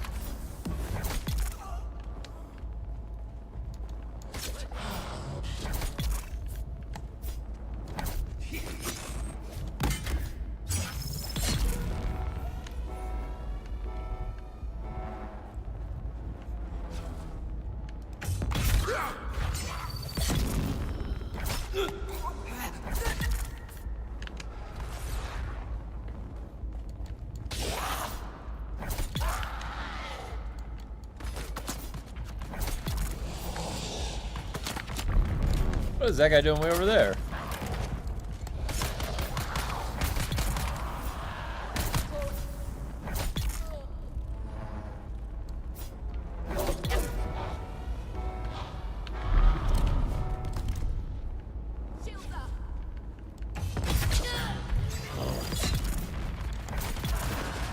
Oh shit! Oh shit! Ow!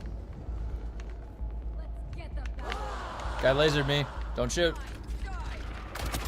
This guy is in hot pursuit of me. There we go.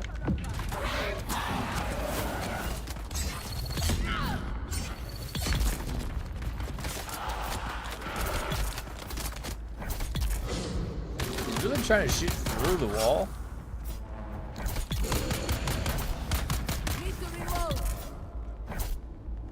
Stabby, stabby, stabby, poke. That's all this game is right now. This, I could literally unequip everything and I just have a dagger. I don't even need any of my abilities. I just poke.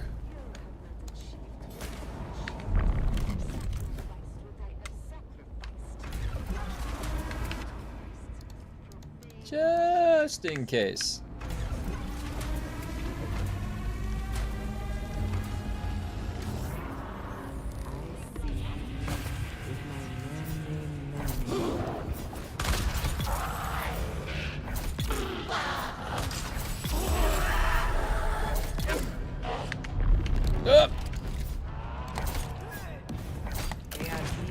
So many.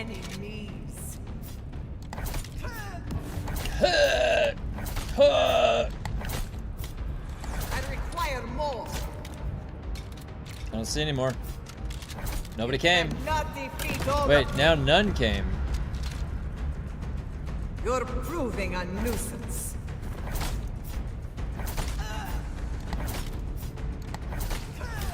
Come on. There's some ads. Let's just take her down almost to the push point. No, no, no. All right.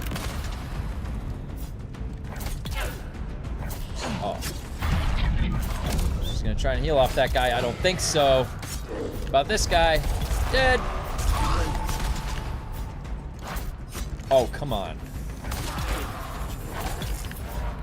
Shit! Who are you yelling at? You delay the inevitable. I must recalculate. I must recalculate. Yeah. Oh, come on, Jalenta, go! Go, go, go. Oh, 7 minutes. Oh. No, she summoned him right at the end. That was such a fast time. I was at like 6 minutes and 50 seconds. Oh, that bitch. That cold-hearted bitch. She just left me with all this shit to clean up right at the end. Could have been a good time right there. Could have been a world record time. World record time. Oh my god. Yeah, she gave me an extra 35 seconds. And she didn't even give me a good leeches mod. She gave me grade 4. Boy, today's not very good with loot. Maybe I should exit and reset. Let me go reset.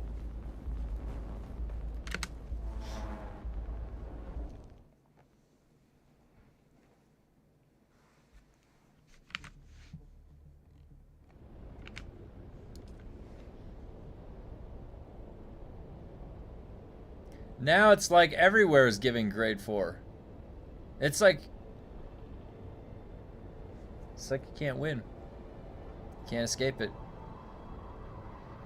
Grade 4 is the new meta. Because that's all there is.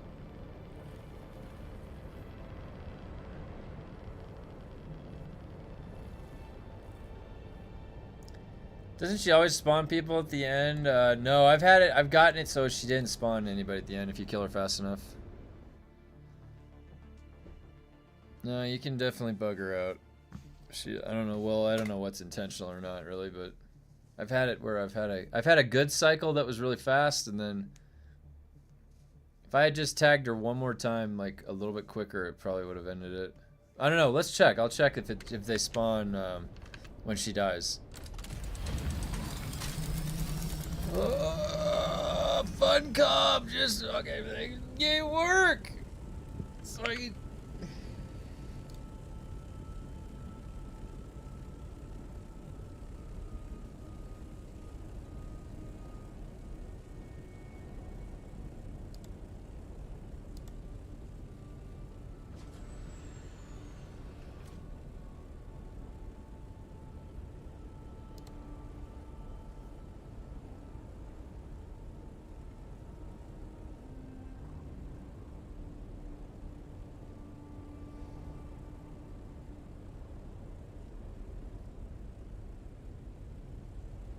It's a great bug, isn't it?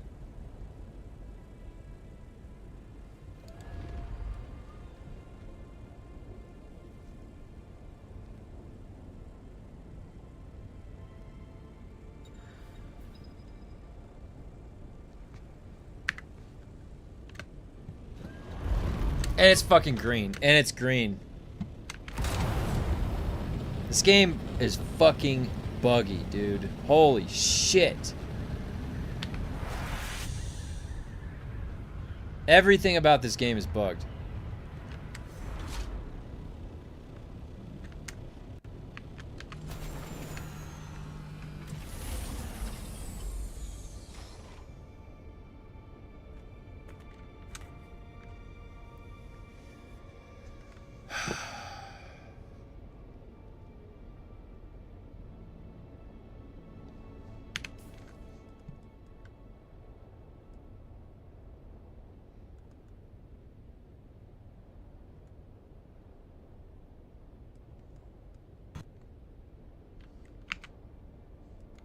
Dude, there is an audio bug.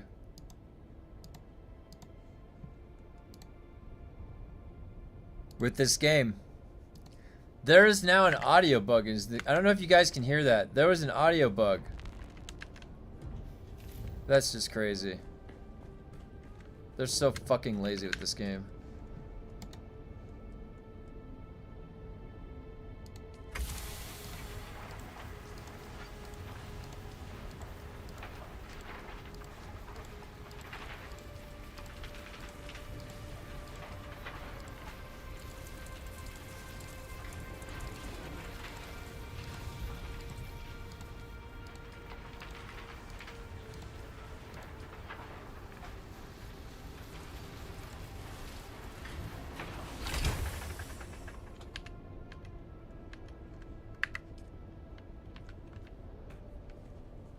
Server just needs time to crap itself. Yeah, that's a good way to put it.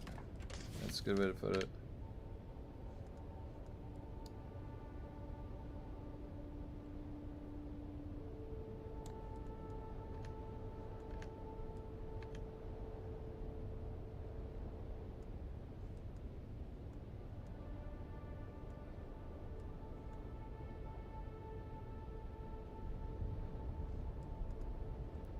So I have the assault thopter thruster bug again since last patch. It just auto boosts and then causes a myriad of issues. Oh jeez.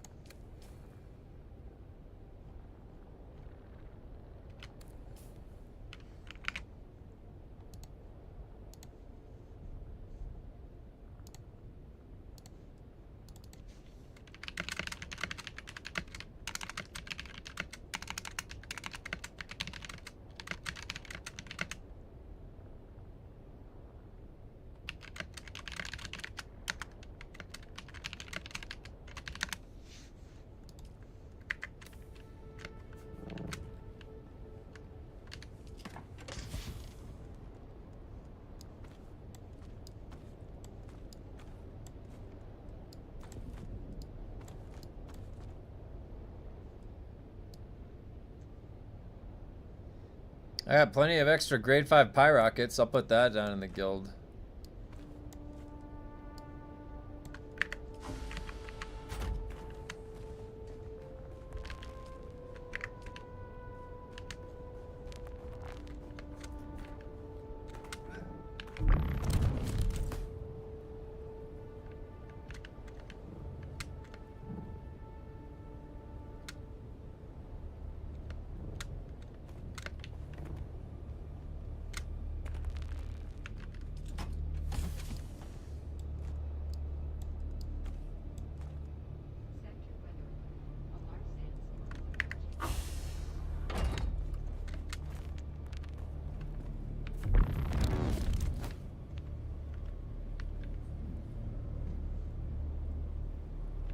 Hey man, do you have a chance to check the eel's tooth knife? I wonder if it helps manage multiple range NPCs at once. Yeah, let me see. Do I have that grade 5?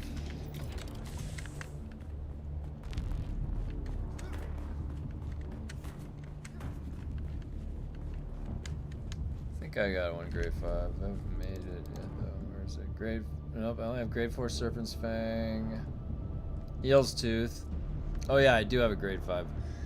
Let's see. Blade restores one's battery pack by 5.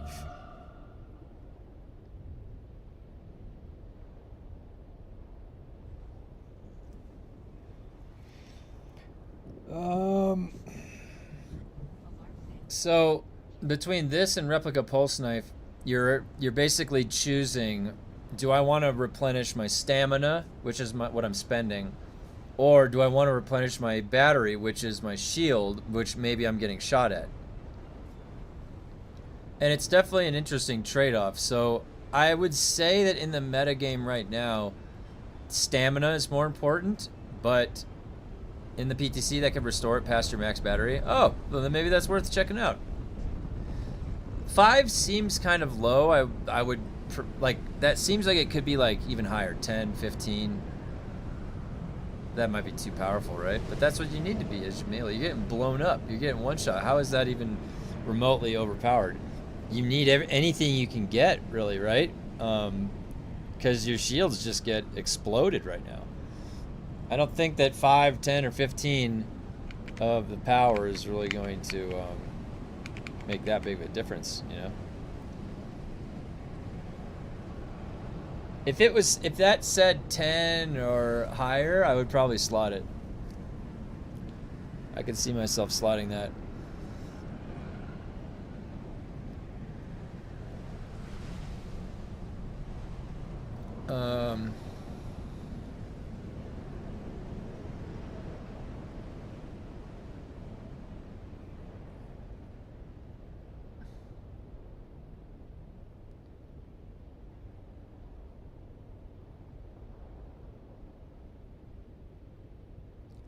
You could use this with conservation of energy.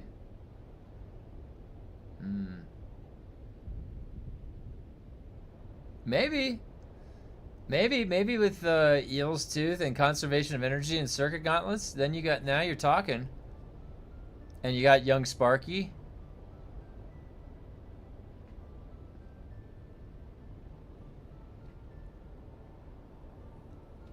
I'll have to wait until I get crafting up. Once I get it up to where I'm gonna get it, I'll make this maybe. Test it out.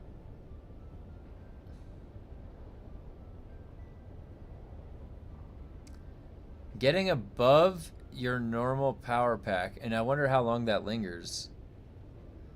How long does it linger? Is it like 5 seconds, 10 seconds?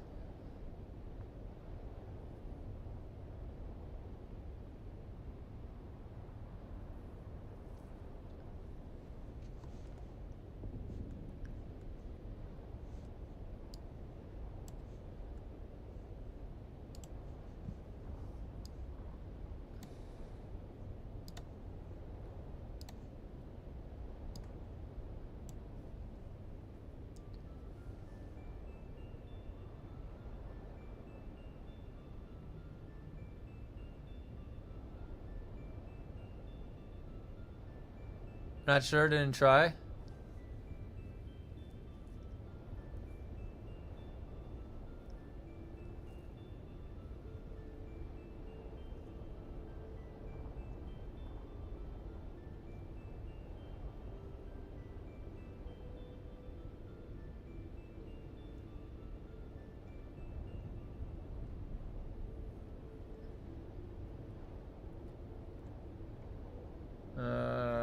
Okay.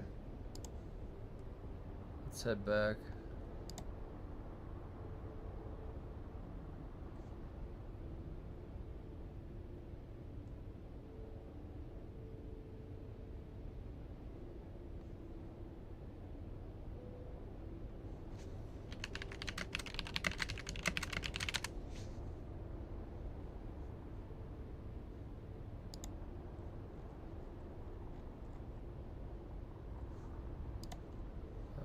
Okay. All right.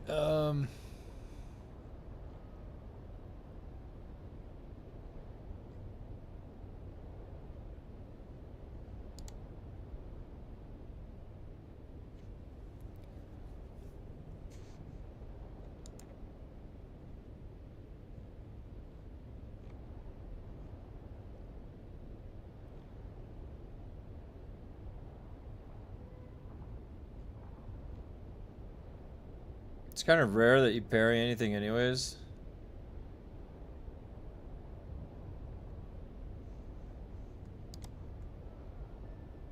What's the parry from? What do you mean? Replica pulse knife is on every action. Every time you hit an enemy.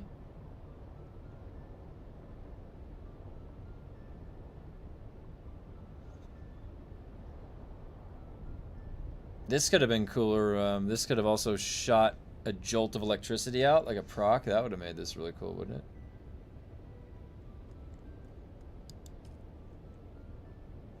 Need to get a Serpent's Fang grade 5, then I will have all of them at grade 5.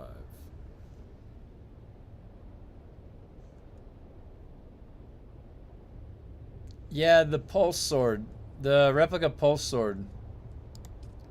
Replica Pulse Sword parrying an enemy offers a small stamina boost. Now, why...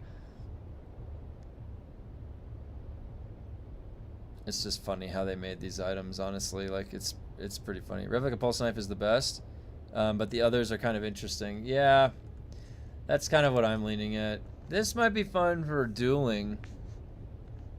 The bleed with every parry. You could be basically maining the sword, and then you parry with it to cause the bleed, and you're using it as damage, although you could just switch to Helix Pick at that point. So you're swapping Helix Pick Prescient Edge in a dueling situation. Now, I would argue, yeah, there is no other alternative. There's no bleed dagger. Is it worth it to even make grade 1 weapons if you don't have any? Yeah, of course. I mean, if something is an upgrade to what you use, then yeah. Absolutely.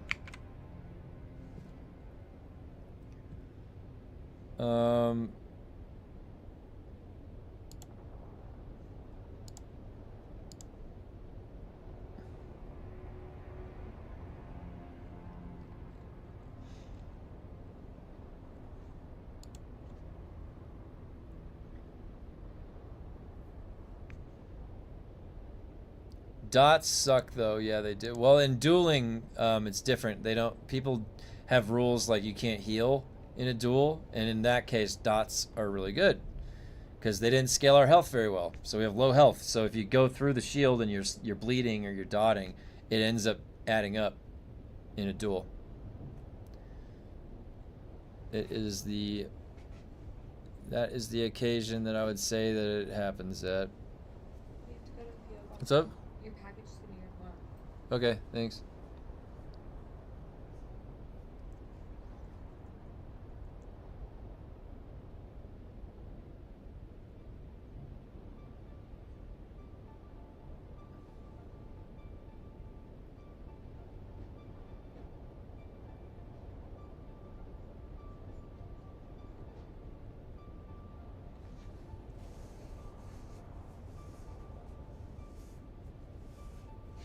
Okay.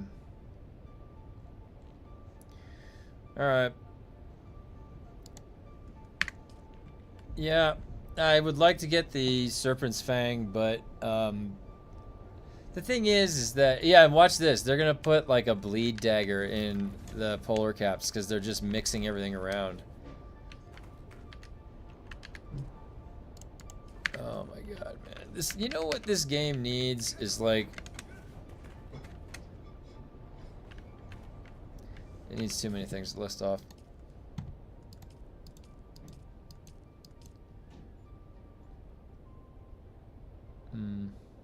Well, we're just gonna have to wait and see what they have planned to add in to what we already have. Now, specializations, I'm gonna be getting crafting up to 100 over the next week and a half or so. Let me go over for my water.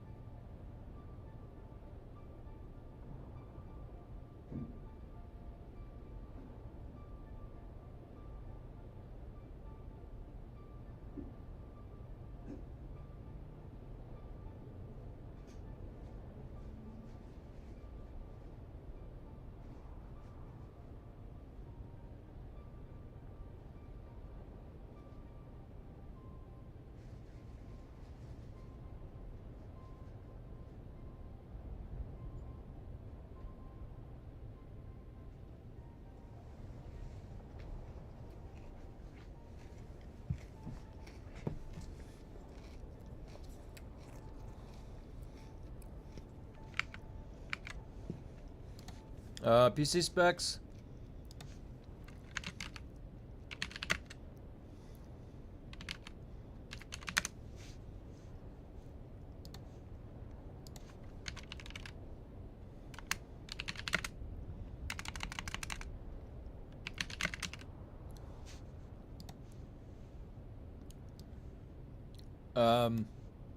I have a, I'll type it in.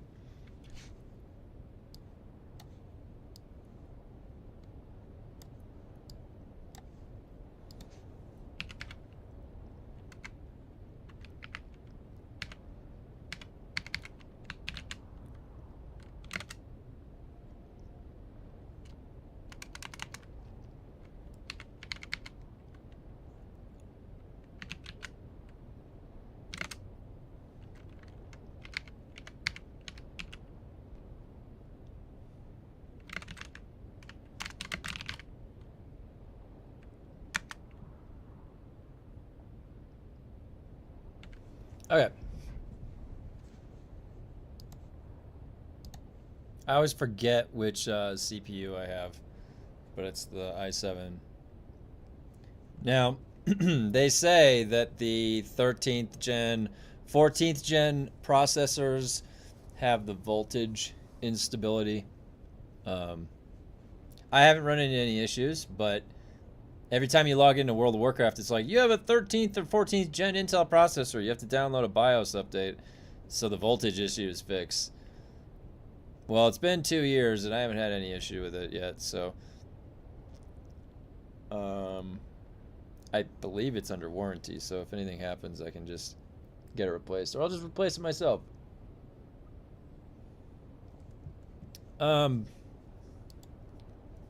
Let's see.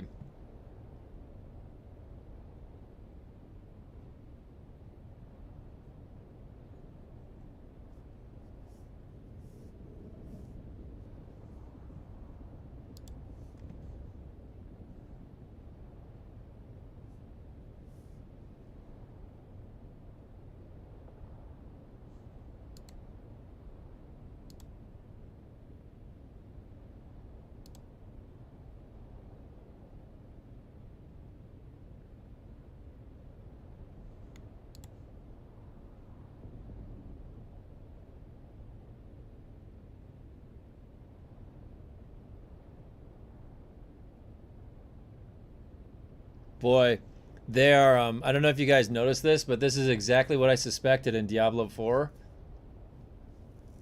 In Diablo 4, they're nerfing the shit out of everything. Air of Perdition, all the Immortal Cell Egg build, all of that. You know why? Because they're going to make room for the seasonal stuff, which is probably going to be the same shit, powers or whatever. And they need to make room for that power level that you'll have. I figured they were going to do something like that. They're going to do the same shit as they'd always done.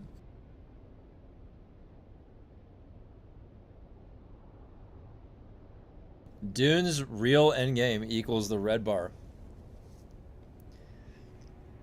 Just upgraded to a 5060 Ti, and getting pretty good performance. Nice, yeah. I mean, the thing is like, I've got an NVIDIA card, and the technology for frame generation and DLSS and all that stuff is really good.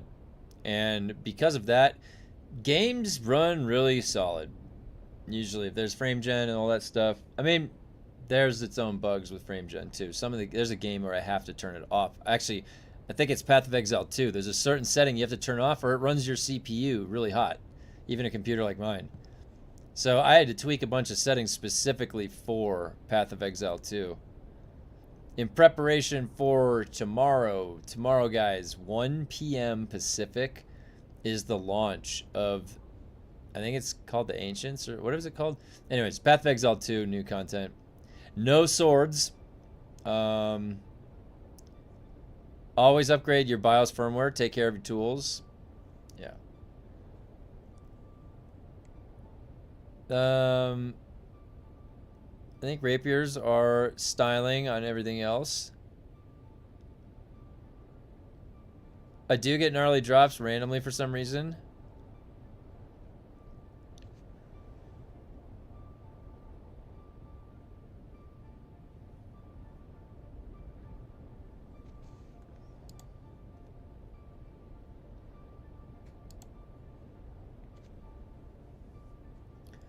I don't think I had a batch of from the CPU chips that were affected.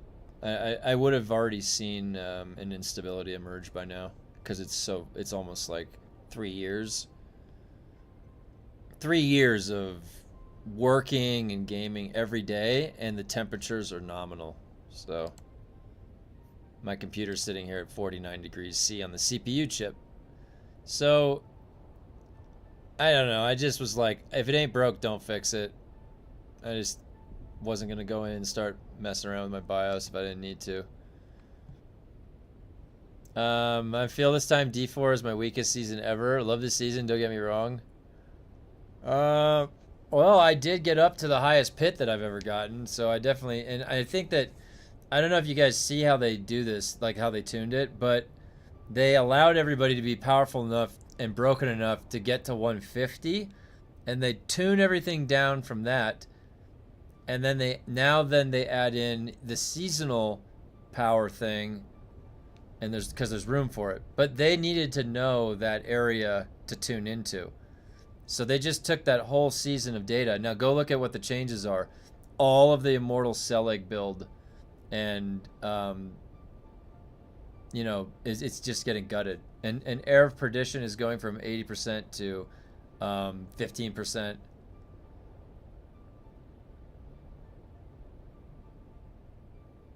If I were to show you an event viewer, you probably have it. Oh, I do know what you're talking about. What is the thing you pull up for that? Is it just event viewer? Yeah, it's the event viewer. Let's see.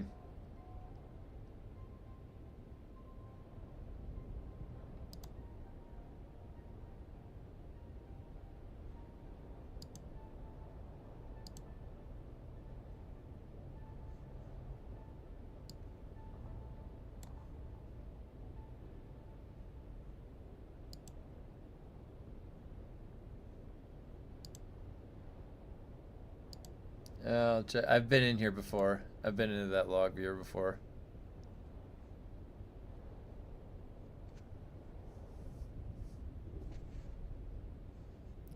Event viewer, filter, select errors.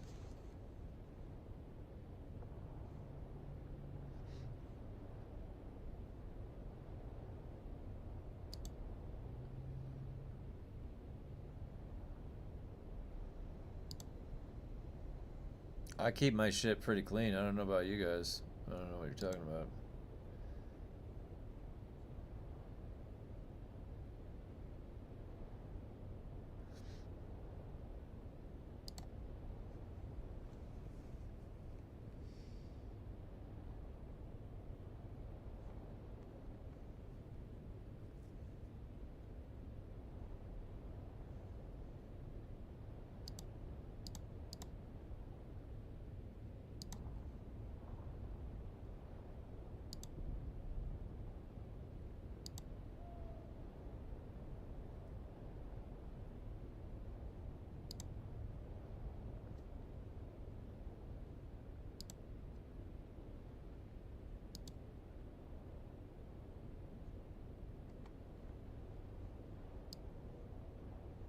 Not that many. Only one. Oh. That error was a timeout from Steam client when I tried to buy something on the store. Everything else is good. My system is clean.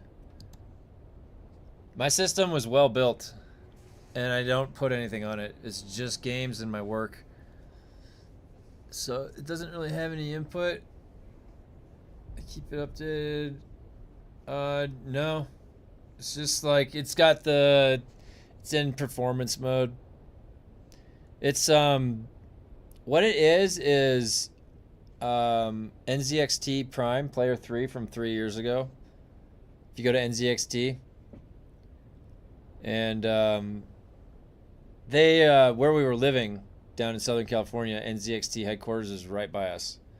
So because of that, I got it built at NZXT and delivered right to our door. It was right there. So It is a really, really well built rig. And I did a lot of my work over the past few years on it for my school, the ed tech stuff that I do. Pit is also my highest, but I feel new character is way too squishy. I tried different class, but need to farm more gear to make him strong. Yeah, and you'd be surprised where some of those survivability damage layers come from. Windows log, system filter, critical, and error.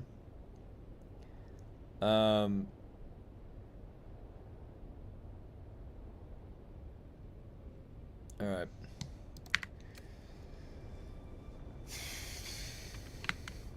So, let's see. So, tomorrow...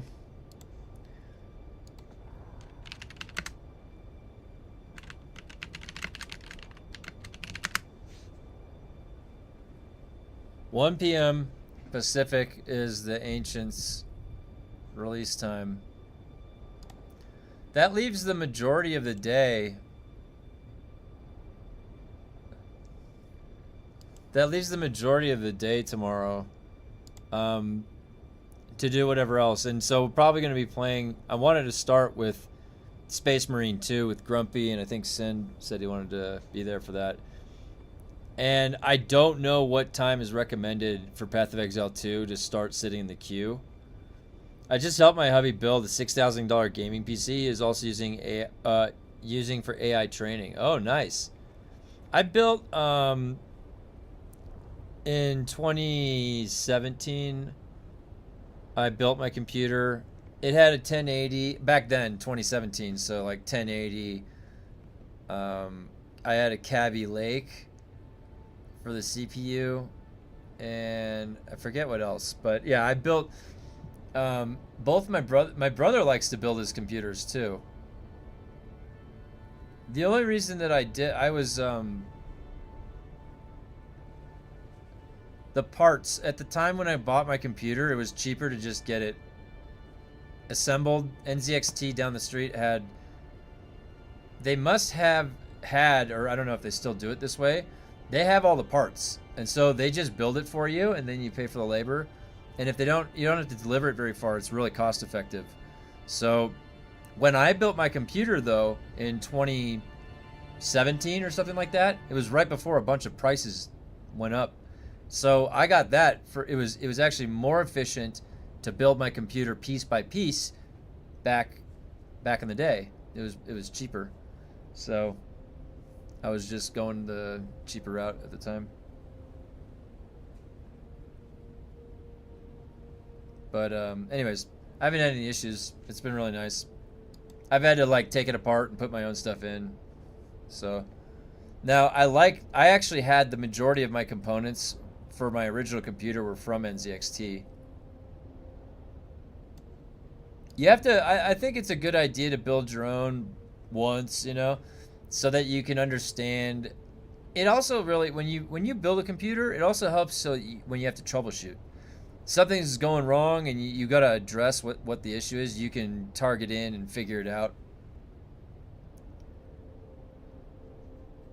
It's definitely super important to do that. Man.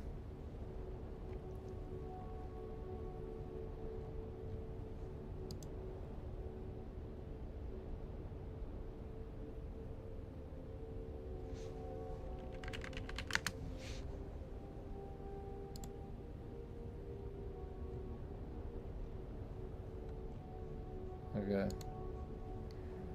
With some other cool RGB liquid cooling. Oh, really? Yeah. Look at this green ride. That was my decision to make it green. Nobody else's.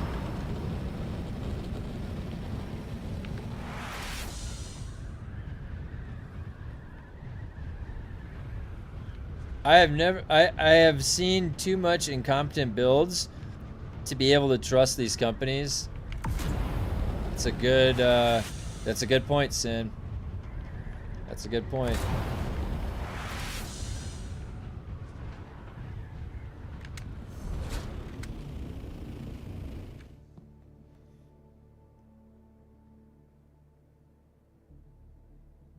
So Sin, does your computer, are you at 0 errors? Kevin is too far, or I can help you build for free. Oh, nice, yeah. Sweet, I'll remember that. Absolutely.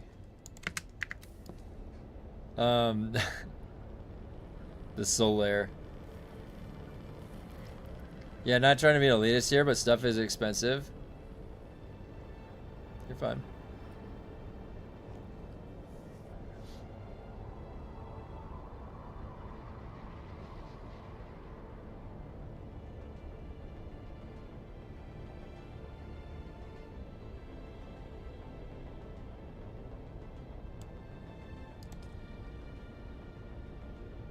Might as well get this farming out of the way right now.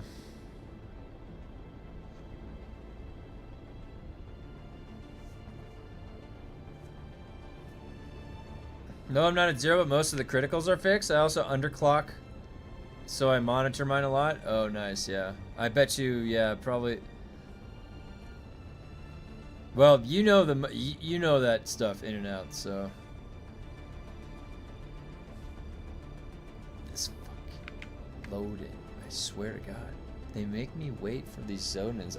You know, I should just log out and play Warframe. Because this fucking game just makes me wait to zone into places. Now I have the loading screen.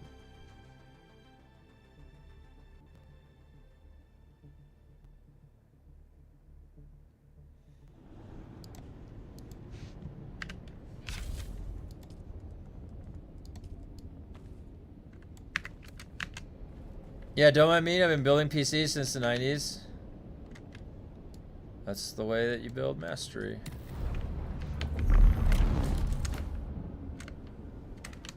Shit.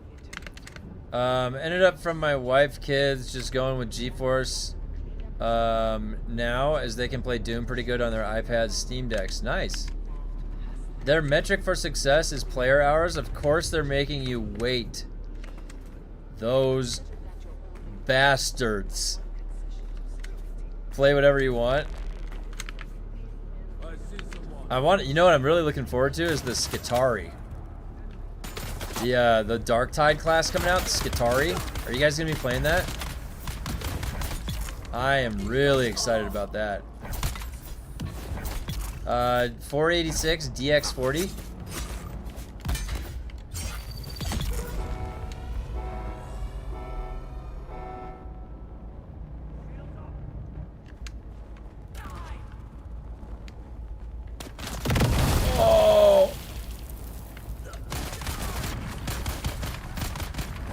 Here comes this cowboy. Nope, he got lost. He got lost. There he is. That was a parry. That was a parry too. I swear to God, I'm parrying this.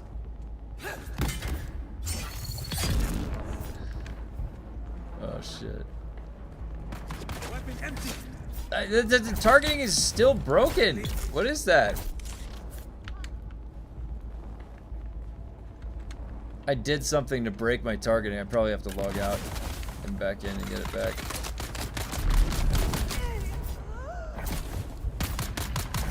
Oh, I got shoved.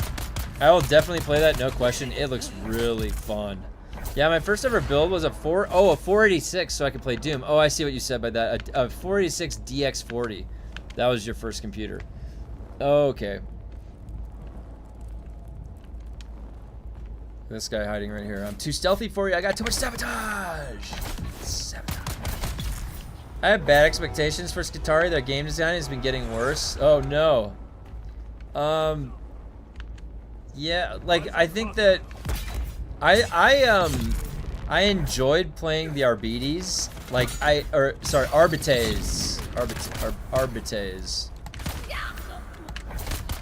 I don't know why I called it Arbites.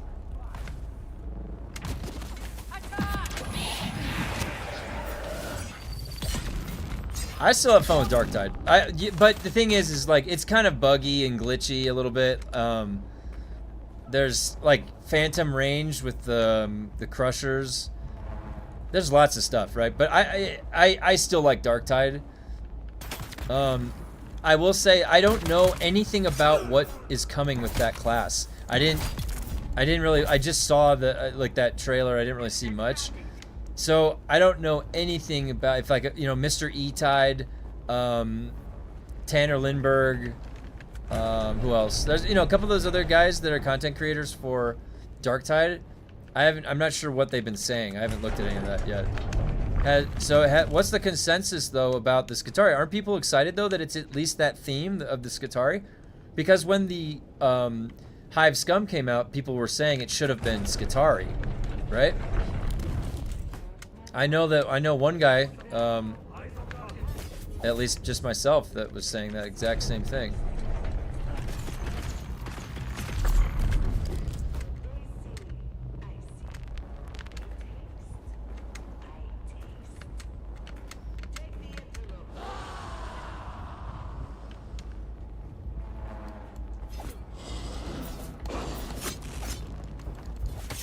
Darktide is not as buggy as... No, yeah.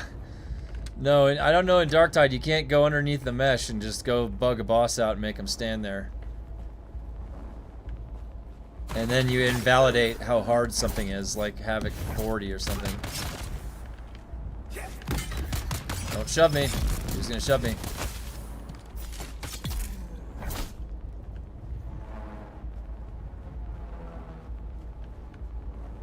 Yeah, Mr. E. I know, trust me, I know all of the content creators of different games that I play, because that's where I would get the information if I needed to figure out a build or something like that. I'm like, all of my interest is into games and space and the universe, so I know a lot of stuff in that area. We've got income.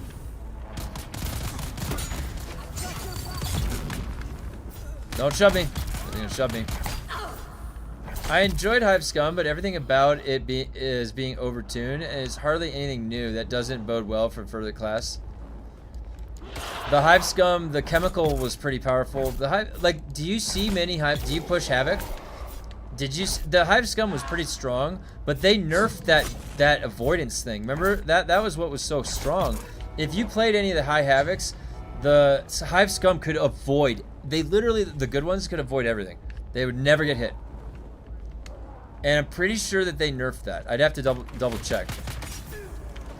They also kind of nerfed the chemical grenade, didn't they?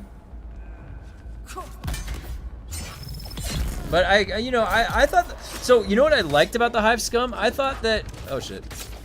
I thought that little dart gun was so unique. I thought that was, so, you could just like dart the armor and just corrode it. That was such a cool gun. And it was kind of like a witch doctor, like you had a bunch of injectables. I'm excited for Space Marine 2 tomorrow. If I get the chance to play around with you, maybe. Yeah. Just come on by and I'll, first come, first serve. I think Grumpy's going to be there to start, so. And I'm going to be, honestly, I have a level, like, whatever the highest level Vanguard is. That's what I was playing on when it first came out. But then, I also have the Tech Marine I haven't played. I want to play the Tech Marine. Because that guy looks cool. It's like Dr. Octopus or something. And I think that'd be fun. So yeah, Space Marine 2 is going to be pretty cool. I booted it up the other night. I was getting it ready.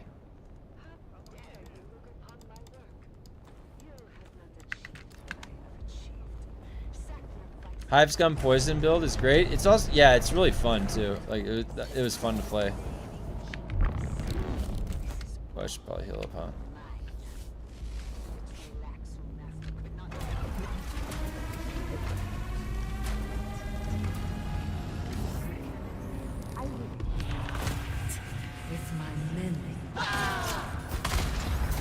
You know what's funny? Oh, I didn't get that guy. Never mind. I'm coming to get you.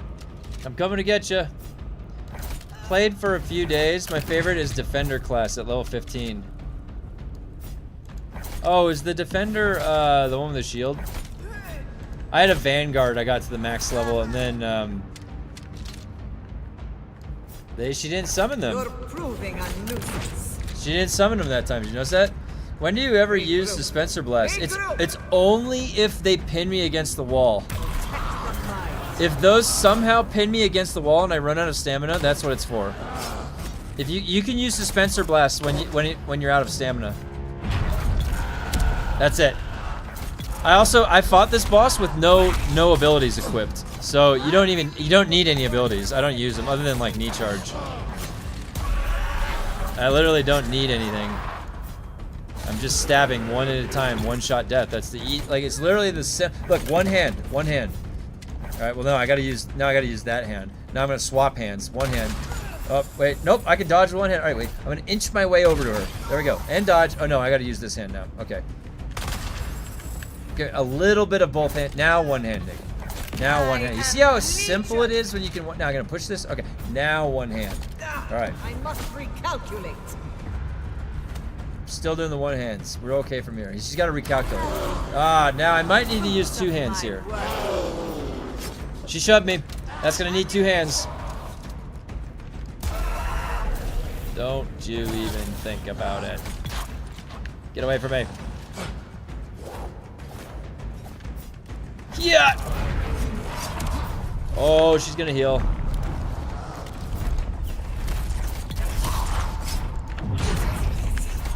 Oh, I like spun around. Yeah. I don't know how she landed that. All right, now let's get some stamina back. She didn't want me to get stamina back.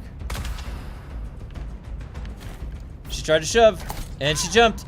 She shoved. Got a poker. One-handed poke. It's a one-handed poke. Yeah! Yeah! Dead. See, she doesn't summon them when she dies.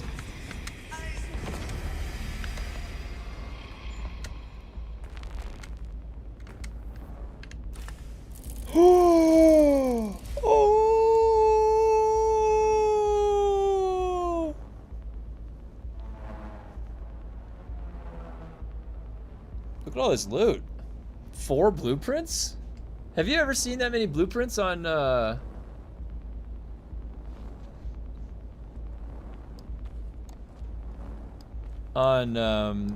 difficulty 40?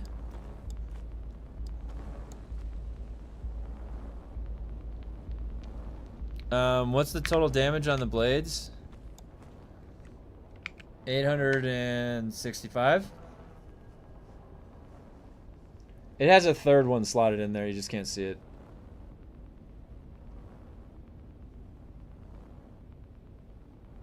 And I'm using the exoskeleton. 10% melee damage, and this is what my combat, and you can see here.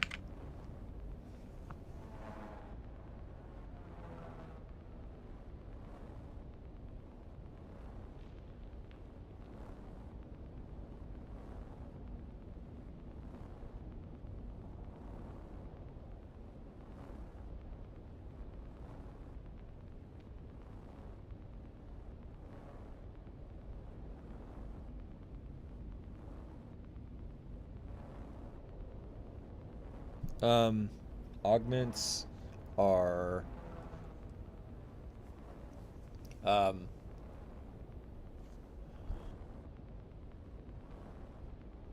blade sharpener, heavy blade adjuster, and edge optimizer, but I am going to slot that third one out. There is a new one they added that's better.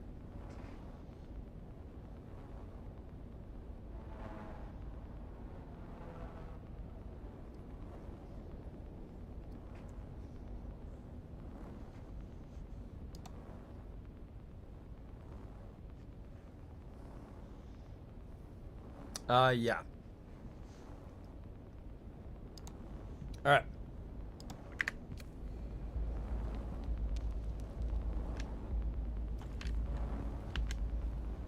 Let's keep going. So, if you look, watch. I'm gonna stam out.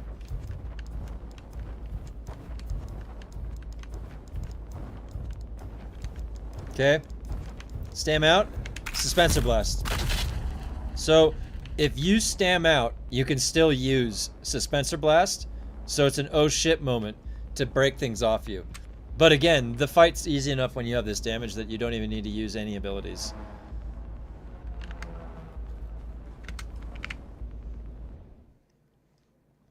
You can slot them out and change on the same weapon. No. I have to make a new one. Which I'm going to once I get crafting up. After this weekend. I have it already ready and made. All the other stuff. Well, I have the blueprint.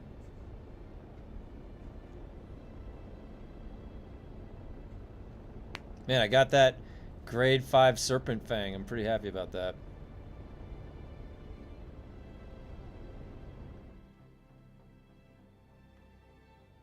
Probably test that out. That could probably be used in PvP.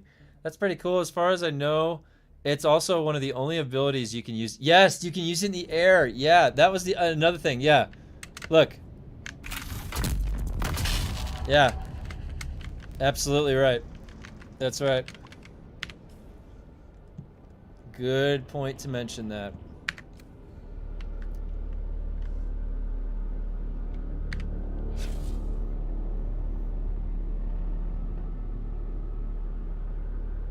You can run that station on level 19 forever, I know.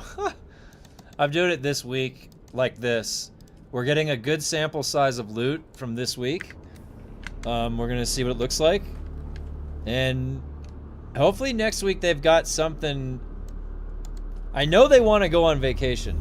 So they're gonna be coming out with something, right? Like they're gonna be talking about stuff or doing, I don't know, we'll see.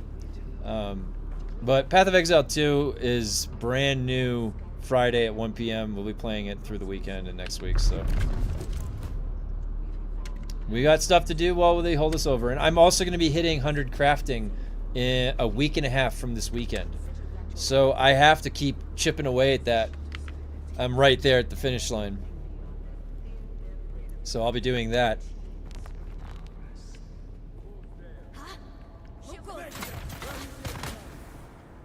I'm coming for you, Skip.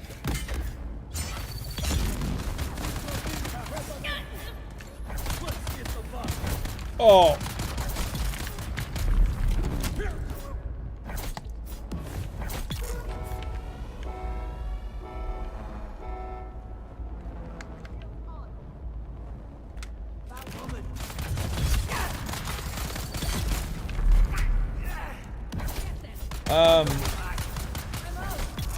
If you were going to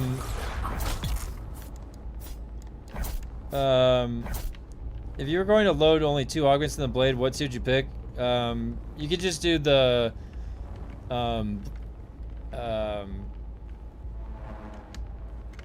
blade sharpener and the new one.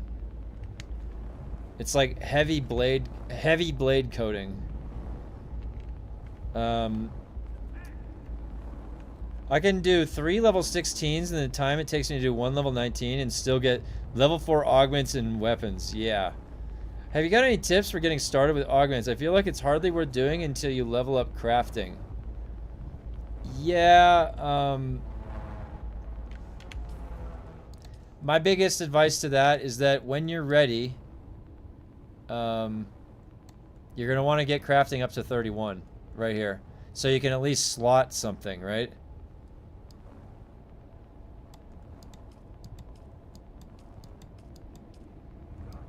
One and 3 unlock. I mean, think about it. Yeah, you have 1 and 3, but you're going to be hitting small rolls. I mean, the thing is, it's all relative. If you have access to a tier 1 blueprint right off the bat, because you can go in there at Duraluminum gear and farm the testing stations early on. Yeah, I mean, you can get this first one and then get it up to 10. Then you can slot. Then you have 1 slot for everything. That's your starting point. Just start at 10. And, I mean, if you think about it realistically, once you are ready to commit to progressing in the testing stations, you're either going to need to know a crafter or you're going to want to have them. Because you're going to need then to push, you know, past, I would say, like, 13 you need a second augment slot to be comfortable. Maybe less so for guns on some of the bosses, but this once you get that second slot, the damage goes up a lot. That's kind of another benchmark. That'll let you, and then grade 4 and 5 push you into 19. And then once you get to 20, then you can do this. It's like a slow progression to 40. It just very incrementally gets harder.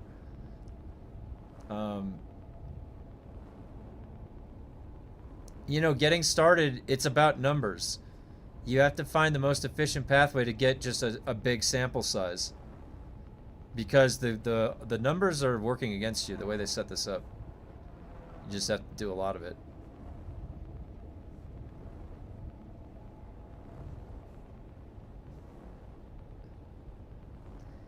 Yeah, you see videos of level 19 being cleared, but they're all using maxed out augments, and it does no good for those fighting to get there. Well, yeah, I mean, and that's why I've documented my whole journey, and I'd have to go back and find how long ago back when I was doing the clears into Dr. Lemminger, but I did the clear into Dr. Lemminger live as I was progressing through chapter 3, so I didn't do anything outside of that. So it was just, you know, clearing those different stations and getting some drops in there allowed me to do that. And it was, yeah, I mean, once I went from a grade 4 to a grade 5 weapon on Lemminger, then I went from 17 to 18 to 19 to 20 with the grade 5. So it helps out a lot. It really helps out a lot. And it was tough when everybody was first getting there because there wasn't a lot to pull from for loot, like buying it off the market and stuff. And it wasn't until everybody found out that the testing stations had holes in it and breaks in it that they could go in easier, and that's when the loot really started to pour out of there. And still, it was tough to find the right grade 5. I still haven't seen a perforator grade 5. All right. Is this wave still active? Oh my god. I was too sabotagey. You couldn't tell where I was.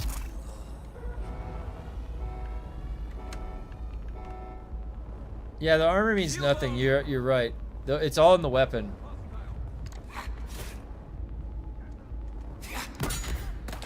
Everything's so like basic in this game that we have the exact same animation. We were just like a mirror image of each other. The enemy and then me.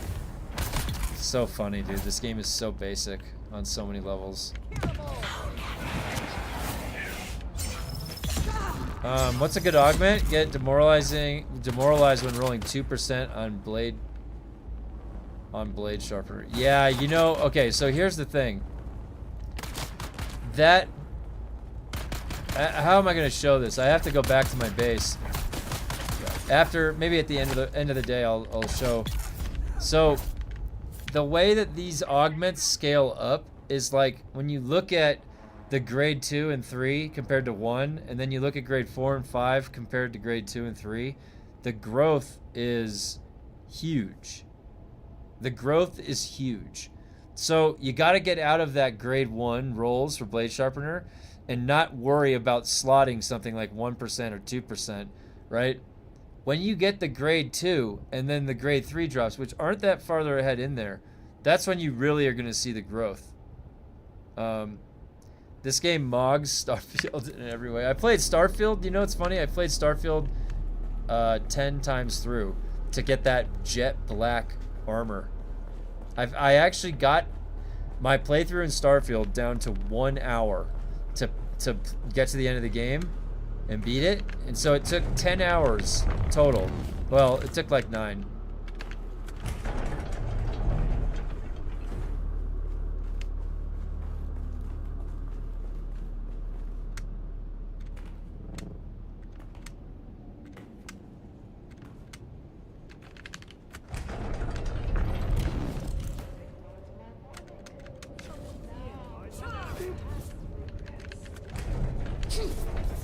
How to basic Dune Awakening.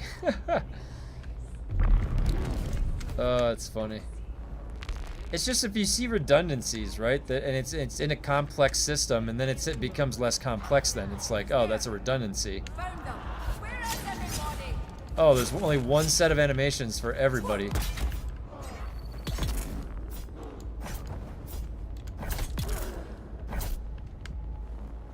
Just makes the world feel smaller, doesn't it?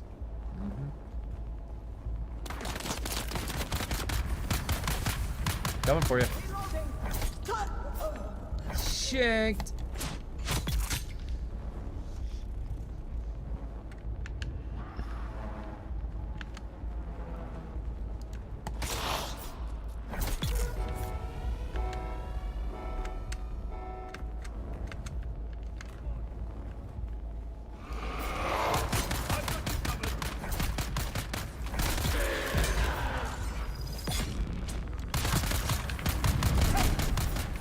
And knee charge is still bugged, by the way. Knee charge has never actually fully worked. Did you throw something at me? I probably sound really negative about this game. You know what it is, though? Can you imagine if I actually played a game that had nothing to call it out on? Like, does that exist? I can actually play a game and there's nothing for me to, like, oh, that's broken. Oh, that's bugged. There's probably plenty of games. Get! Nope, nope, nope. Oh boy. How'd that guy have line of sight?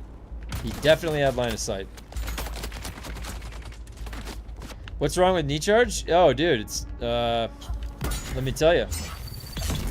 So sometimes knee charge, like, it's gotta be something about the angle on the surface that it's hitting. It's gotta be something to do with that. It sends you like into the ceiling or like over here, like rubber bands you out and back. Number two, if I go spice mode and I have prescient strike, okay, prescient strike, it's in the swordmaster tree. If I can,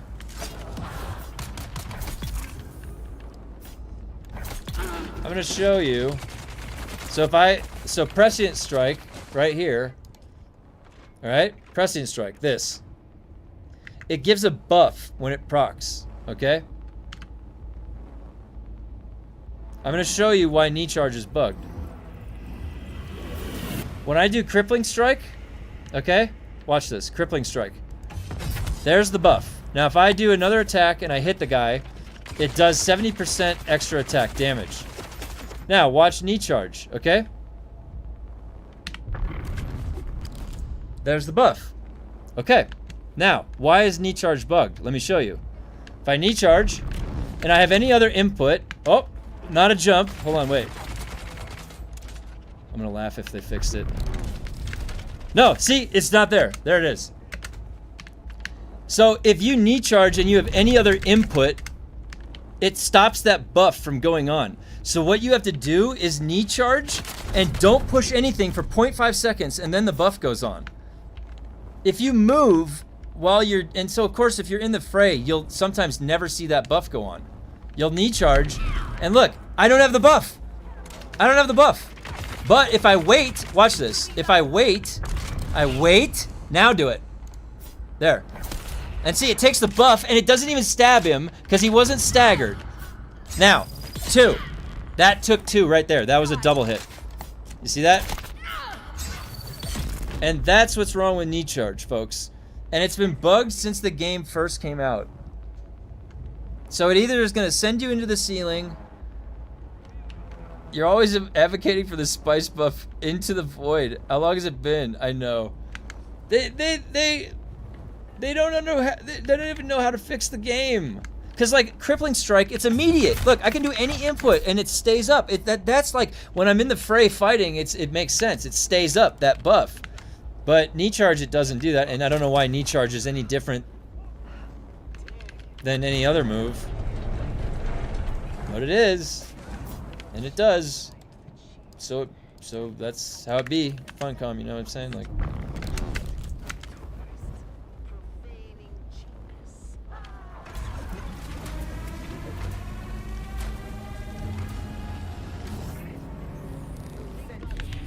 Water shippers?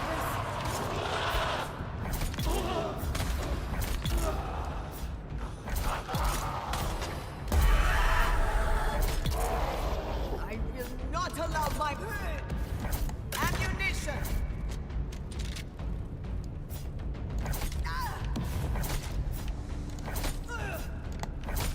Does that look like it's 30% more damage, by the way?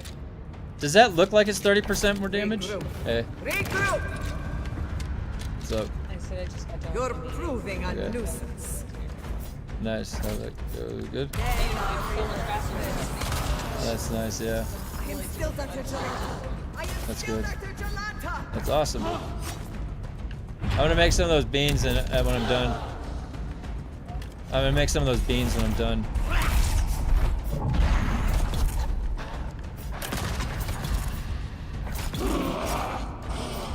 This dungeon is broken.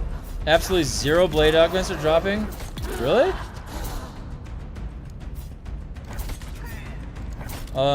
I swear I've gotten some.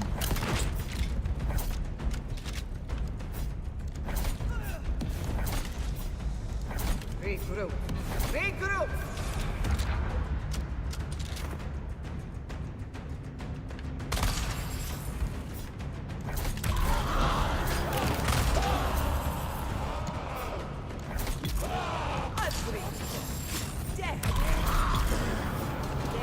She just did 2 in a row. She just did 2 in a row. Look at how many fucking mobs are in here. Oh my god, Jolanta. She did 2 in a row, man. Oh my god. What is she thinking? Oh, I got that. Oh shit, look how many guys there are. Didn't get that. Oh, I need to get some stamina back. This is not good. Stamina, stamina, stamina, stamina, stamina, stamina.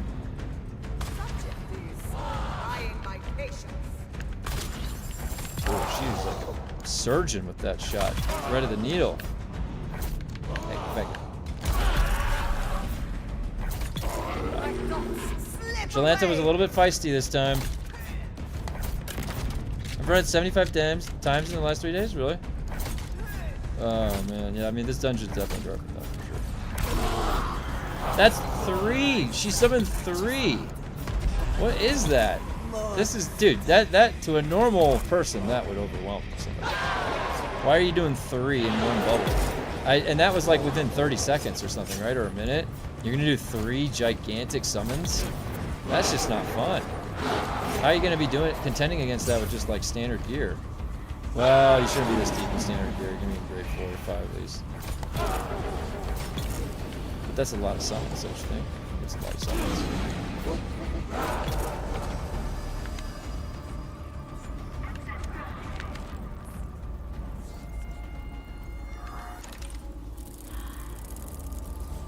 Get out of here, Ancient Way. Nobody like. Hey, heavy caliber 5. Get out of here, Ancient Way. Nobody likes you anymore.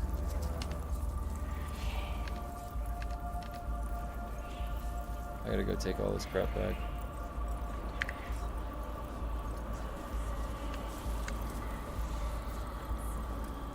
Going through a bit of a withdrawal here.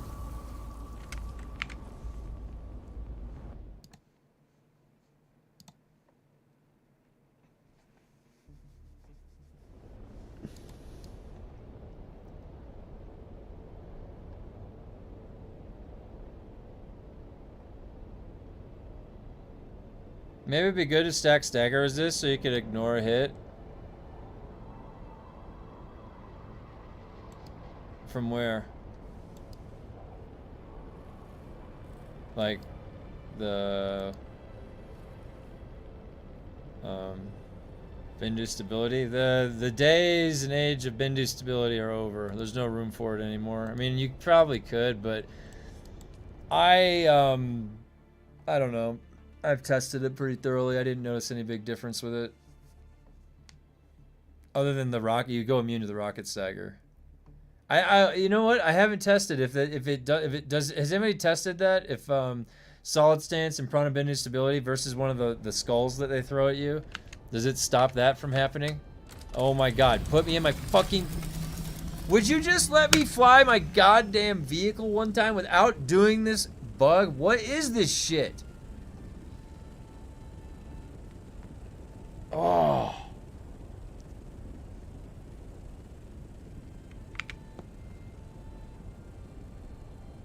Yeah, but that Slowblade's not having any hyper armor. I think you're misunderstanding what the stagger resist is. That Slowblade will get interrupted regardless.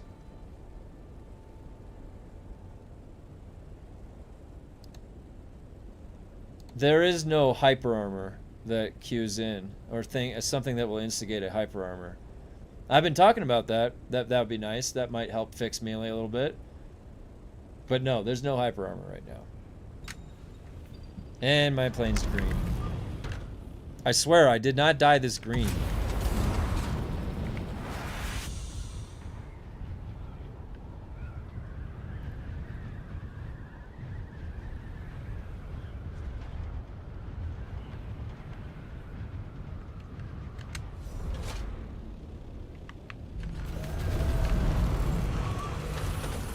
I missed the bug that happened when you hit a certain rocket hugger and you get yeeted.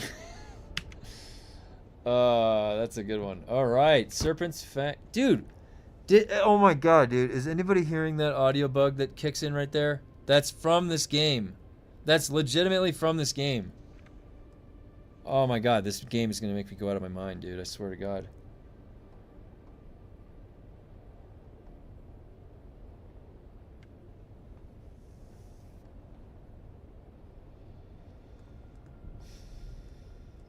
Honestly, if they're gonna release console and the game is broken as fuck and buggy, I will definitely give my accurate opinion before console launch and do an update video on what I think of the game.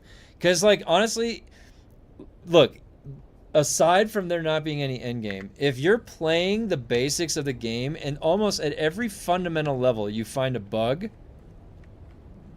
think about how frustrating that must be to interact with it, and you're not hanging on to everything in this game like we are. You're gonna lose players immediately. So you better get your shit together, or this game is gonna fucking fail, because there's legitimately bugs in the game that have never been addressed. And that is not a good sign when there's emergent bugs currently still happening with every new thing they put in, and they haven't fixed bugs from the beginning. So don't think that I'm going to try and, like, sugarcoat anything with how I talk about this game right before console launch. It would definitely be in their best interest to get their shit together, dude. Because, dude, if my wing is still turning green, I don't care if it's one wing. It's one little wing, Kevin. It's not a big deal. It's just one little wing. It's just one little wing. It's just one little wing, Kevin. Shut the fuck up, dude. I don't want my one little wing that color. Or else I would have made it that color myself. Okay?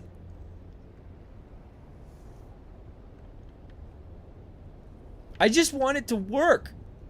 I don't, like, log into the Division 2 and every 2 seconds I'm a different color. Like, oh, like, no, it's not. This is fucking child's play. This is child's play for a game, dude. They're just not doing it. They're not just not doing their jobs. This right here, this is fucking child's play. I'm gonna get my wife. I'm gonna get in trouble. I gotta keep it down. Keep it down, Kevin. Keep it down. This game's gonna get me upset. You just don't understand Swedish culture? Probably not. I don't know. Maybe that's what it is. Everything in this game could be 100 times better.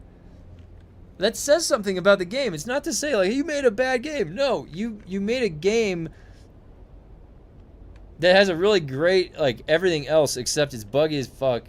It has a good framework, and you need to add in content. I think you need a break from DUNE today. I only have 30 more minutes before I gotta go to my next meeting.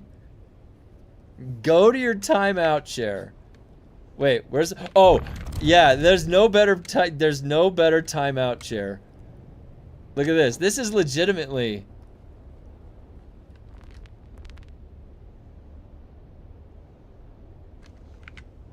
All right, Kevin. Now you think about what you said, and you think about it in that chair and like it. Color comp.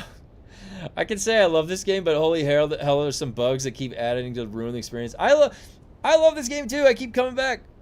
I gather everybody up from the community. You know, I like DUNE too. I do. I really do. I'm trying to see it through. I'm trying to help it improve.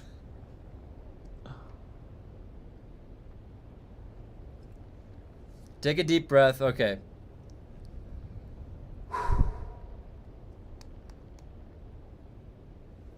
Okay. I think it's all good. We're gonna have loads of fun this weekend, guys. We get to do more lands rad.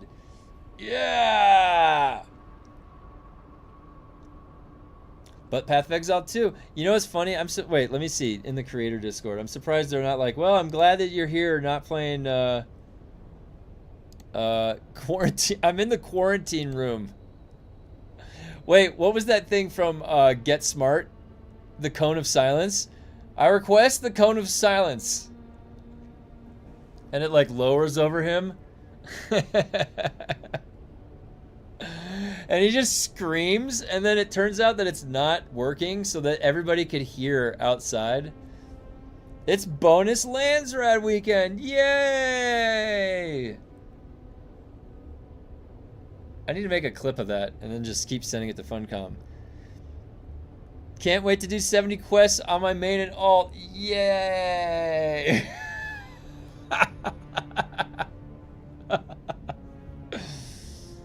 Oh God. I used to like it and want to like it again, but it's damaging my calm. It's eroding away my inner peace. Does Funcom have any idea the true ramifications of their game? The true psychological warfare of their game? They have no idea. They're like living in this like, there's like rainbows and shit. They're, like the Diablo 3 cow world is like their office when they go into it every day.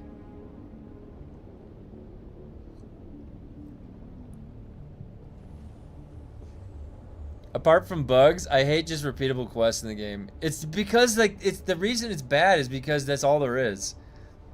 Like this week, we can look at this week, right? I'm trying to get a good sample size for loot from the new stuff, right? I owe it to the game. And you can look at what all there is to do, all right? All there is to do is go punch through these lands rads because I've been slogging through them this long and I'm not going to give up at the finish line. And then go clear in that testing station the most efficient farm route possible on a 19, which I can basically, with the right gear, you can just click through it with one click. So, they got us all addicted to pain. You might be right. You might be right. I mean, I play the Dark Souls games and all that. I like, maybe part of me is like that. I don't know. If console releases, can't wait to have different colors for each. It's got its own charm. It's got its own charm, really, right? You know, its own appeal. I mean, the thing is like if we will not be at a disservice in any way and in a bad spot if they just keep adding to it, right? If they just keep adding to the game, there'll be more for us to do. And what the game needs is more for us to do. It does. And it might take another year. Like, seriously, I'm not kidding you. Another year of them working through a full year, a full work year. Not the vacation year, the full work year. And you might get at the end of that year a whole bunch of cool systems and some creative ideas. And now we're talking this. And so if then you start there and play the game and you would have a ton of stuff to do. And now they're all caught up. They're ahead of you where you are, where you're progressing in the game. See, what's feels bad right now is they're not caught up. We are right there caught up with them. They're almost laying the tracks ahead of themselves right as they're with us. And because they got so inundated with fixing bugs and pivoting and then coming up with innovative solutions for the pivot, like the base recall tool, which is a good invention. It's my complicated base. I speak highly of it now because it was able to get my base. That's cool.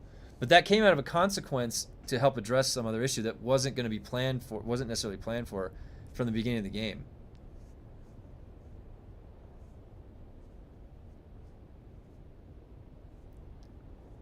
You know that will never happen. You never know though, because Conan, the thing is it could get to a Conan state. That's all I'm saying. I'm not saying like anything grand. I'm saying like a Conan state where they redo the skill tree. where you almost don't even recognize the skill tree anymore. Well, but then there's other issues that came. I don't know. Like, we'll see. We'll see. I have no idea. I can't think for them. I have not... You know the only two things they put in the game? New, really? The lightning gun and dual blades. Everything else was already in the game in some form. Like, what have they actually made new since the game has been out? At all.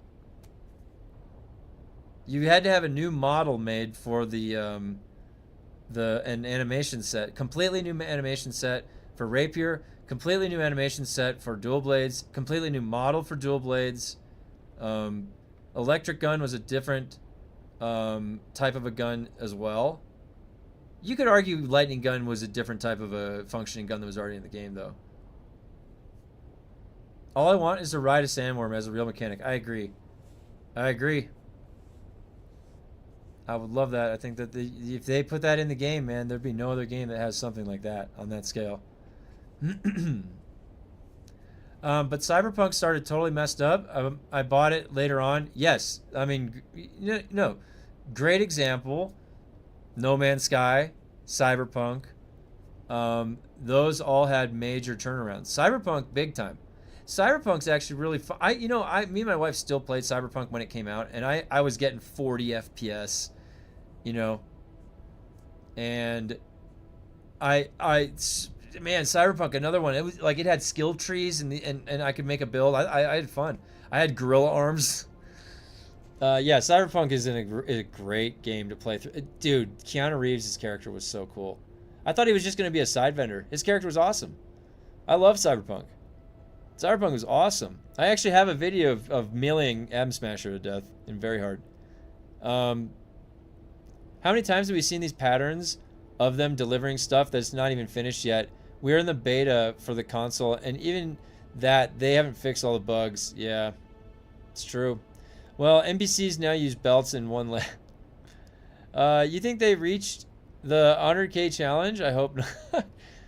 Imagine Cyberpunk multiplayer like GTA 5. Wow, that would be cool, yeah. If Cyberpunk had, like, I don't know, more of the world filled out, like you could go in buildings and stuff. Makes me want to play Cyberpunk. I never finished Phantom Liberty. I should go finish that. Maybe one of the variety days I'll finish Phantom Liberty. Because I don't... I never finished it, the DLC. Something else happened. I think some other game came out. I don't know. I got sidetracked. Go figure. I have to sit in the intense sun. You guys ever seen that movie Sunshine? They can add the chair dogs to Dune Awakening. Would be crazy. What are the chair dogs? What are those? What the hell? Chair dog? It was a form of living furniture?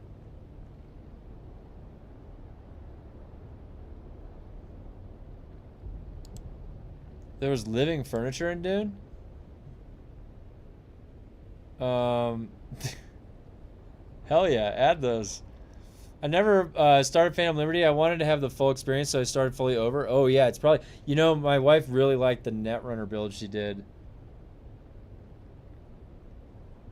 As I finished the main story of the main game in the first 24 hours of releasing it. Oh, nice. They would have to remake the engine for Cyberpunk. You have seen the third-person video? Oh yeah, I have. Weren't they originally going to go with third-person, but they just couldn't get it to work? Is that what it was? Or was it always planned to be first person?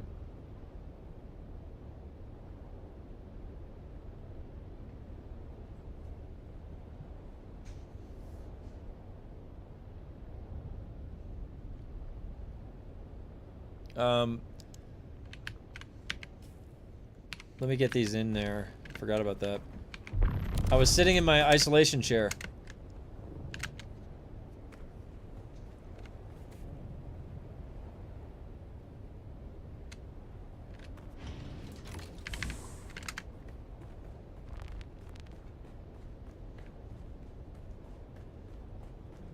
Alright, Serpent's Fang gets consumed.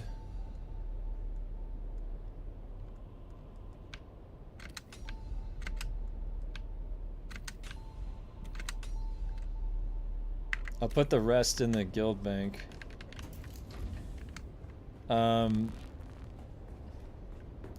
Yeah, weapons don't translate movement very well. Oh wait, so you said yeah, the weapons and movement don't translate well. I played Cyberpunk like a year. Did a lot of BS first and explored the amazing world. I played the story mainly within a few days.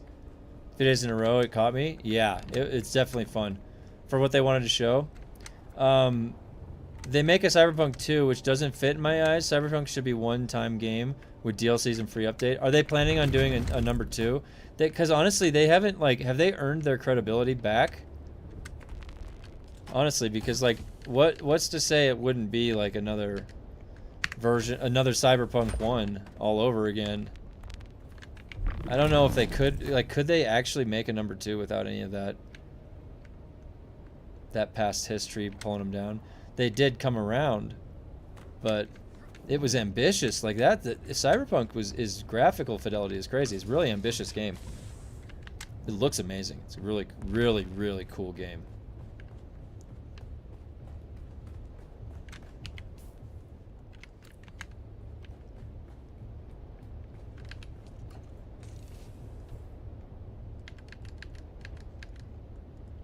Oh shit. Wait, I didn't mean to do that.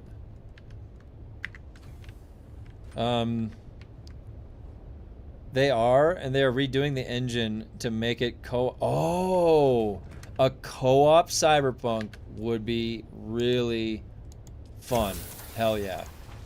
And third person. If they can make it third person, that'd be good. But if they can't, then I don't know.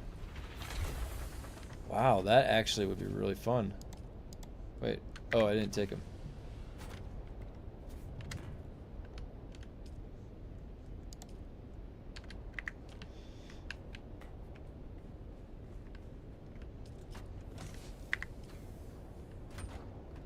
One to four players like Subnautica, that'll be fun. Boy, Subnautica, whenever they finish that, it's gonna be a lot of fun. Okay, I'm gonna wait to make that dagger.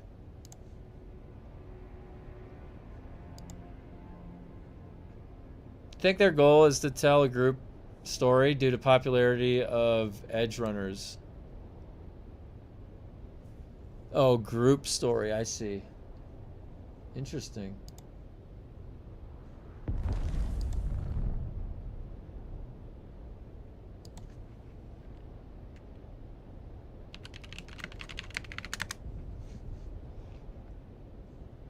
I honestly started enjoying offline only. Multiplayer is nice, but story games and stuff or exploring on my own is kind of my thing, or kind of a thing.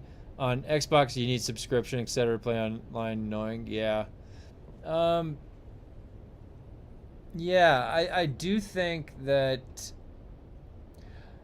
it's interesting, right? Like, I like the ability to be able to do both. I like almost to 500 million Solari up in here. Nice. I like the option. Here's the real treat in a game. It's very rare, right? But FromSoft games are like this. To be able to play the entire game experience offline, single player, but you can also group up, and that's okay. And you can go online, and it allows that, and it supports it, and you can't cheat. Well, people do, but they have mechanisms against it and stuff. But anyways, that is the best type of game. Now, if there could ever be a blended MMO experience like that, I don't even know what that would look like, but you have a forever place that you can go co-op with people in a world, and you can also go experience something offline if you want. Like, that type of versatility would be crazy in a game. You can do that in Elden Ring. Elden Ring, you can play the whole game offline, and then you can also group up, go online and go invade people, PvP, do everything. It's cool. Stuff selling, plasteel plate, spice melange, grade 4 weapons and augs, spice infused plastanium, all selling very well. That's good to know. That is good to know. Alright, let's get one more drop cycle in before my meetings today. And we'll take the green caboose.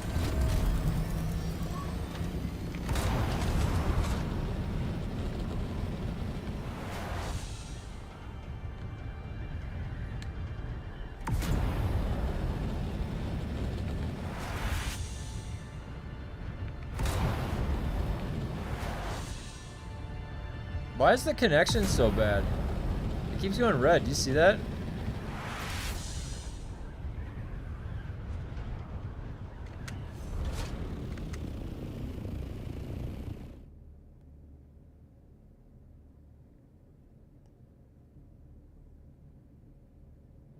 Not a single worthwhile blade augment is available on Narbog server, which tells me that loop drops are broken.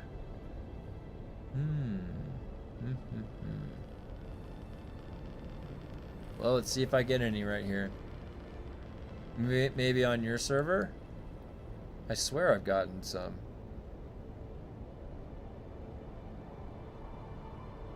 I think I've gotten a few.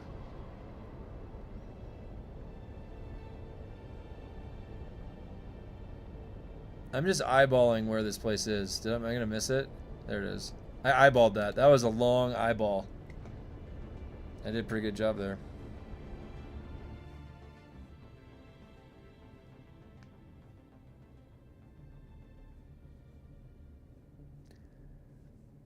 So just a heads up, guys, tomorrow,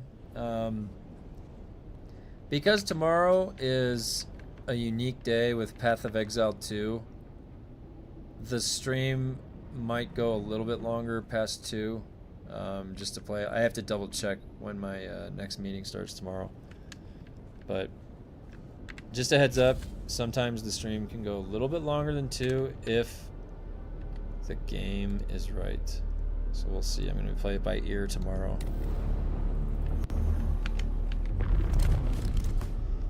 I bet you haven't gotten any since the last update. When was the last update?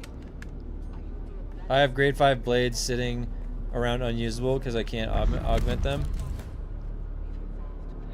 That's not good.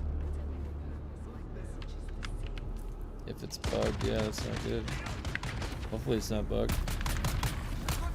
Because I need some of those blade augments there. I have some blade augments for Kevin.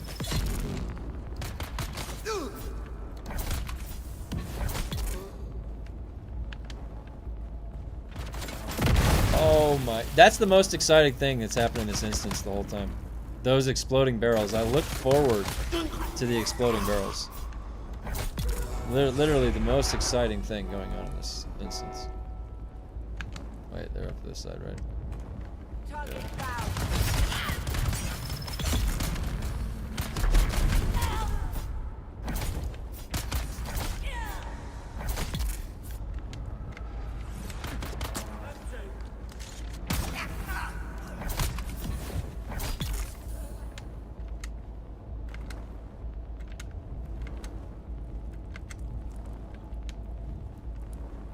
There he is. What?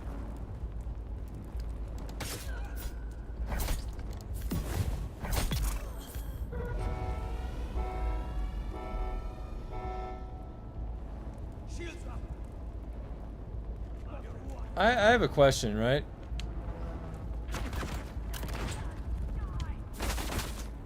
Can you see your breath? Like, I'm in a cold area right now. Why? Like, there's fire that's here.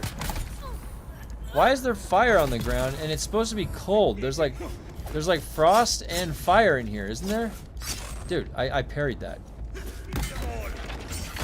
Like, what is this? Are they mining like frost over here? What is this? Is this we're near the polar caps, aren't we? Is it cold here? So, how come, like, where's my helmet? Can I see my breath? I can't see my breath. They should add in a breath, right? So that I know it's cold in here. That's a small detail that's important. Somebody should have thought of that. But you know what? No one plays this goddamn game over there. And they would be like, no, it'd be cold in here. Wouldn't we see our breath? Like, oh.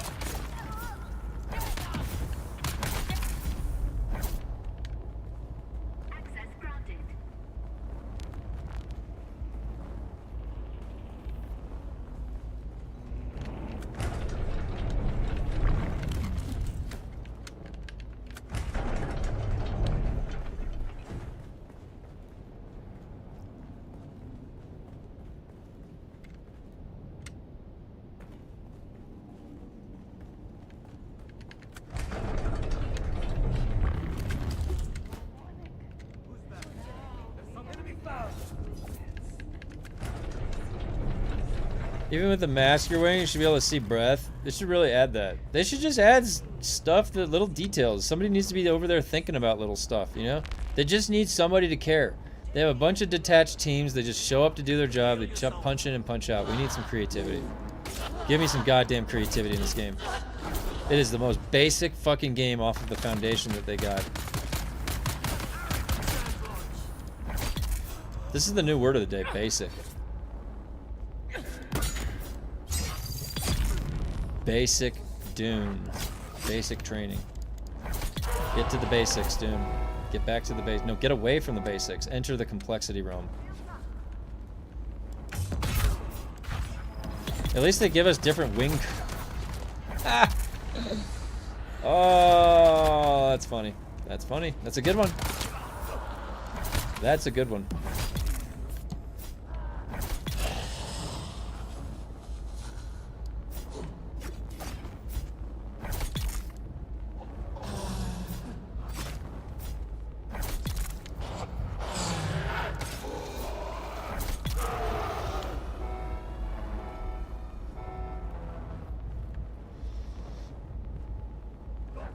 That. Why can I never guess which ones they come out of? Going up for the kill. Nope. Nope. Let me do it. Let me do it.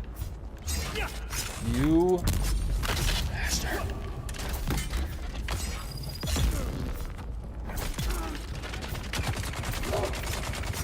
Oh my god, I missed that. I just like stabbed right in between him. He's gonna shrug, yep. Nope, he's gonna do that. He's gonna die.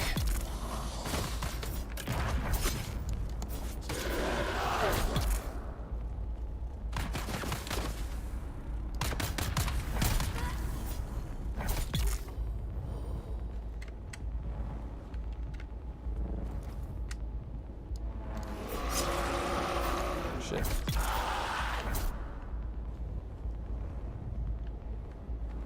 My dog's gonna need something. Hold on.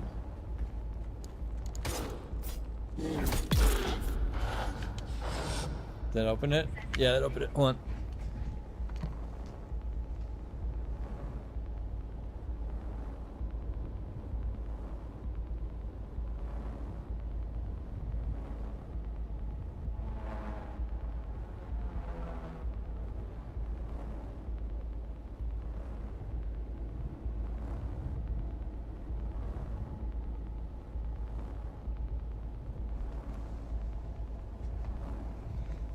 Okay.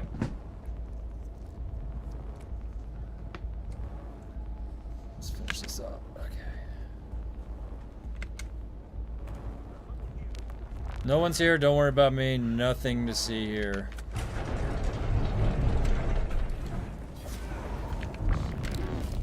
Chapter 4 needs to bring a real survival challenge, not just a freeze bar. I agree, June. I agree. They need to put the fun back in Funcom and survival. They need to figure out a way to put the word fun in survival. Fun survival. But yeah, it's like I've been saying this whole time. They need to start thinking about how to put that magic back into a game. What makes something fun? Okay? Gotta get back to the basics, man, because like... I don't know how to further describe what I'm saying. It's like there's a way, there's a method and a process that you go through, and however many people they're using in that process to come up with creative ideas. We need more fun. The game needs more fun. It's missing a lot of fun. It just is. Funcom. You delay the inevitable. A false advertisement of a name. You take the fun out of things a lot of times when you nerf shit. I kind of want some sort of boss fights like Didi or Haga. You need to team up with other... Yeah, that'd be really cool. Yeah! Did you get her?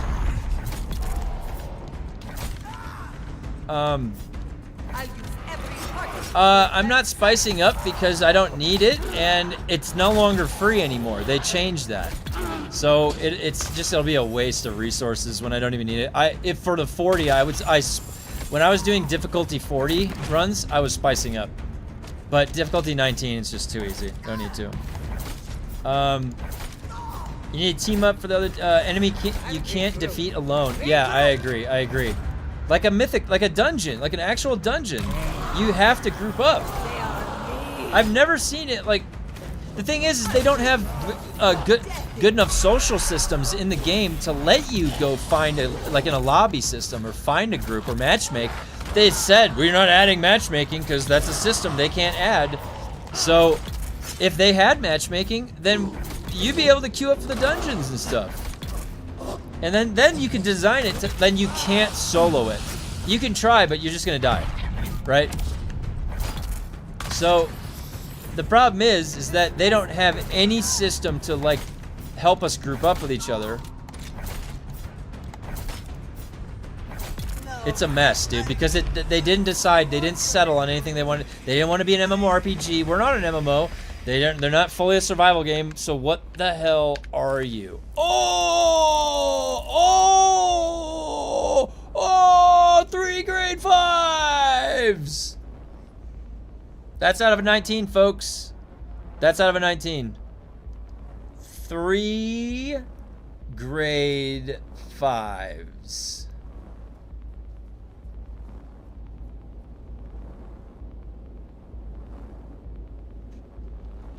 Now, it is the Phantom Whisper chest, of course, but...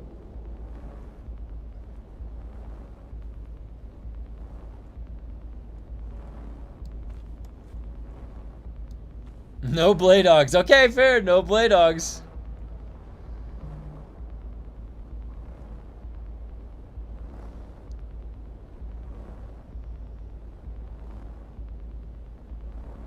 I said it before, I'll say it again. 19's the best. Yep, don't even go any further. When you can get 3 grade 5s out of a 19. No, you don't even need to go any further. You just stop there. Why even bother? Why even bother? Oh, man. Funcom, you silly goose, you.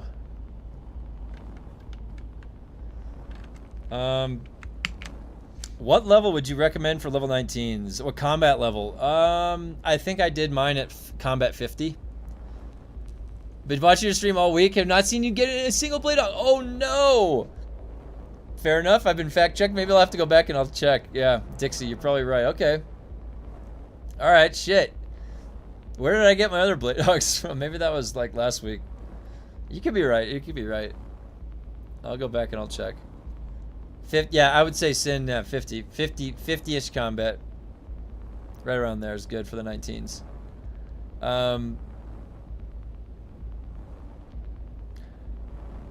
That'll take. Well, you got a double EXP.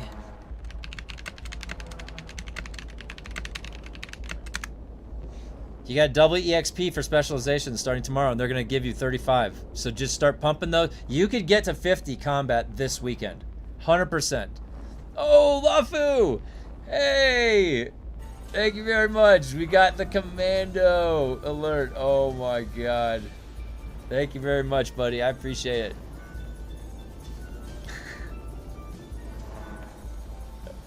Thanks, Lafu. I appreciate it. Hey, so listen, guys.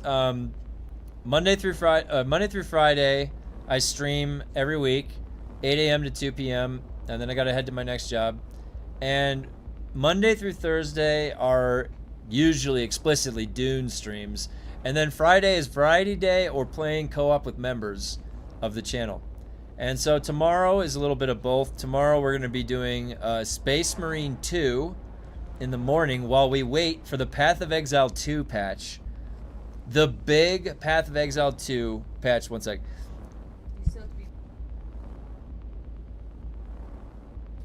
The big Path of Exile 2, the new League, the Ancients, and a bunch of 2 new Ascendancies.